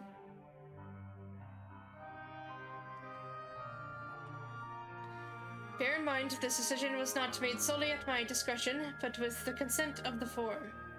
Hearing the Loppers' proposal, the Forum was faced with a grave decision. To commit the Ark to this endeavor would mean abandoning both our plans to evacuate to the moon and to resettle on another star. Needless to say, the proposition invited fierce debate. In the end, however, the Forum was swayed by the simple fact that Hydaelyn believed you possessed the strength needed to overcome this crisis.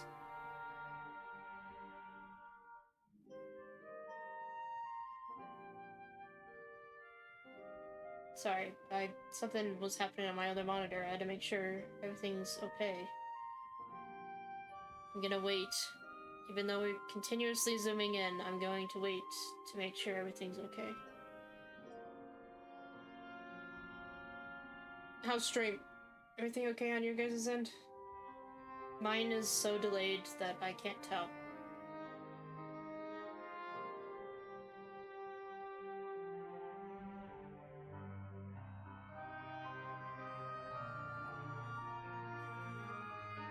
Everything seems fine? Okay. It just like disconnected my chat for a second, so I had to make sure. This is important. I can't just keep willy-nilly going, you know? The Great Exodus was, after all, a plan of Hydaelyn's own making. Therefore, if in the 11th hour she would proffer another means by which we may seek salvation, we would be fools to dismiss it out of hand. Indeed, she sacrificed everything, her very essence, to avert the destruction of this star. That is why we have chosen to place our faith in Hydaelyn, in you. The Ark will be made ready for your voyage to Ultima Thule.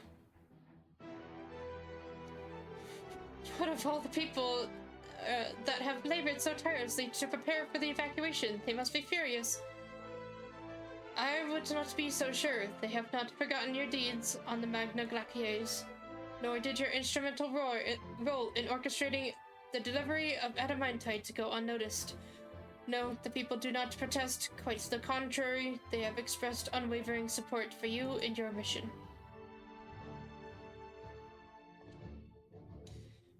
Are the Loppers too willing to abandon the Exodus?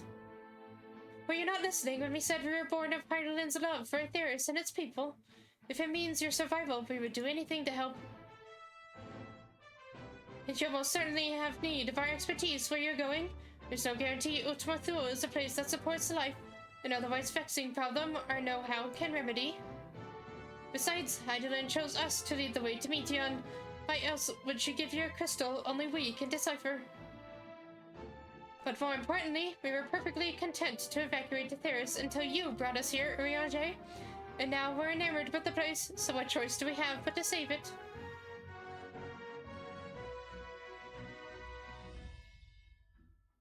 Of course, none of this is possible without you and the Scions, so I must ask, are you certain you wish to do this?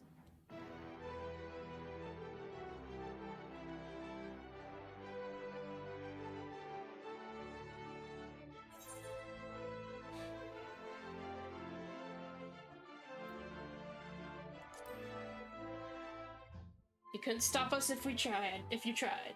Yeah. I can speak.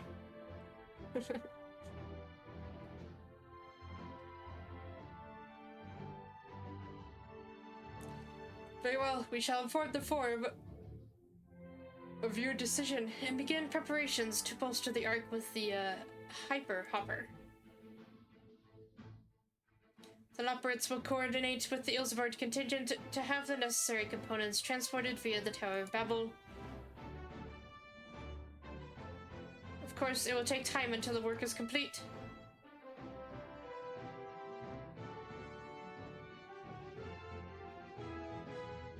For now, pray take your ease. It would seem there is naught to do but rest and prepare, shall we?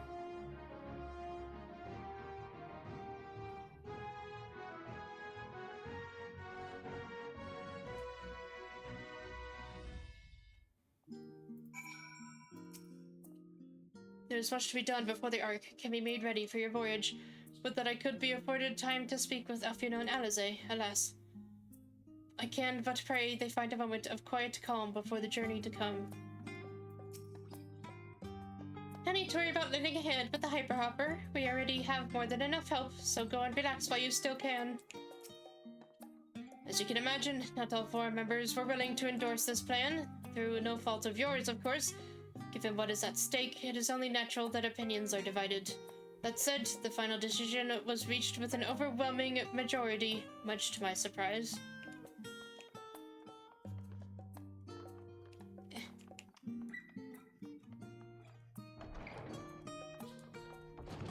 Twitch just has a hiccup here and there today, it seemed. During your phone watching, there was a period where it disconnected me from chat, and I couldn't even open the chat to type in. Alright, Twitch. How dare you? How dare you do that to Liza? They bid us rest, but I'd much rather find something productive to do. I suppose now is as good a time as any to hone my lance. Not that I've ever found it to be dull. Still, it eases my mind on the eve of battle. The Forum hath placed the fate of mankind in our hands. We must not betray their faith.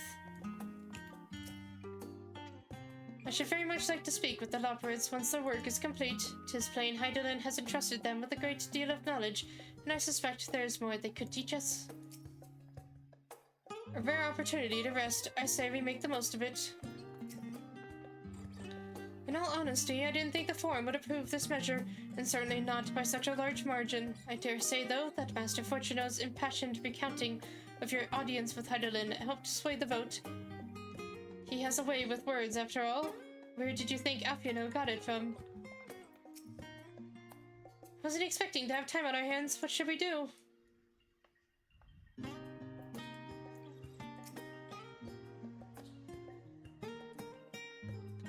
Perhaps now I can finish that book I was reading. What? Oh, pay me no mind. I'm sure you have better things to do with the time afforded us. What do you mean by that? Better things to do. You can also have better things to do.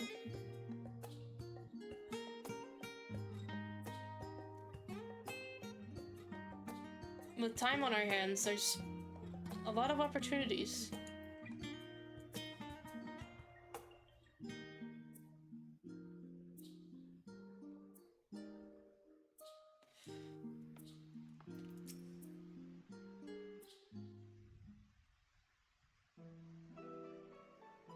Ere we depart, we must leave nothing undone. Quite, though it is difficult to conceive of how one can best prepare to brave a domain where Dynamis governs all. Nevertheless, Hydaelyn deemed us worthy of the trials that await. For lack of any other feasible options at this late stage, let us trust in her judgment and face Meteon as we are. Which leaves the not-so-small task of coordinating our efforts here to you and to Taru. If all goes to plan, we'll be back before you know it. I certainly hope so. We will be praying for your safe return. Mayhap it will affect the Dynamis for the better. With that settled, we should get some rest and make the most of the time we've been afforded. Tataru!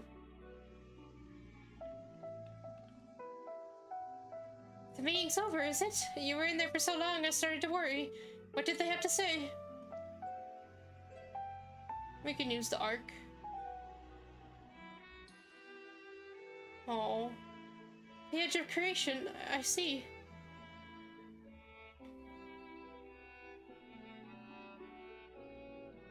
Rest assured, everything will remain in order until you return, and you will return. Actually, Saloon, could I borrow you for a moment? Looks like your plans for the interim are decided. When the two of you have finished, meet us back at the Valdesian Annex, alright?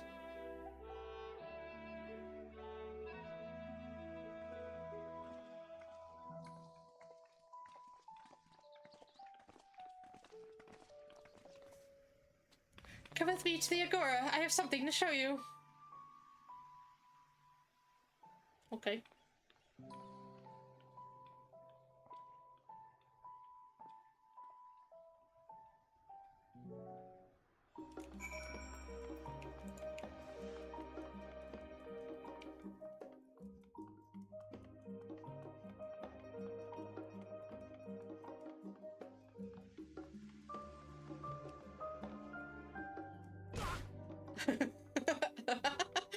Oops. Satara quest? Oh, Ridge is excited. Ridge is very excited.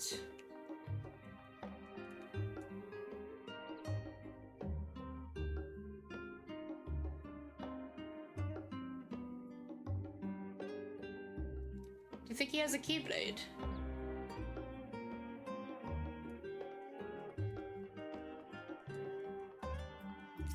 I should hope so with that title, or that name. Hook up Saloon to Taru's boutique. Oh, but of course. I've always done my best to provide the Scions with fashionable attire, but in your case specifically, I make an extra effort to strive for the most functional yet stylish clothing one could ask for. Not that I'm playing favorites, but you are the Warrior of Light. Faced with this unprecedented crisis, I know you would need an ensemble unlike anything I've created before, and that I wouldn't be able to do it alone. And so, after enlisting the aid of the world's finest artisans, I finally completed my career-defining masterpiece. But then, inspiration struck, and I saw a golden opportunity just begging to be seized. With the help of some Thavnarian refugees, I decided to set up shop here in Charlayan. Of course, I would never charge you for any of our works. Perish the thought. Sarud, how are things coming along? Everything is in order, Mistress Taru. We'll be ready to open shortly. Which is why I brought you here to be our very first patron. Would you mind waiting here a moment longer? Okay. Event cannot be skipped. Who do you think I am? Someone who skips events?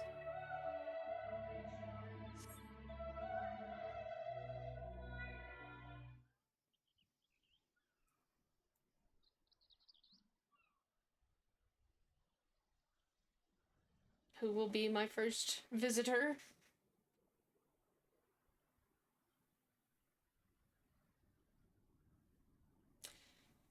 I did not expect to find you here. Oh, shit, okay. I did not expect to find you here either. I imagine Nadana would also wish to offer her regards. Alas, after delivering our dragon scales to the engineers, she remained to assist with the work on the ether burner. The simulacrum, too, will stay in Charlayan while I oversee matters in Radzatan. It is a rather convenient means to keep abreast of developments pertaining to the final days or anything else. It also allows me, after a fashion, to watch over my people in this distant land. Farshan, I was hoping you'd stop by. I can't thank you enough for allowing your artisans to work with me here at the boutique. Please, it is I who should be thanking you. This establishment has restored a sense of normalcy to their lives. You have blessed them with newfound purpose and a means by which to support themselves in these troubled times. What's more, when they at last return home to Radzatan, the experience and knowledge they have gained in your employ will no doubt prove a boon to the artistry and commerce of our land. In fact, I came here to see how our new employees are settling in, and to express my gratitude for granting them this opportunity. It's an opportunity for me as well, believe you me. Your artisans have taught me so much about Thavnarian craftsmanship. Their resourcefulness and ingenuity are nothing short of inspiring. I can't wait to see what kind of wonders we come up with. I pray you every success in your endeavors, Mistress Tataru. Before coming here, I heard every word of the forum's decision of what will soon be attempted. It was only then that I finally understood why my father called this star the last bastion of hope. Indeed, it was the last bastion, but the flame of every other star he encountered had likely been extinguished. In the boundless dark, the light of brimming life must have been blinding in its splendor. You journey unto the heavens to protect that light. May the scales of my kin serve you well. I have faith you will prevail and restore peace and tranquility to this star.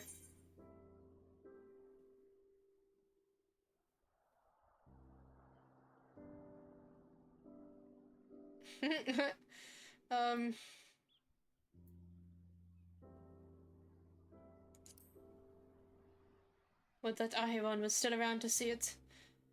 I will not see his sacrifice squandered, nor shall I rest until Razatan is returned to its former glory. Forgive me, but I must take my leave. Fare you well, and remember, the people of this star have not yet given up hope, and neither must you.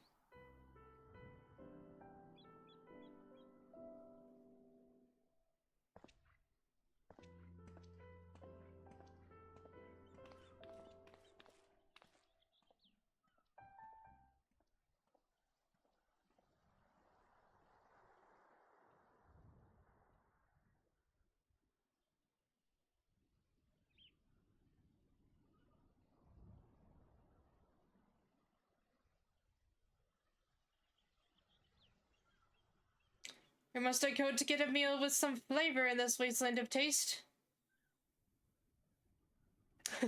Madeline! Get your ass over here. Tell me about Sigurd.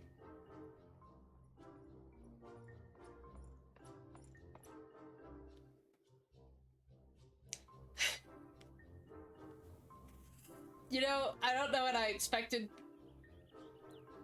I should have known better. This is... Saloon, old boy. Whatever are you doing here? A new boutique, you say? I had been meaning to expand my wardrobe. Yes, something with a little more flair, perhaps, befitting a man of my station. Though I have nowhere to flaunt said raiments so long as my confinement continues indefinitely.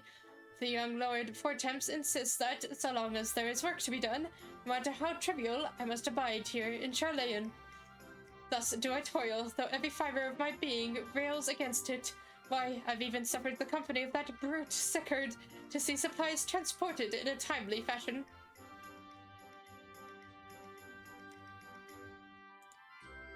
Yet he was the one granted leave this morning to participate in some supposed covert operation. So I suffer instead for his otherwise welcome absence, now burdened with extra busy work.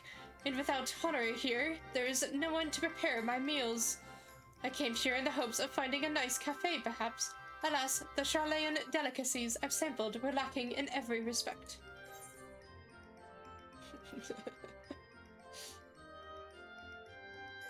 If a hearty meal is what you're after, I suggest the last stand. The cafe over on the pier. The cuisine doesn't appear all that appetizing, but... if you vouch for the cooking, then perhaps I will give it a try. Thank you for the suggestion, and ta-ta for now, old boy.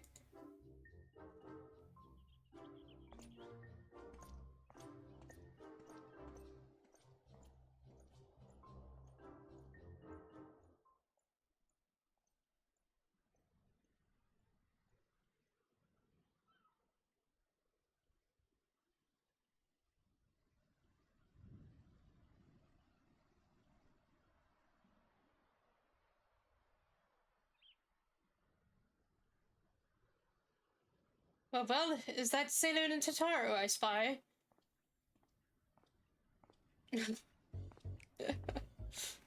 Hi, Hancock. Hancock, what are you still doing here? You said you were returning immediately after dropping off your cargo. Yes, that was my original plan. After all, any expertise required aside from the delivery of goods is well beyond my purview. But what manner of entrepreneur would squander an opportunity to study the markets of the northern seas? Worry not, I will return straight away to Gogane once I have finished. Of course you would find a way to turn this crisis to your advantage. She wounds me, the industrious woman running a new boutique. I am not blind to the travails of those who fight on the front lines to deliver us from ruin. Indeed, I have every confidence they will succeed, and I would make myself and my business ready for their return. If you believe in them so devoutly, then why not put your money where your mouth is? Fair enough, Tataru, fair enough. There is not more I can do to help ready the Ark and her heroes for their maiden voyage, but on your return, I shall host a grand celebration in your honor at the Barcaro Inn. Accommodations are quite costly, given the reputation of said establishment, but the East Aldenard Trading Company would be honored to foot the bill.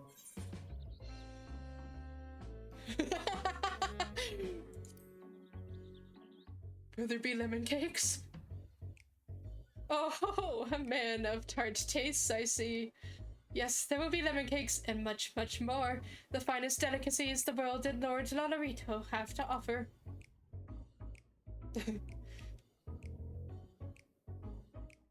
But let us speak more of this upon your return, lest I draw even more of Tataru's ire. Until next we meet.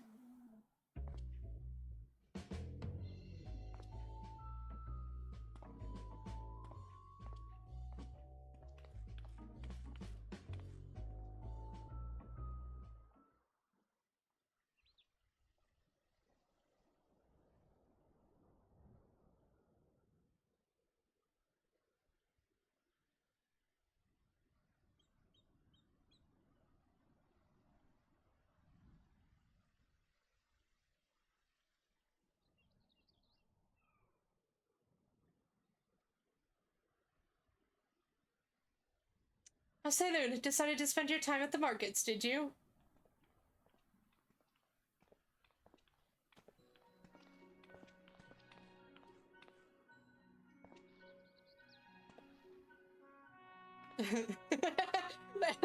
I was waiting for that as soon as I noticed who it was. Rouge says, I love that it still gives Hancock the shady music, despite him not having done anything, just because his boss was up to some shady business all the way back in the Realm Reborn. Exactly, yes. I love Hancock. Tataru. Thanks, Wedge. I take it to work on the Ark. It proceeds apace.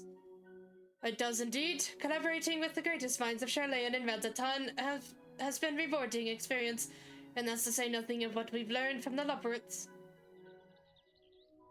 The Ark is unlike anything we've ever had the pleasure to work on. Even Nero was rendered speechless on more than one occasion. I can't wait for you to see it. It's still hard to believe we have the means to send you off into the great expanse, though, to the farthest known reaches of, well, everything. I'd never thought I'd live to see such marvels, yet here I am.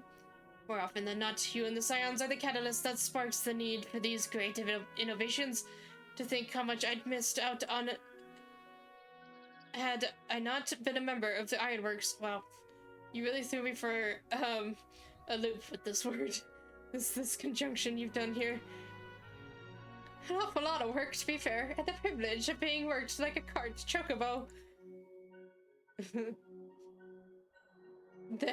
There's that too. As busy as we've been, I wish there was more we could do for you, Saloon.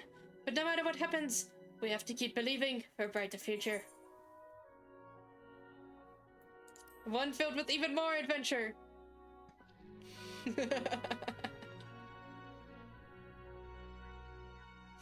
When you head back, would you tell the engineers I'll be along shortly with refreshments? That's very kind of you, Tataru. They'll be glad to hear it. And on that note, Wedge and I should get going. Still a few more supplies together before we return. That Wedge was speaking for a moment there. Wedge, he's leaving. He's leaving, Wedge.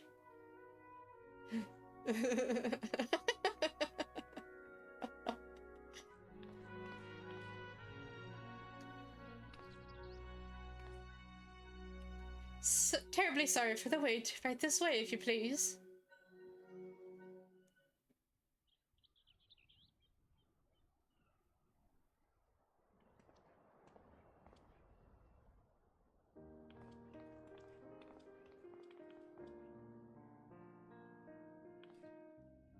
Right, I don't believe the two of you have been formally introduced. This is Barsarud from Palaka's Stand.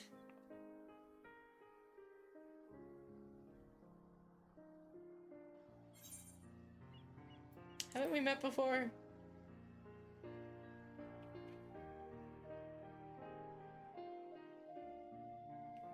Ah yes, it was you who helped us at Perusa, and again when crossing the ice fields, was it not?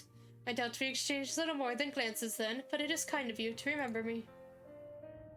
Thanks to Mr. Sotaru, I and many of my friends have found gainful employment in this foreign land. It is only natural to feel fear in the face of calamity. In such times, we must look to one another for strength and succor. I know not whether we will come to call this place home or return to Thavner, but we are here today, and we are glad to have contributed to the cause.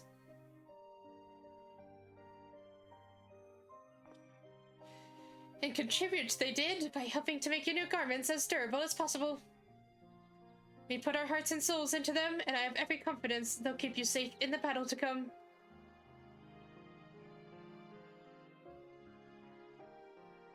Cause to think how far we've come since our humble beginnings at the Waking Sands.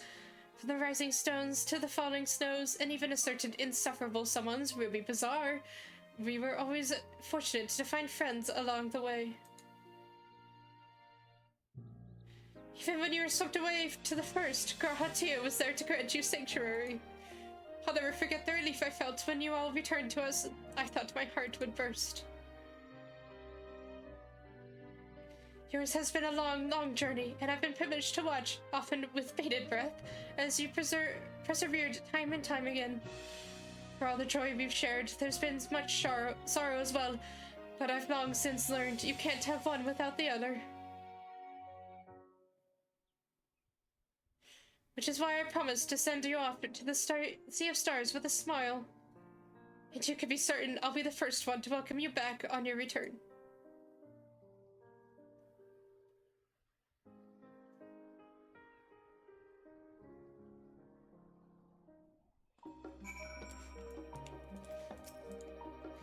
Don't forget to pick up your clothes from Barsarud before you leave. They were expertly tailored just for you. In addition to your new ensemble, we have raiments and weaponry for every need, so please feel free to browse our stock.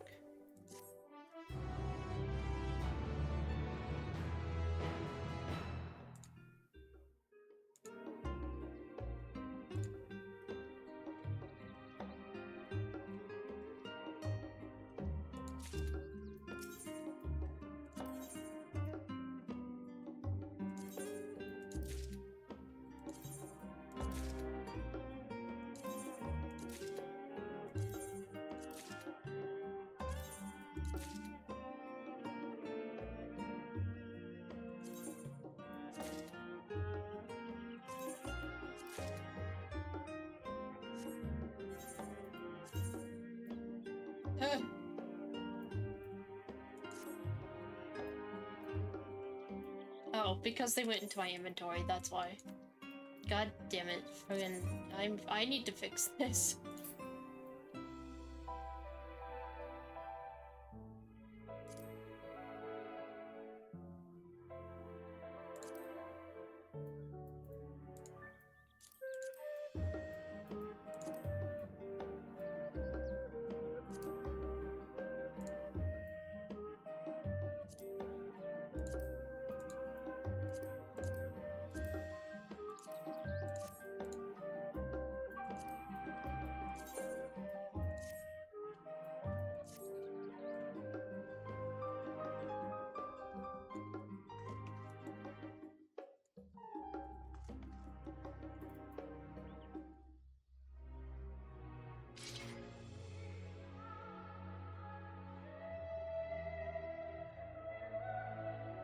I love the cape.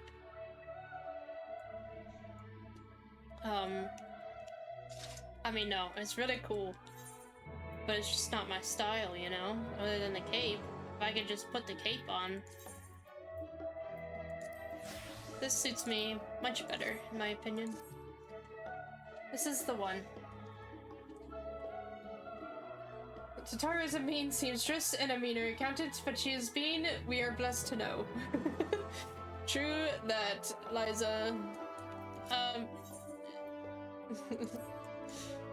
I realize you've still got lots to do before you depart, so I won't keep you any longer. I do hope you can find a moment for yourself, and that the others can as well. They said they were returning to the Baldessian Annex, though I doubt they stayed for long. If you decide to go looking for them, I suggest speaking with Cryle first. I'm sure they'll have told her their plans. Okay, I'm gonna take care of a little bit of inventory. I'm not... I'm so...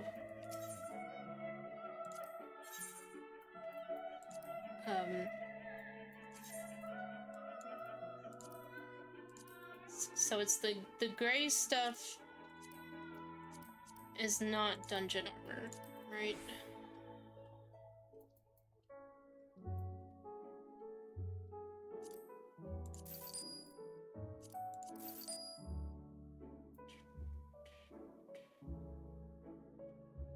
I don't even remember what level my...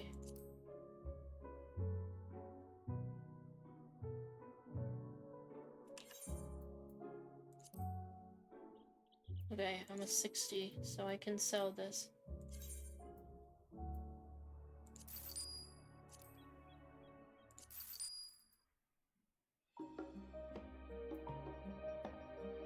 My god, I have a lot of them. From the story, that's right, because they would be, like, separate.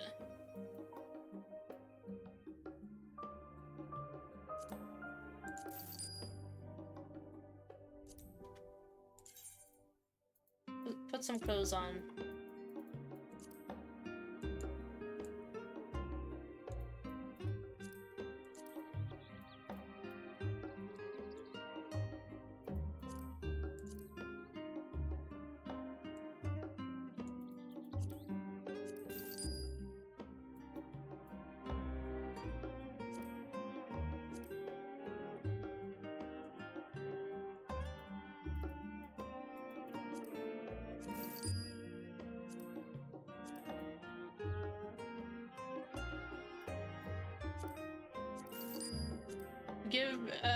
Please, bid the patience for just a few minutes while I try to solve some of these issues.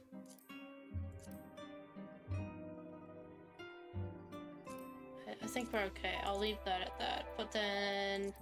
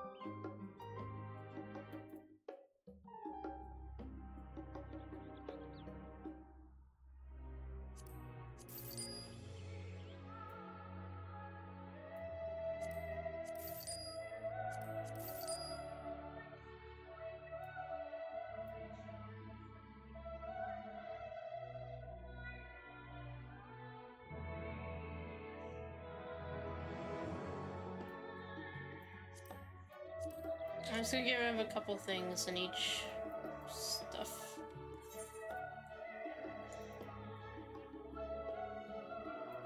Okay, and those are all green, so...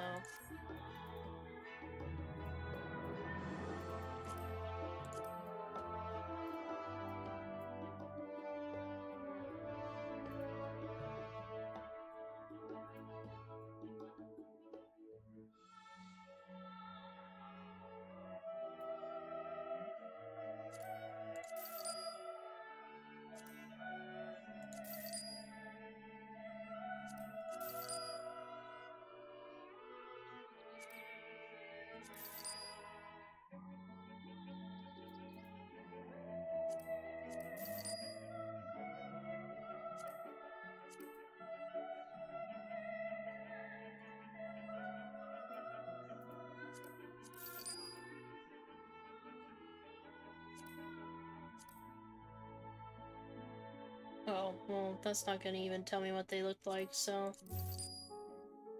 I think we liked those ones, though. because it goes with the outfit of some kind.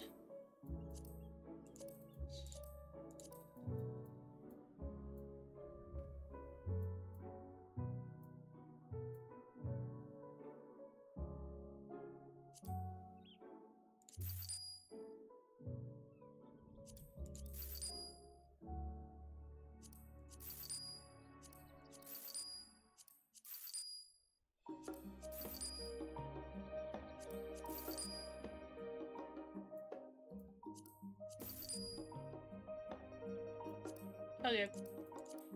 Oh, boots are closed. Let's see.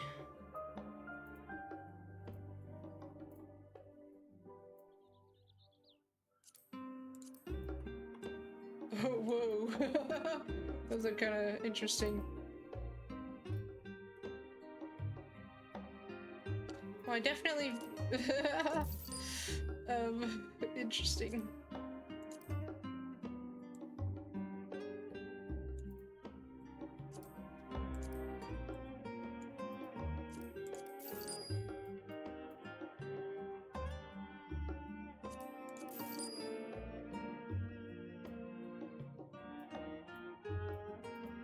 Good enough for now.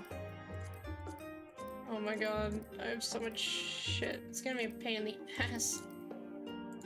One of these days, I'm just gonna have to go through and fix my inventory and all the god knows shit in it. But the story's too important. Gwendolith. Or no, Swingeth? Okay. Also, I noticed this. Dadapoo. Oh, Dadapoo. You're almost dead upon, which is from... Oh god, what is that from? It's from... Xenoblade, I'm pretty sure? Which I've only barely touched. I mean, I've got about halfway through the first one, I think. But, like, I couldn't tell you what the hell was happening in it, if I tried. It's been so long. I'll have to... I don't know. Xenoblade is very... very unique. It's good. It's a shame I haven't gone back to it. But there's too many games. There's too many games. Oh my god. Okay. You're back. I take it you received your gift from Tataru. Well, I mean, yes, but, it was a surprise long in the making, with many, many long hours of fretting to get everything just right. I'm glad to see it realized, and with great success. If you're looking for the others, though, they've already taken their leave. Y'shtola, Thancred, and Urianger have gone to the last stand for a bite to eat. Alize and Graha, Tia, meanwhile, thought their time would be better spent poring over books at Nomenon. As for Elfino and Estinian, well, they've elected to pay a visit to the Levier estate, though Estinian seemed somewhat reluctant to go.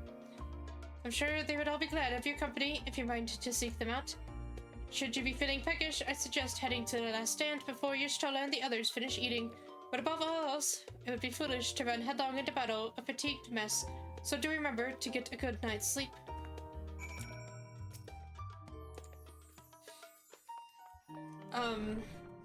Just so those here are aware, we will be saving the voyage for next stream. So this running around, these talking with everyone before we go, I think will be the last.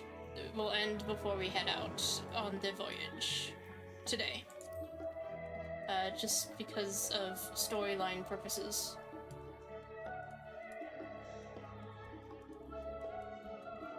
It'll be exhilarating. It'll be quite exhilarating the next we return. Try as she might, Tataru had no chance of standing between you and a hearty meal. Don't worry, we saved some for you. Hast thou perchance had opportunity to partake of the rainbow pudding, owing it to its striking flavor and somewhat garish appearance? 'Tis quite popular, indeed, so popular that the last stand stock hath been entirely exhausted. Well, I know why that is. I should hope, at the very least, Puddingway did sup upon this most delectable of desserts. Obviously it's his fault that there is none left. Alright, Thancred. Oh, it's gonna make me stand. Saloon, come to make our trio a quartet, have you? Please have a seat, and we'll see about getting you a drink. With all pleasure. I'll join the husbands and Y'shtola. Your business with Chitauri was finished. Yes, I got to see many faces while I was waiting. My, what a thoughtful surprise. Whatever would we do without her? Indeed. And she's right, you know. It hasn't been all doom and gloom. Feels like a lifetime ago that Master Louis Soir gathered us together to form the Circle of Knowing. Since then, we have experienced much. But rather than feeling wiser, the more I learn, the more I find my knowledge lacking. Forsooth. As a student, vainly did I believe that I held the secrets of creation in my grasp. Yet that which I had seized was but an insignificant sliver of what awaited in the wider world. Every encounter, every experience hath served to open mine eyes, enlightening and humbling me in equal measure. Even from those whom I called enemies have I learned many a valuable lesson. What will we learn at the edge of the universe, I wonder?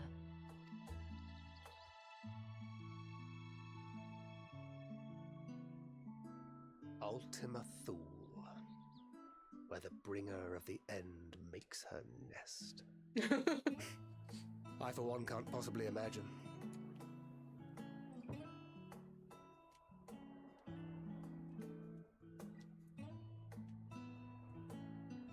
But whatever awaits us there, we will survive. We must. For her.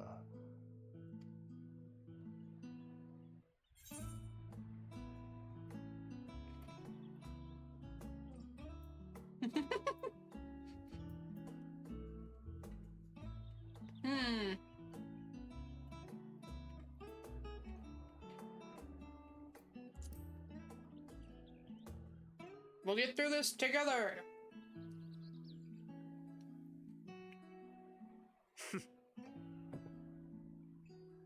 Gods, it feels like only yesterday that we went on that mission to Drybone.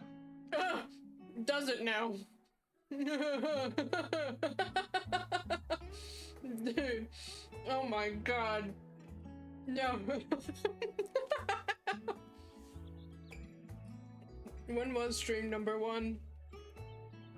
I don't even know. That was probably stream number 2. Because, or 3 even, because I had to, oh my god. I don't, the memories. We've both changed much since then, have we not? Oh yes. You for the much better. We've come far together, and if we have aught to say about it, we'll go further still. Aye, we will avert this calamity and return home. In preparation for which, we must give thought to what we hope to achieve after the proverbial dust has settled. What with the primals and Ascians all but dealt with, I suppose we'll need to look for new hobbies. In all seriousness, though, in uniting to overcome a common foe, the disparate peoples of the world have found a way forward together.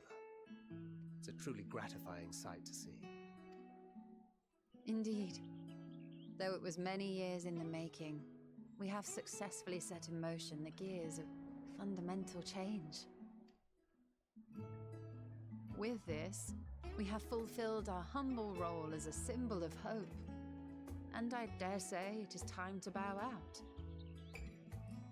After all, there is no shortage of hands to bear the torch in our stead. You know, I never really considered I might live long enough to see an after. But even if my time as a scion came to an end, I don't expect that much will change. Traveling the world, going wherever the wind blows, lending a hand to those in need. A journey for journey's sake. It doth suit thee well. I must confess, I too have yearned to see more of the world. Yes! Yes! They will travel together. Absolutely. 10 billion%. Oh my god. Oh yes. Hang on.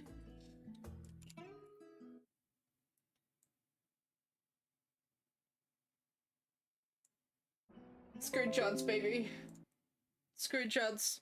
If thou art amenable to the suggestion, I would accompany thee. Mine ability to affect an air of normalcy through artful disguise is much improved, thou must concede. Fuck yes. Oh, he shut his eyes. No blinking, Ranger. Come on now. You must look beautiful for this. Perfect. Aye, well, improvement is relative. You still look suspicious no matter what you wear.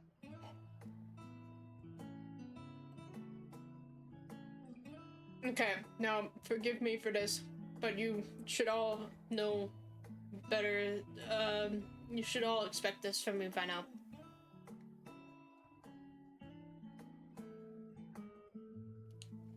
What exactly has he worn? Thinking, what has he worn for you? I'm quite curious.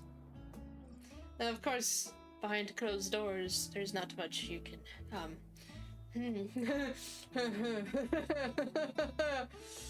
even without, even without, yep. That's it, yep. Look at that face. He's like, can we go right now? Can we, yeah. Oh. He's coming up with a new idea. Any grand plans? He's thinking really hard about what to wear next for him. Why, continue my quest for knowledge, naturally. To begin with, I wish to know the state of the reflections, to which end I must find a means to travel between worlds. Of course, she has to return to,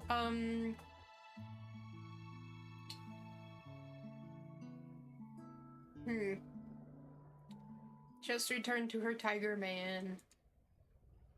'Tis the least I must do if I am to keep my promise. Yes! Exactly.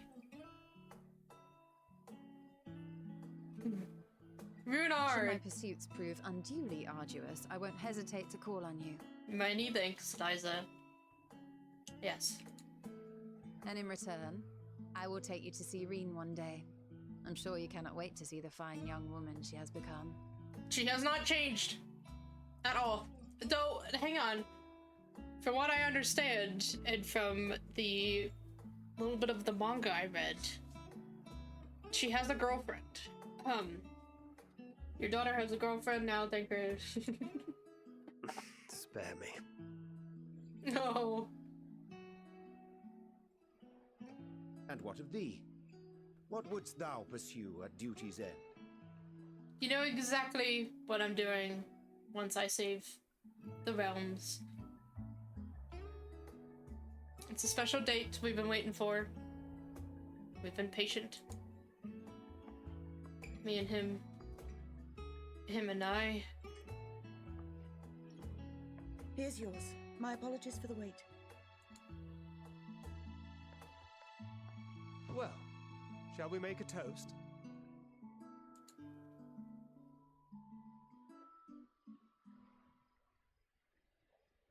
To victory. Oh god, how fast do I have to be on this screenshot? I'm not ready. To our comrades. To the future of the star.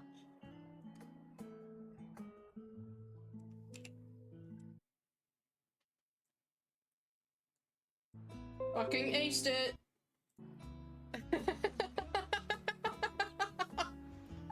It was perfect! I don't know how I did that. God put them together perfectly. No. Yes, I took photo of you, thank you, Dorianje.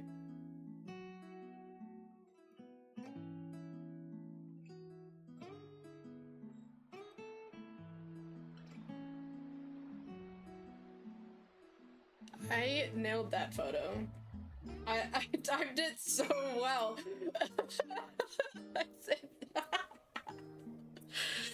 That's the gay senses. It knew when it was time. You can always count on your friends to help you maintain perspective. A pity mine take a perverse pleasure in it. Do they now? I'd like to think I give as good as I get, though I'd fare better with the occasional assist from our consummate nodder. But it's all in good fun, and I wouldn't have it any other way. I say, Saloon, whence came this simulacrum that standeth beside thee? Ariane, I think you've had a little too much to drink. I see falsely, but Yeshtola and Thancred, but moments ago, employed the self-same doubling magic.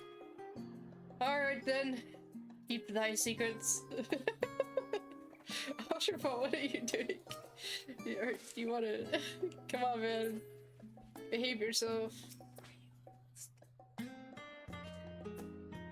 Leaving so soon, I suppose it's for the best. If you'd rather not explore the bottom of a bottle with Urianger. I dare say the others would welcome your company as well, if you can find them, that is. In any case, as long as you make the most of your time, then that is all that matters. We will remain here a while longer, at the very least, until Urianger finds his legs again. Oh, they make us go in order? Oh no, they don't!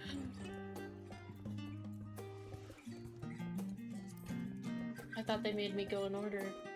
I was obviously saving a certain one for last. Bruges! Oh my goodness, alright, I'm embraced by this presence. Look at you. I remember this outfit.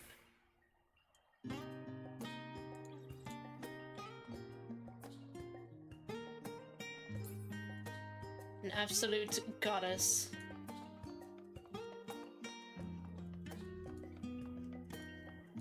Now that Hydaelyn's gone, I think we all need a new goddess. Rouge, you've been volunteered. You've been volunteered.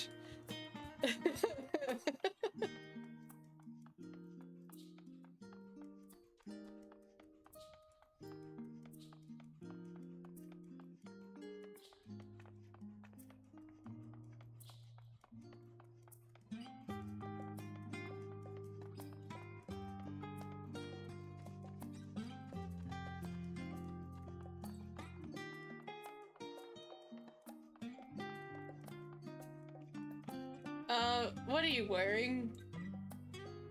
Oh. Oh. Oh dear. Sir, can I give you new clothes? What? Surely this isn't the first time you've seen me without my armor. It's not, but... They've done you wrong, Estinian. Rouge is processing. Oh. What brings you here? His least bummy outfit to date is the... Okay. It's better when he's not crossing his arms. So you were worried that the Levier household might again be gripped by turmoil. I feel like when he was crossing his arms, it looks a little different, but, you know, it gets better. Maybe it's just so strange that All is well, I assure you. It has to grow on you. In my letters home, I had made mention of Estinian, you see. My mother wished to meet the legend in person, and so we arranged to have a spot of tea together. Oh my god, that's really cute. Oh, I love this. This is perfect. Where were you in my hour of need? Oh. Fell beasts I can face. I'm not made for idle chit-chat with lords and ladies. Well, I for one thought you held your own. Mother was the picture of delight. I might have been delighted myself, were we in a tavern with more agreeable drink. The thought of fleeing crossed my mind, but what then? I'd never hear the end of it, least of all from Tataru. I'm sorry. 'Twas not my intent to cause you such distress. It's just... it was one of the things I didn't want to leave undone ere we set forth. Oh. That's not to say I think we won't be returning. Yet, given what lies ahead, I did not wish to leave for later that which I could do today. After all, tomorrow is never promised. Stop thinking that way! Fine. Not like I had better things to do. Besides, seeing you with your mother brought back fond memories of my own. No. Be we rich or poor, family is family. Oh my god. It's idiot. Well, it's past time we were on our way. It's idiot.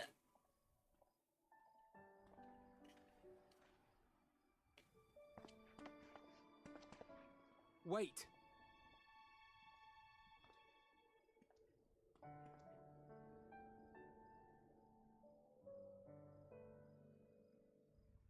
Since I left home, I've made a great many mistakes. Mistakes for which I can never make amends. But through it all, you didn't give up on me. To have returned here with you at my side, it means more to me than you know.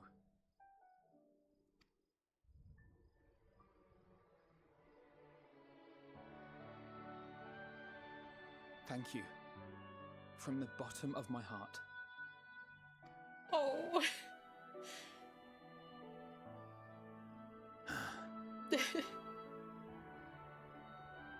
Forgive me, but it needed to be said. I'm the one who owes you thanks. Were it not for you, I would not be alive today, nor come to terms with Nidhogg's spirit. I am ever grateful. Oh! It got better.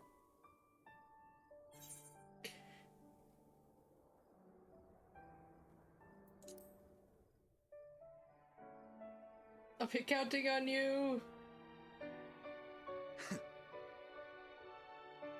I know, and I won't let you down. Together, we'll show the enemy the strength of mortal will.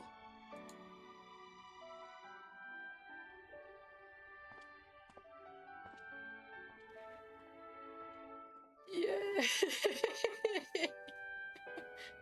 Oh, that was so good.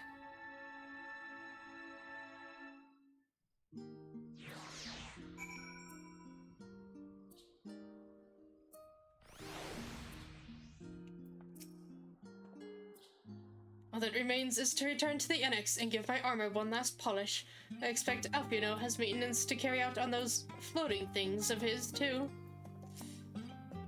A few of our comrades decided to remain a while in Charlayan after making their deliveries. Did you happen to pass any on your way here? No. I kinda didn't think they would actually be standing around.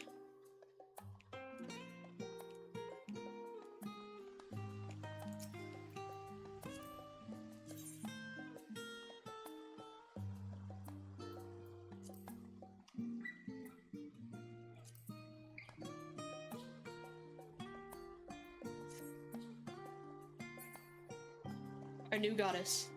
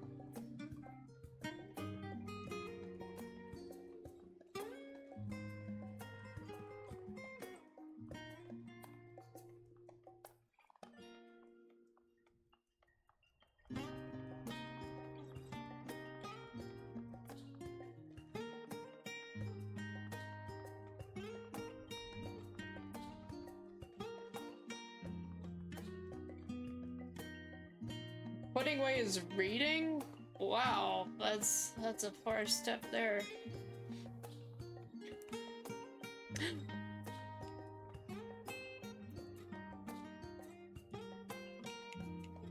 How close can I get? A little too close there. And oh, well. There, he's sleeping on my shoulder. He moves a little bit. Hang on, wait. Bear with me. God damn it! I keep hitting the wrong button. Sorry. Hang on. What's like? I wasn't ready for the pose change. Hang on, wait, hang on. No, that's not the. I look like such a Chad.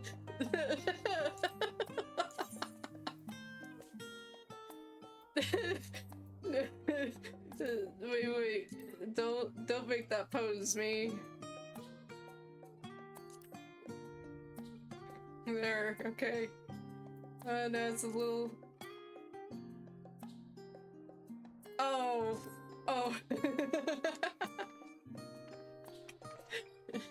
Wait.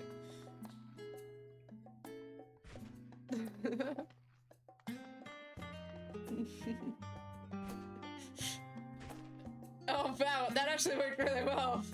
Oh, I didn't know what you were doing there, Zephyr, but that is a good laying down position.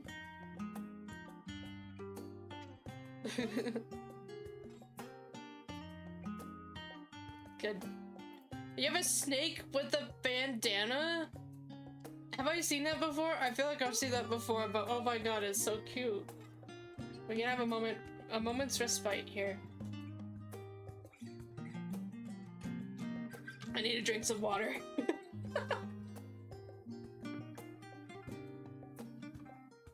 You just got him the other day?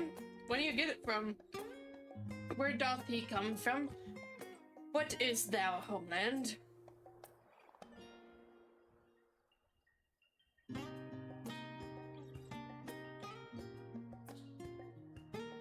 A dungeon? Oh, okay.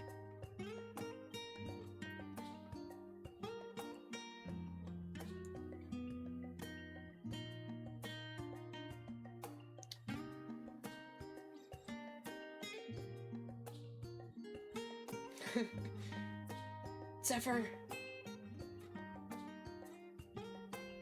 I prithee spare me a moment for a screenshot.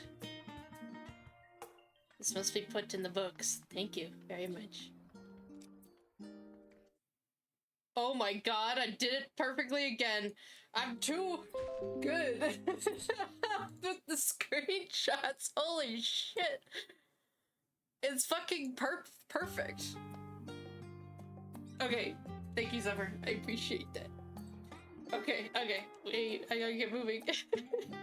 This has been an invaluable moment. Okay. What was that emote, by the way, that you used, Zephyr? Was that the Play Dead? Don't recall the dungeon name. Felt like an Endwalker one, particularly in an Elpis area. Oh, it is the Play Dead. I don't even know how you get that. Oh, but this angle's cute too.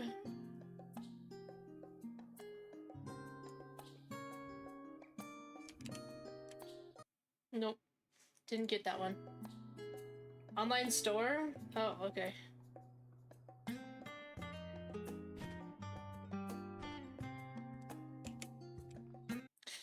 I can't get it anymore. I was doing so well. Perfect. It's perfect. Except for I have to focus. That one's pretty good. Okay. I'm satisfied. I'm satisfied out of this moment.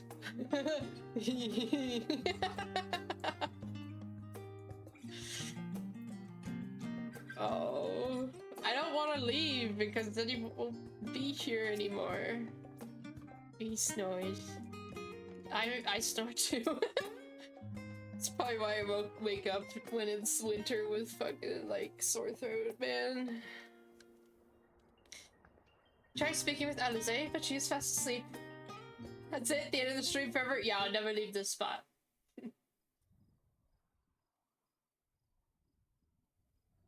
Oh, look at him.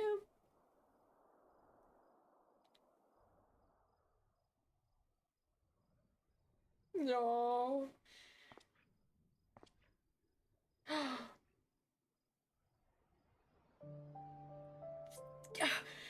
It read my mind. Almost. Not close enough, but still. Water. Thee must hydrate. Oh, Cryle. Hello. Oh.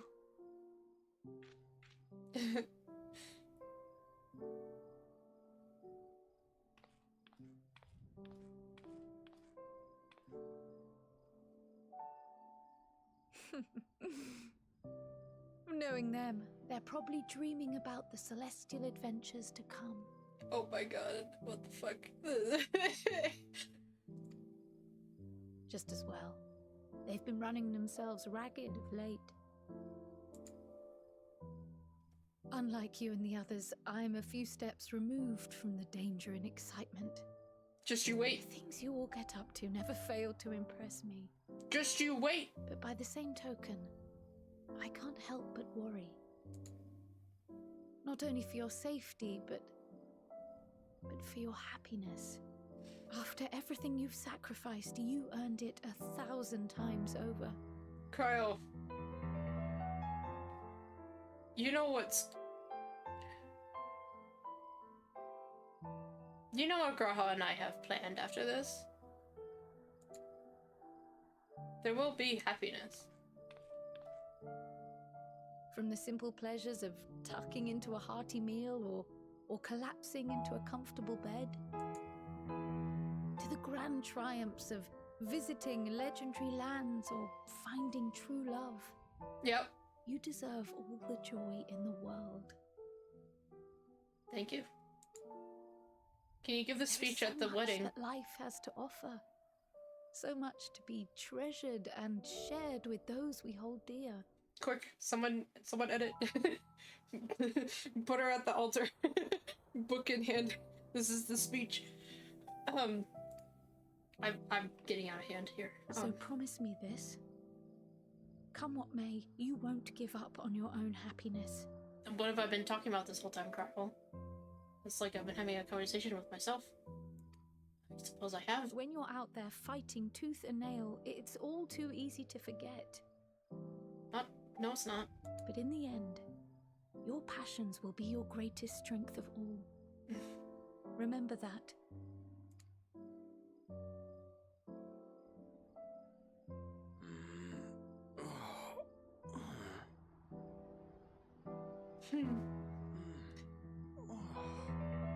This feels familiar. I know it does. It's every morning. Good morning. Well, 'tis good to be...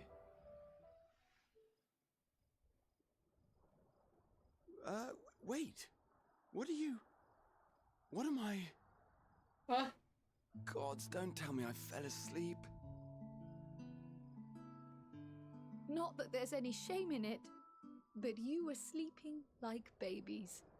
Oh, how embarrassing.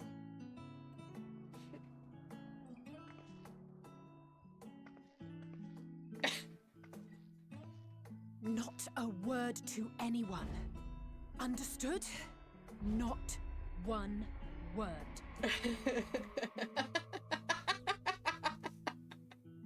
I'm told that sleeping in proper beds of your own choosing is a much more effective way to prepare for battle. Battle? Battle? I don't... So, what were the two of you doing here? Oh, you know,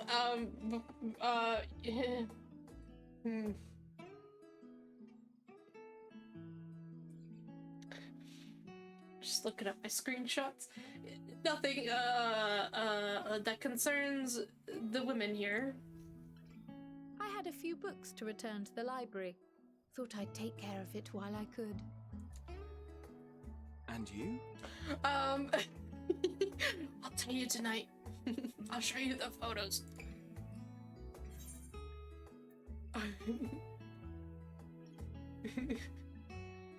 I mean,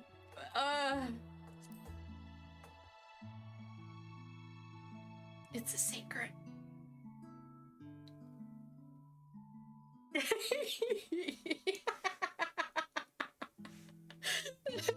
That interaction could have gone better.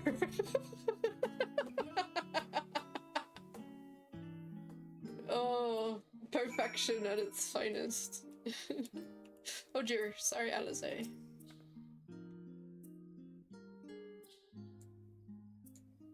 No! Because I didn't realize I was so tired when I was resting my eyes, and the next I should go and get some air, maybe a quick bout of training, but not sleep. I'll sleep when I'm dead. Verge, no! No! Our goddess, you can't do this!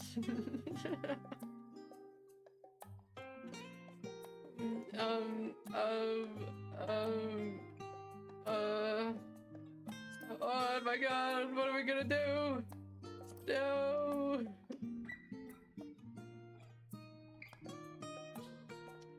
I sworn there was one in here.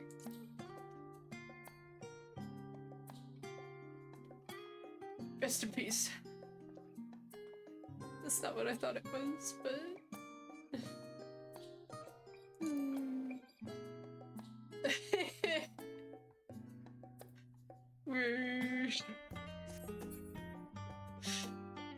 I don't think I have the, like, despair one.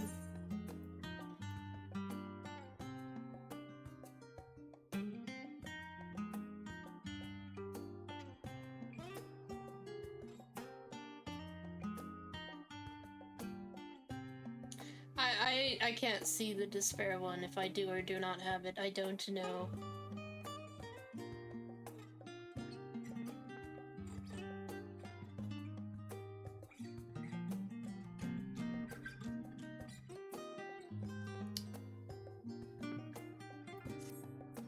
Well,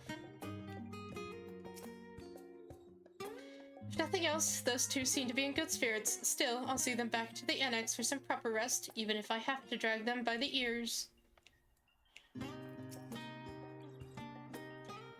That's enough reading for one day. As we don't know how long we'll be away, I'd best return these books before we depart. And eat. I'm absolutely famished. What about you? I'll have some dinner with you.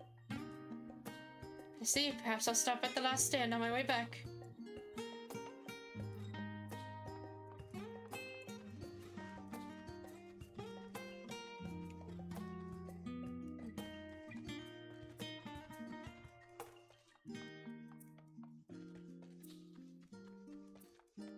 Guys, my face hurts from all the smiling. It hurts a lot, I'll be honest. My god. My face hurts. Oh. It's almost Y'shtola.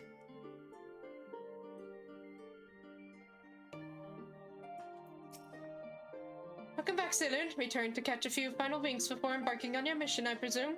You'll be happy to know your chambers have been cleaned and fresh linens laid out. I pray you enjoy the sweetest dreams on this final night before the big day. Is there a cutscene after this? I mean, I suppose that's fine. We can stop before we say, like, let's go kind of stuff. Or even just ending this quest. Well, okay, there is a cutscene, but I won't say let's go yet or anything. That night at the Royal Menagerie in Alamigo, oh fuck. No, we don't need this. But also thank God we didn't wait until next week to start with this. But why? Why must you do this to me? And bring me back here of all places? What the fuck? Oh, is that Xenos? You know what? You're forgiven a little bit because Xenos is here. I don't really know exactly what's happening to him. What the fuck? You have octopus hair now? Xenos? Are you visiting your own grave? Or but it's where you died, yes. Okay, I don't really know what that's all about. You will never get what you want. Not even the battle you pine for so dearly. Oh. Alize, his words, he remembered them.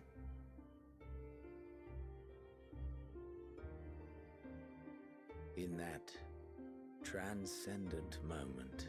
Yeah. What was it that I sought in you? I don't know how to put this if you couldn't figure it out for yourself. But, you were so excited. And what was it that you sought in me? Oh, well,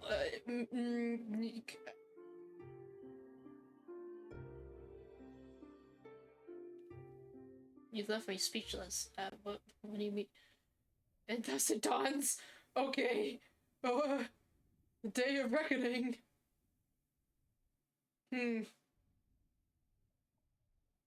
Wish there was a bit of a break there, but that's okay. Well. I'm fucking ready. Look at that. I got the perfect fit. It's all good, man. I'm gonna go stand next to my fiance. Oh, he even looked back for me. Oh my god.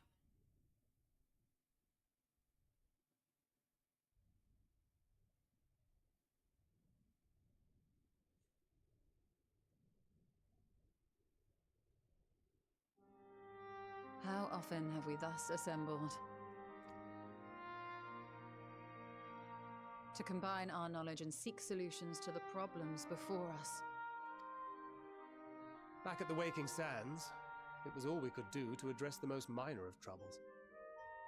Who could have realized what we'd find when we began to look to the sources of the realm's woes? At the Rising Stones, we made great strides and shared many moments, from the joyous to the sorrowful. We've had occasion to call other places home too. Be it Ishgard or Kugane, we were fortunate to find sanctuary wherein we might take stock and continue our fight.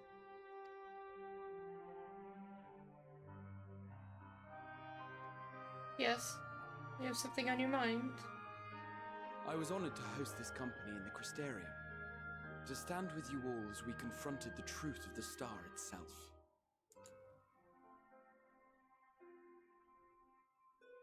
And now from this place, we go to fight the most important battle of all.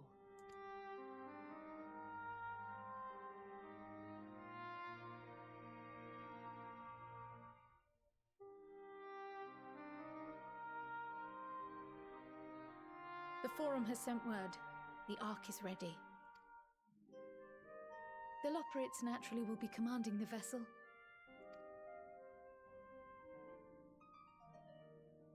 They will see the 8 of you to Ultima Thule.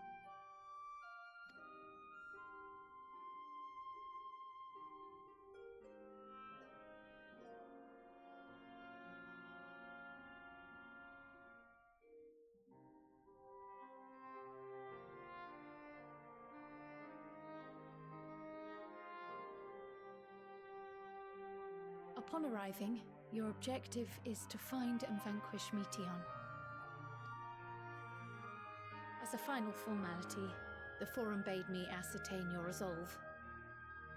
So, are you certain you wish to do this?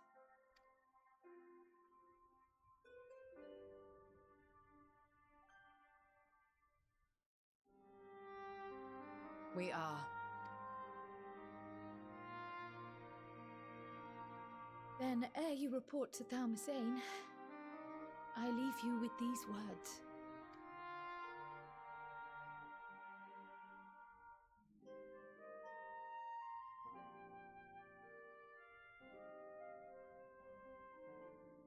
You must triumph.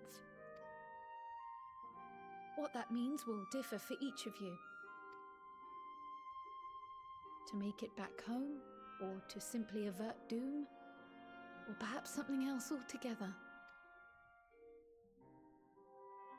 Yet whatever it is that drives you, I have faith in its power to see you through.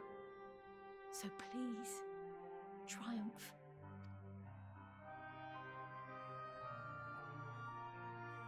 triumph, as we who remain behind believe you will.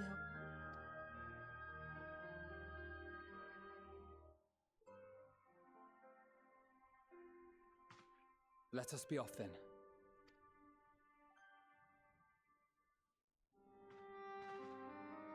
Daru! Wait!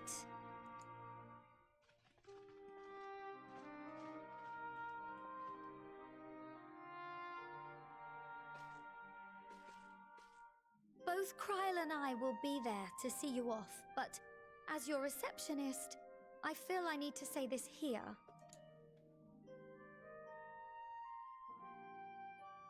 Safe journey, all of you, and be safe.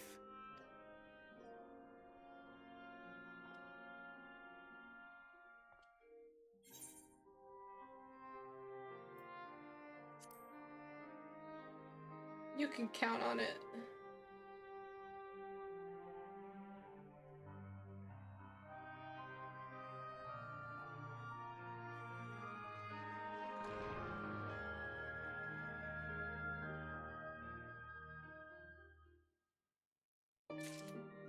Okay. Whoa. Rouge. You...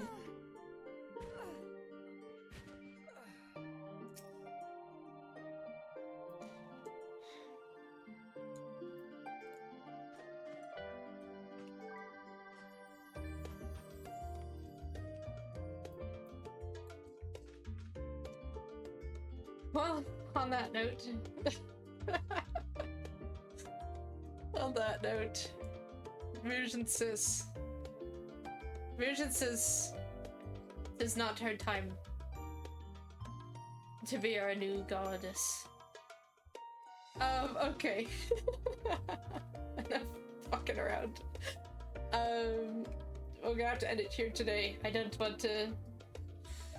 For exposition's sake, and it's just about time anyways.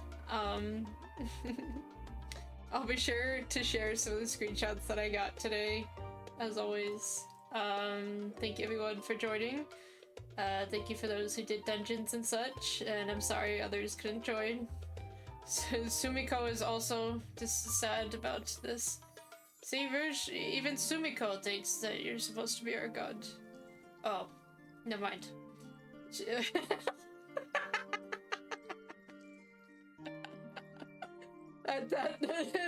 That shifted gears a lot in a direction I wasn't expecting. Also, she looks like the gal from the Virgian is enough bullshit.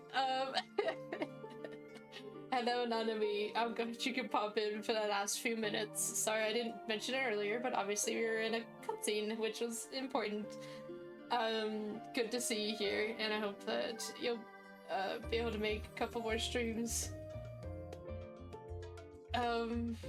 Yeah. So next stream is going to be unique. We'll see how that goes. Hope I'm enjoying the story. Dude, you know I am. We need to Fall Guys? Oh. When does that end? When does that end? I don't know what the time frame is for that shit. It's around for a bit, right?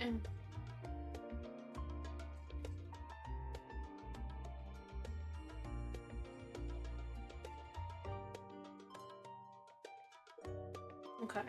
We will... I don't...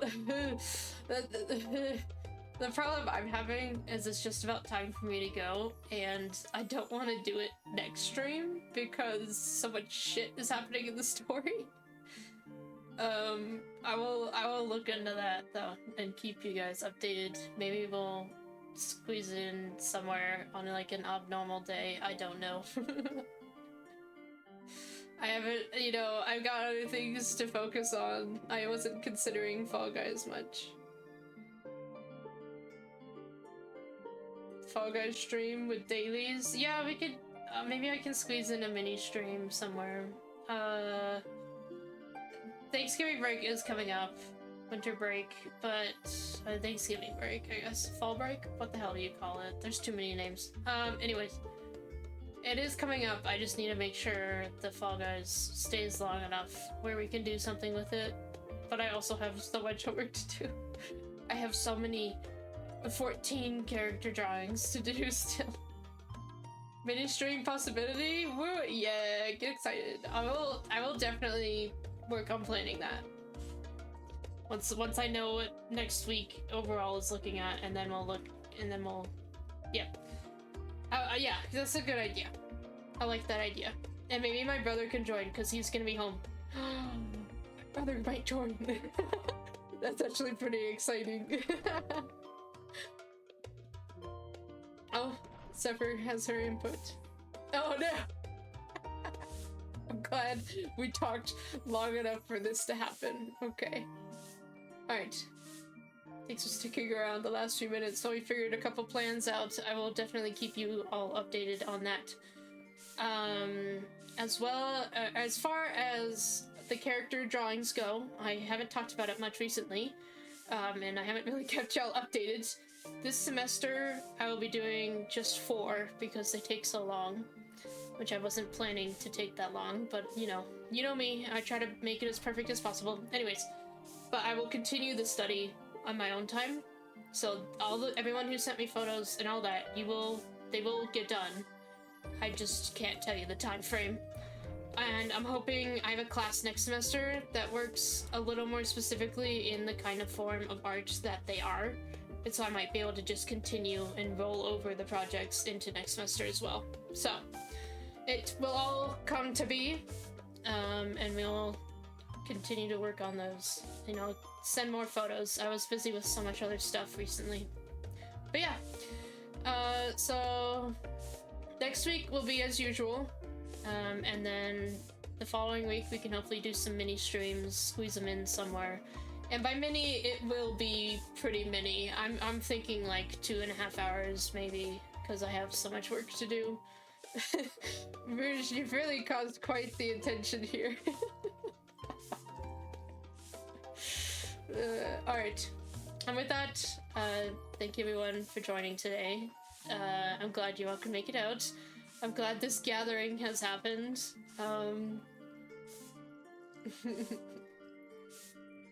And yeah, so video will be up early, beginning of next week as usual. If anyone hasn't yet, join the Discord, and yeah.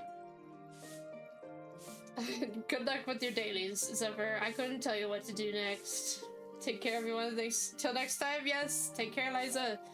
Have a good night, a good weekend, and a good week. Goodbye, everyone.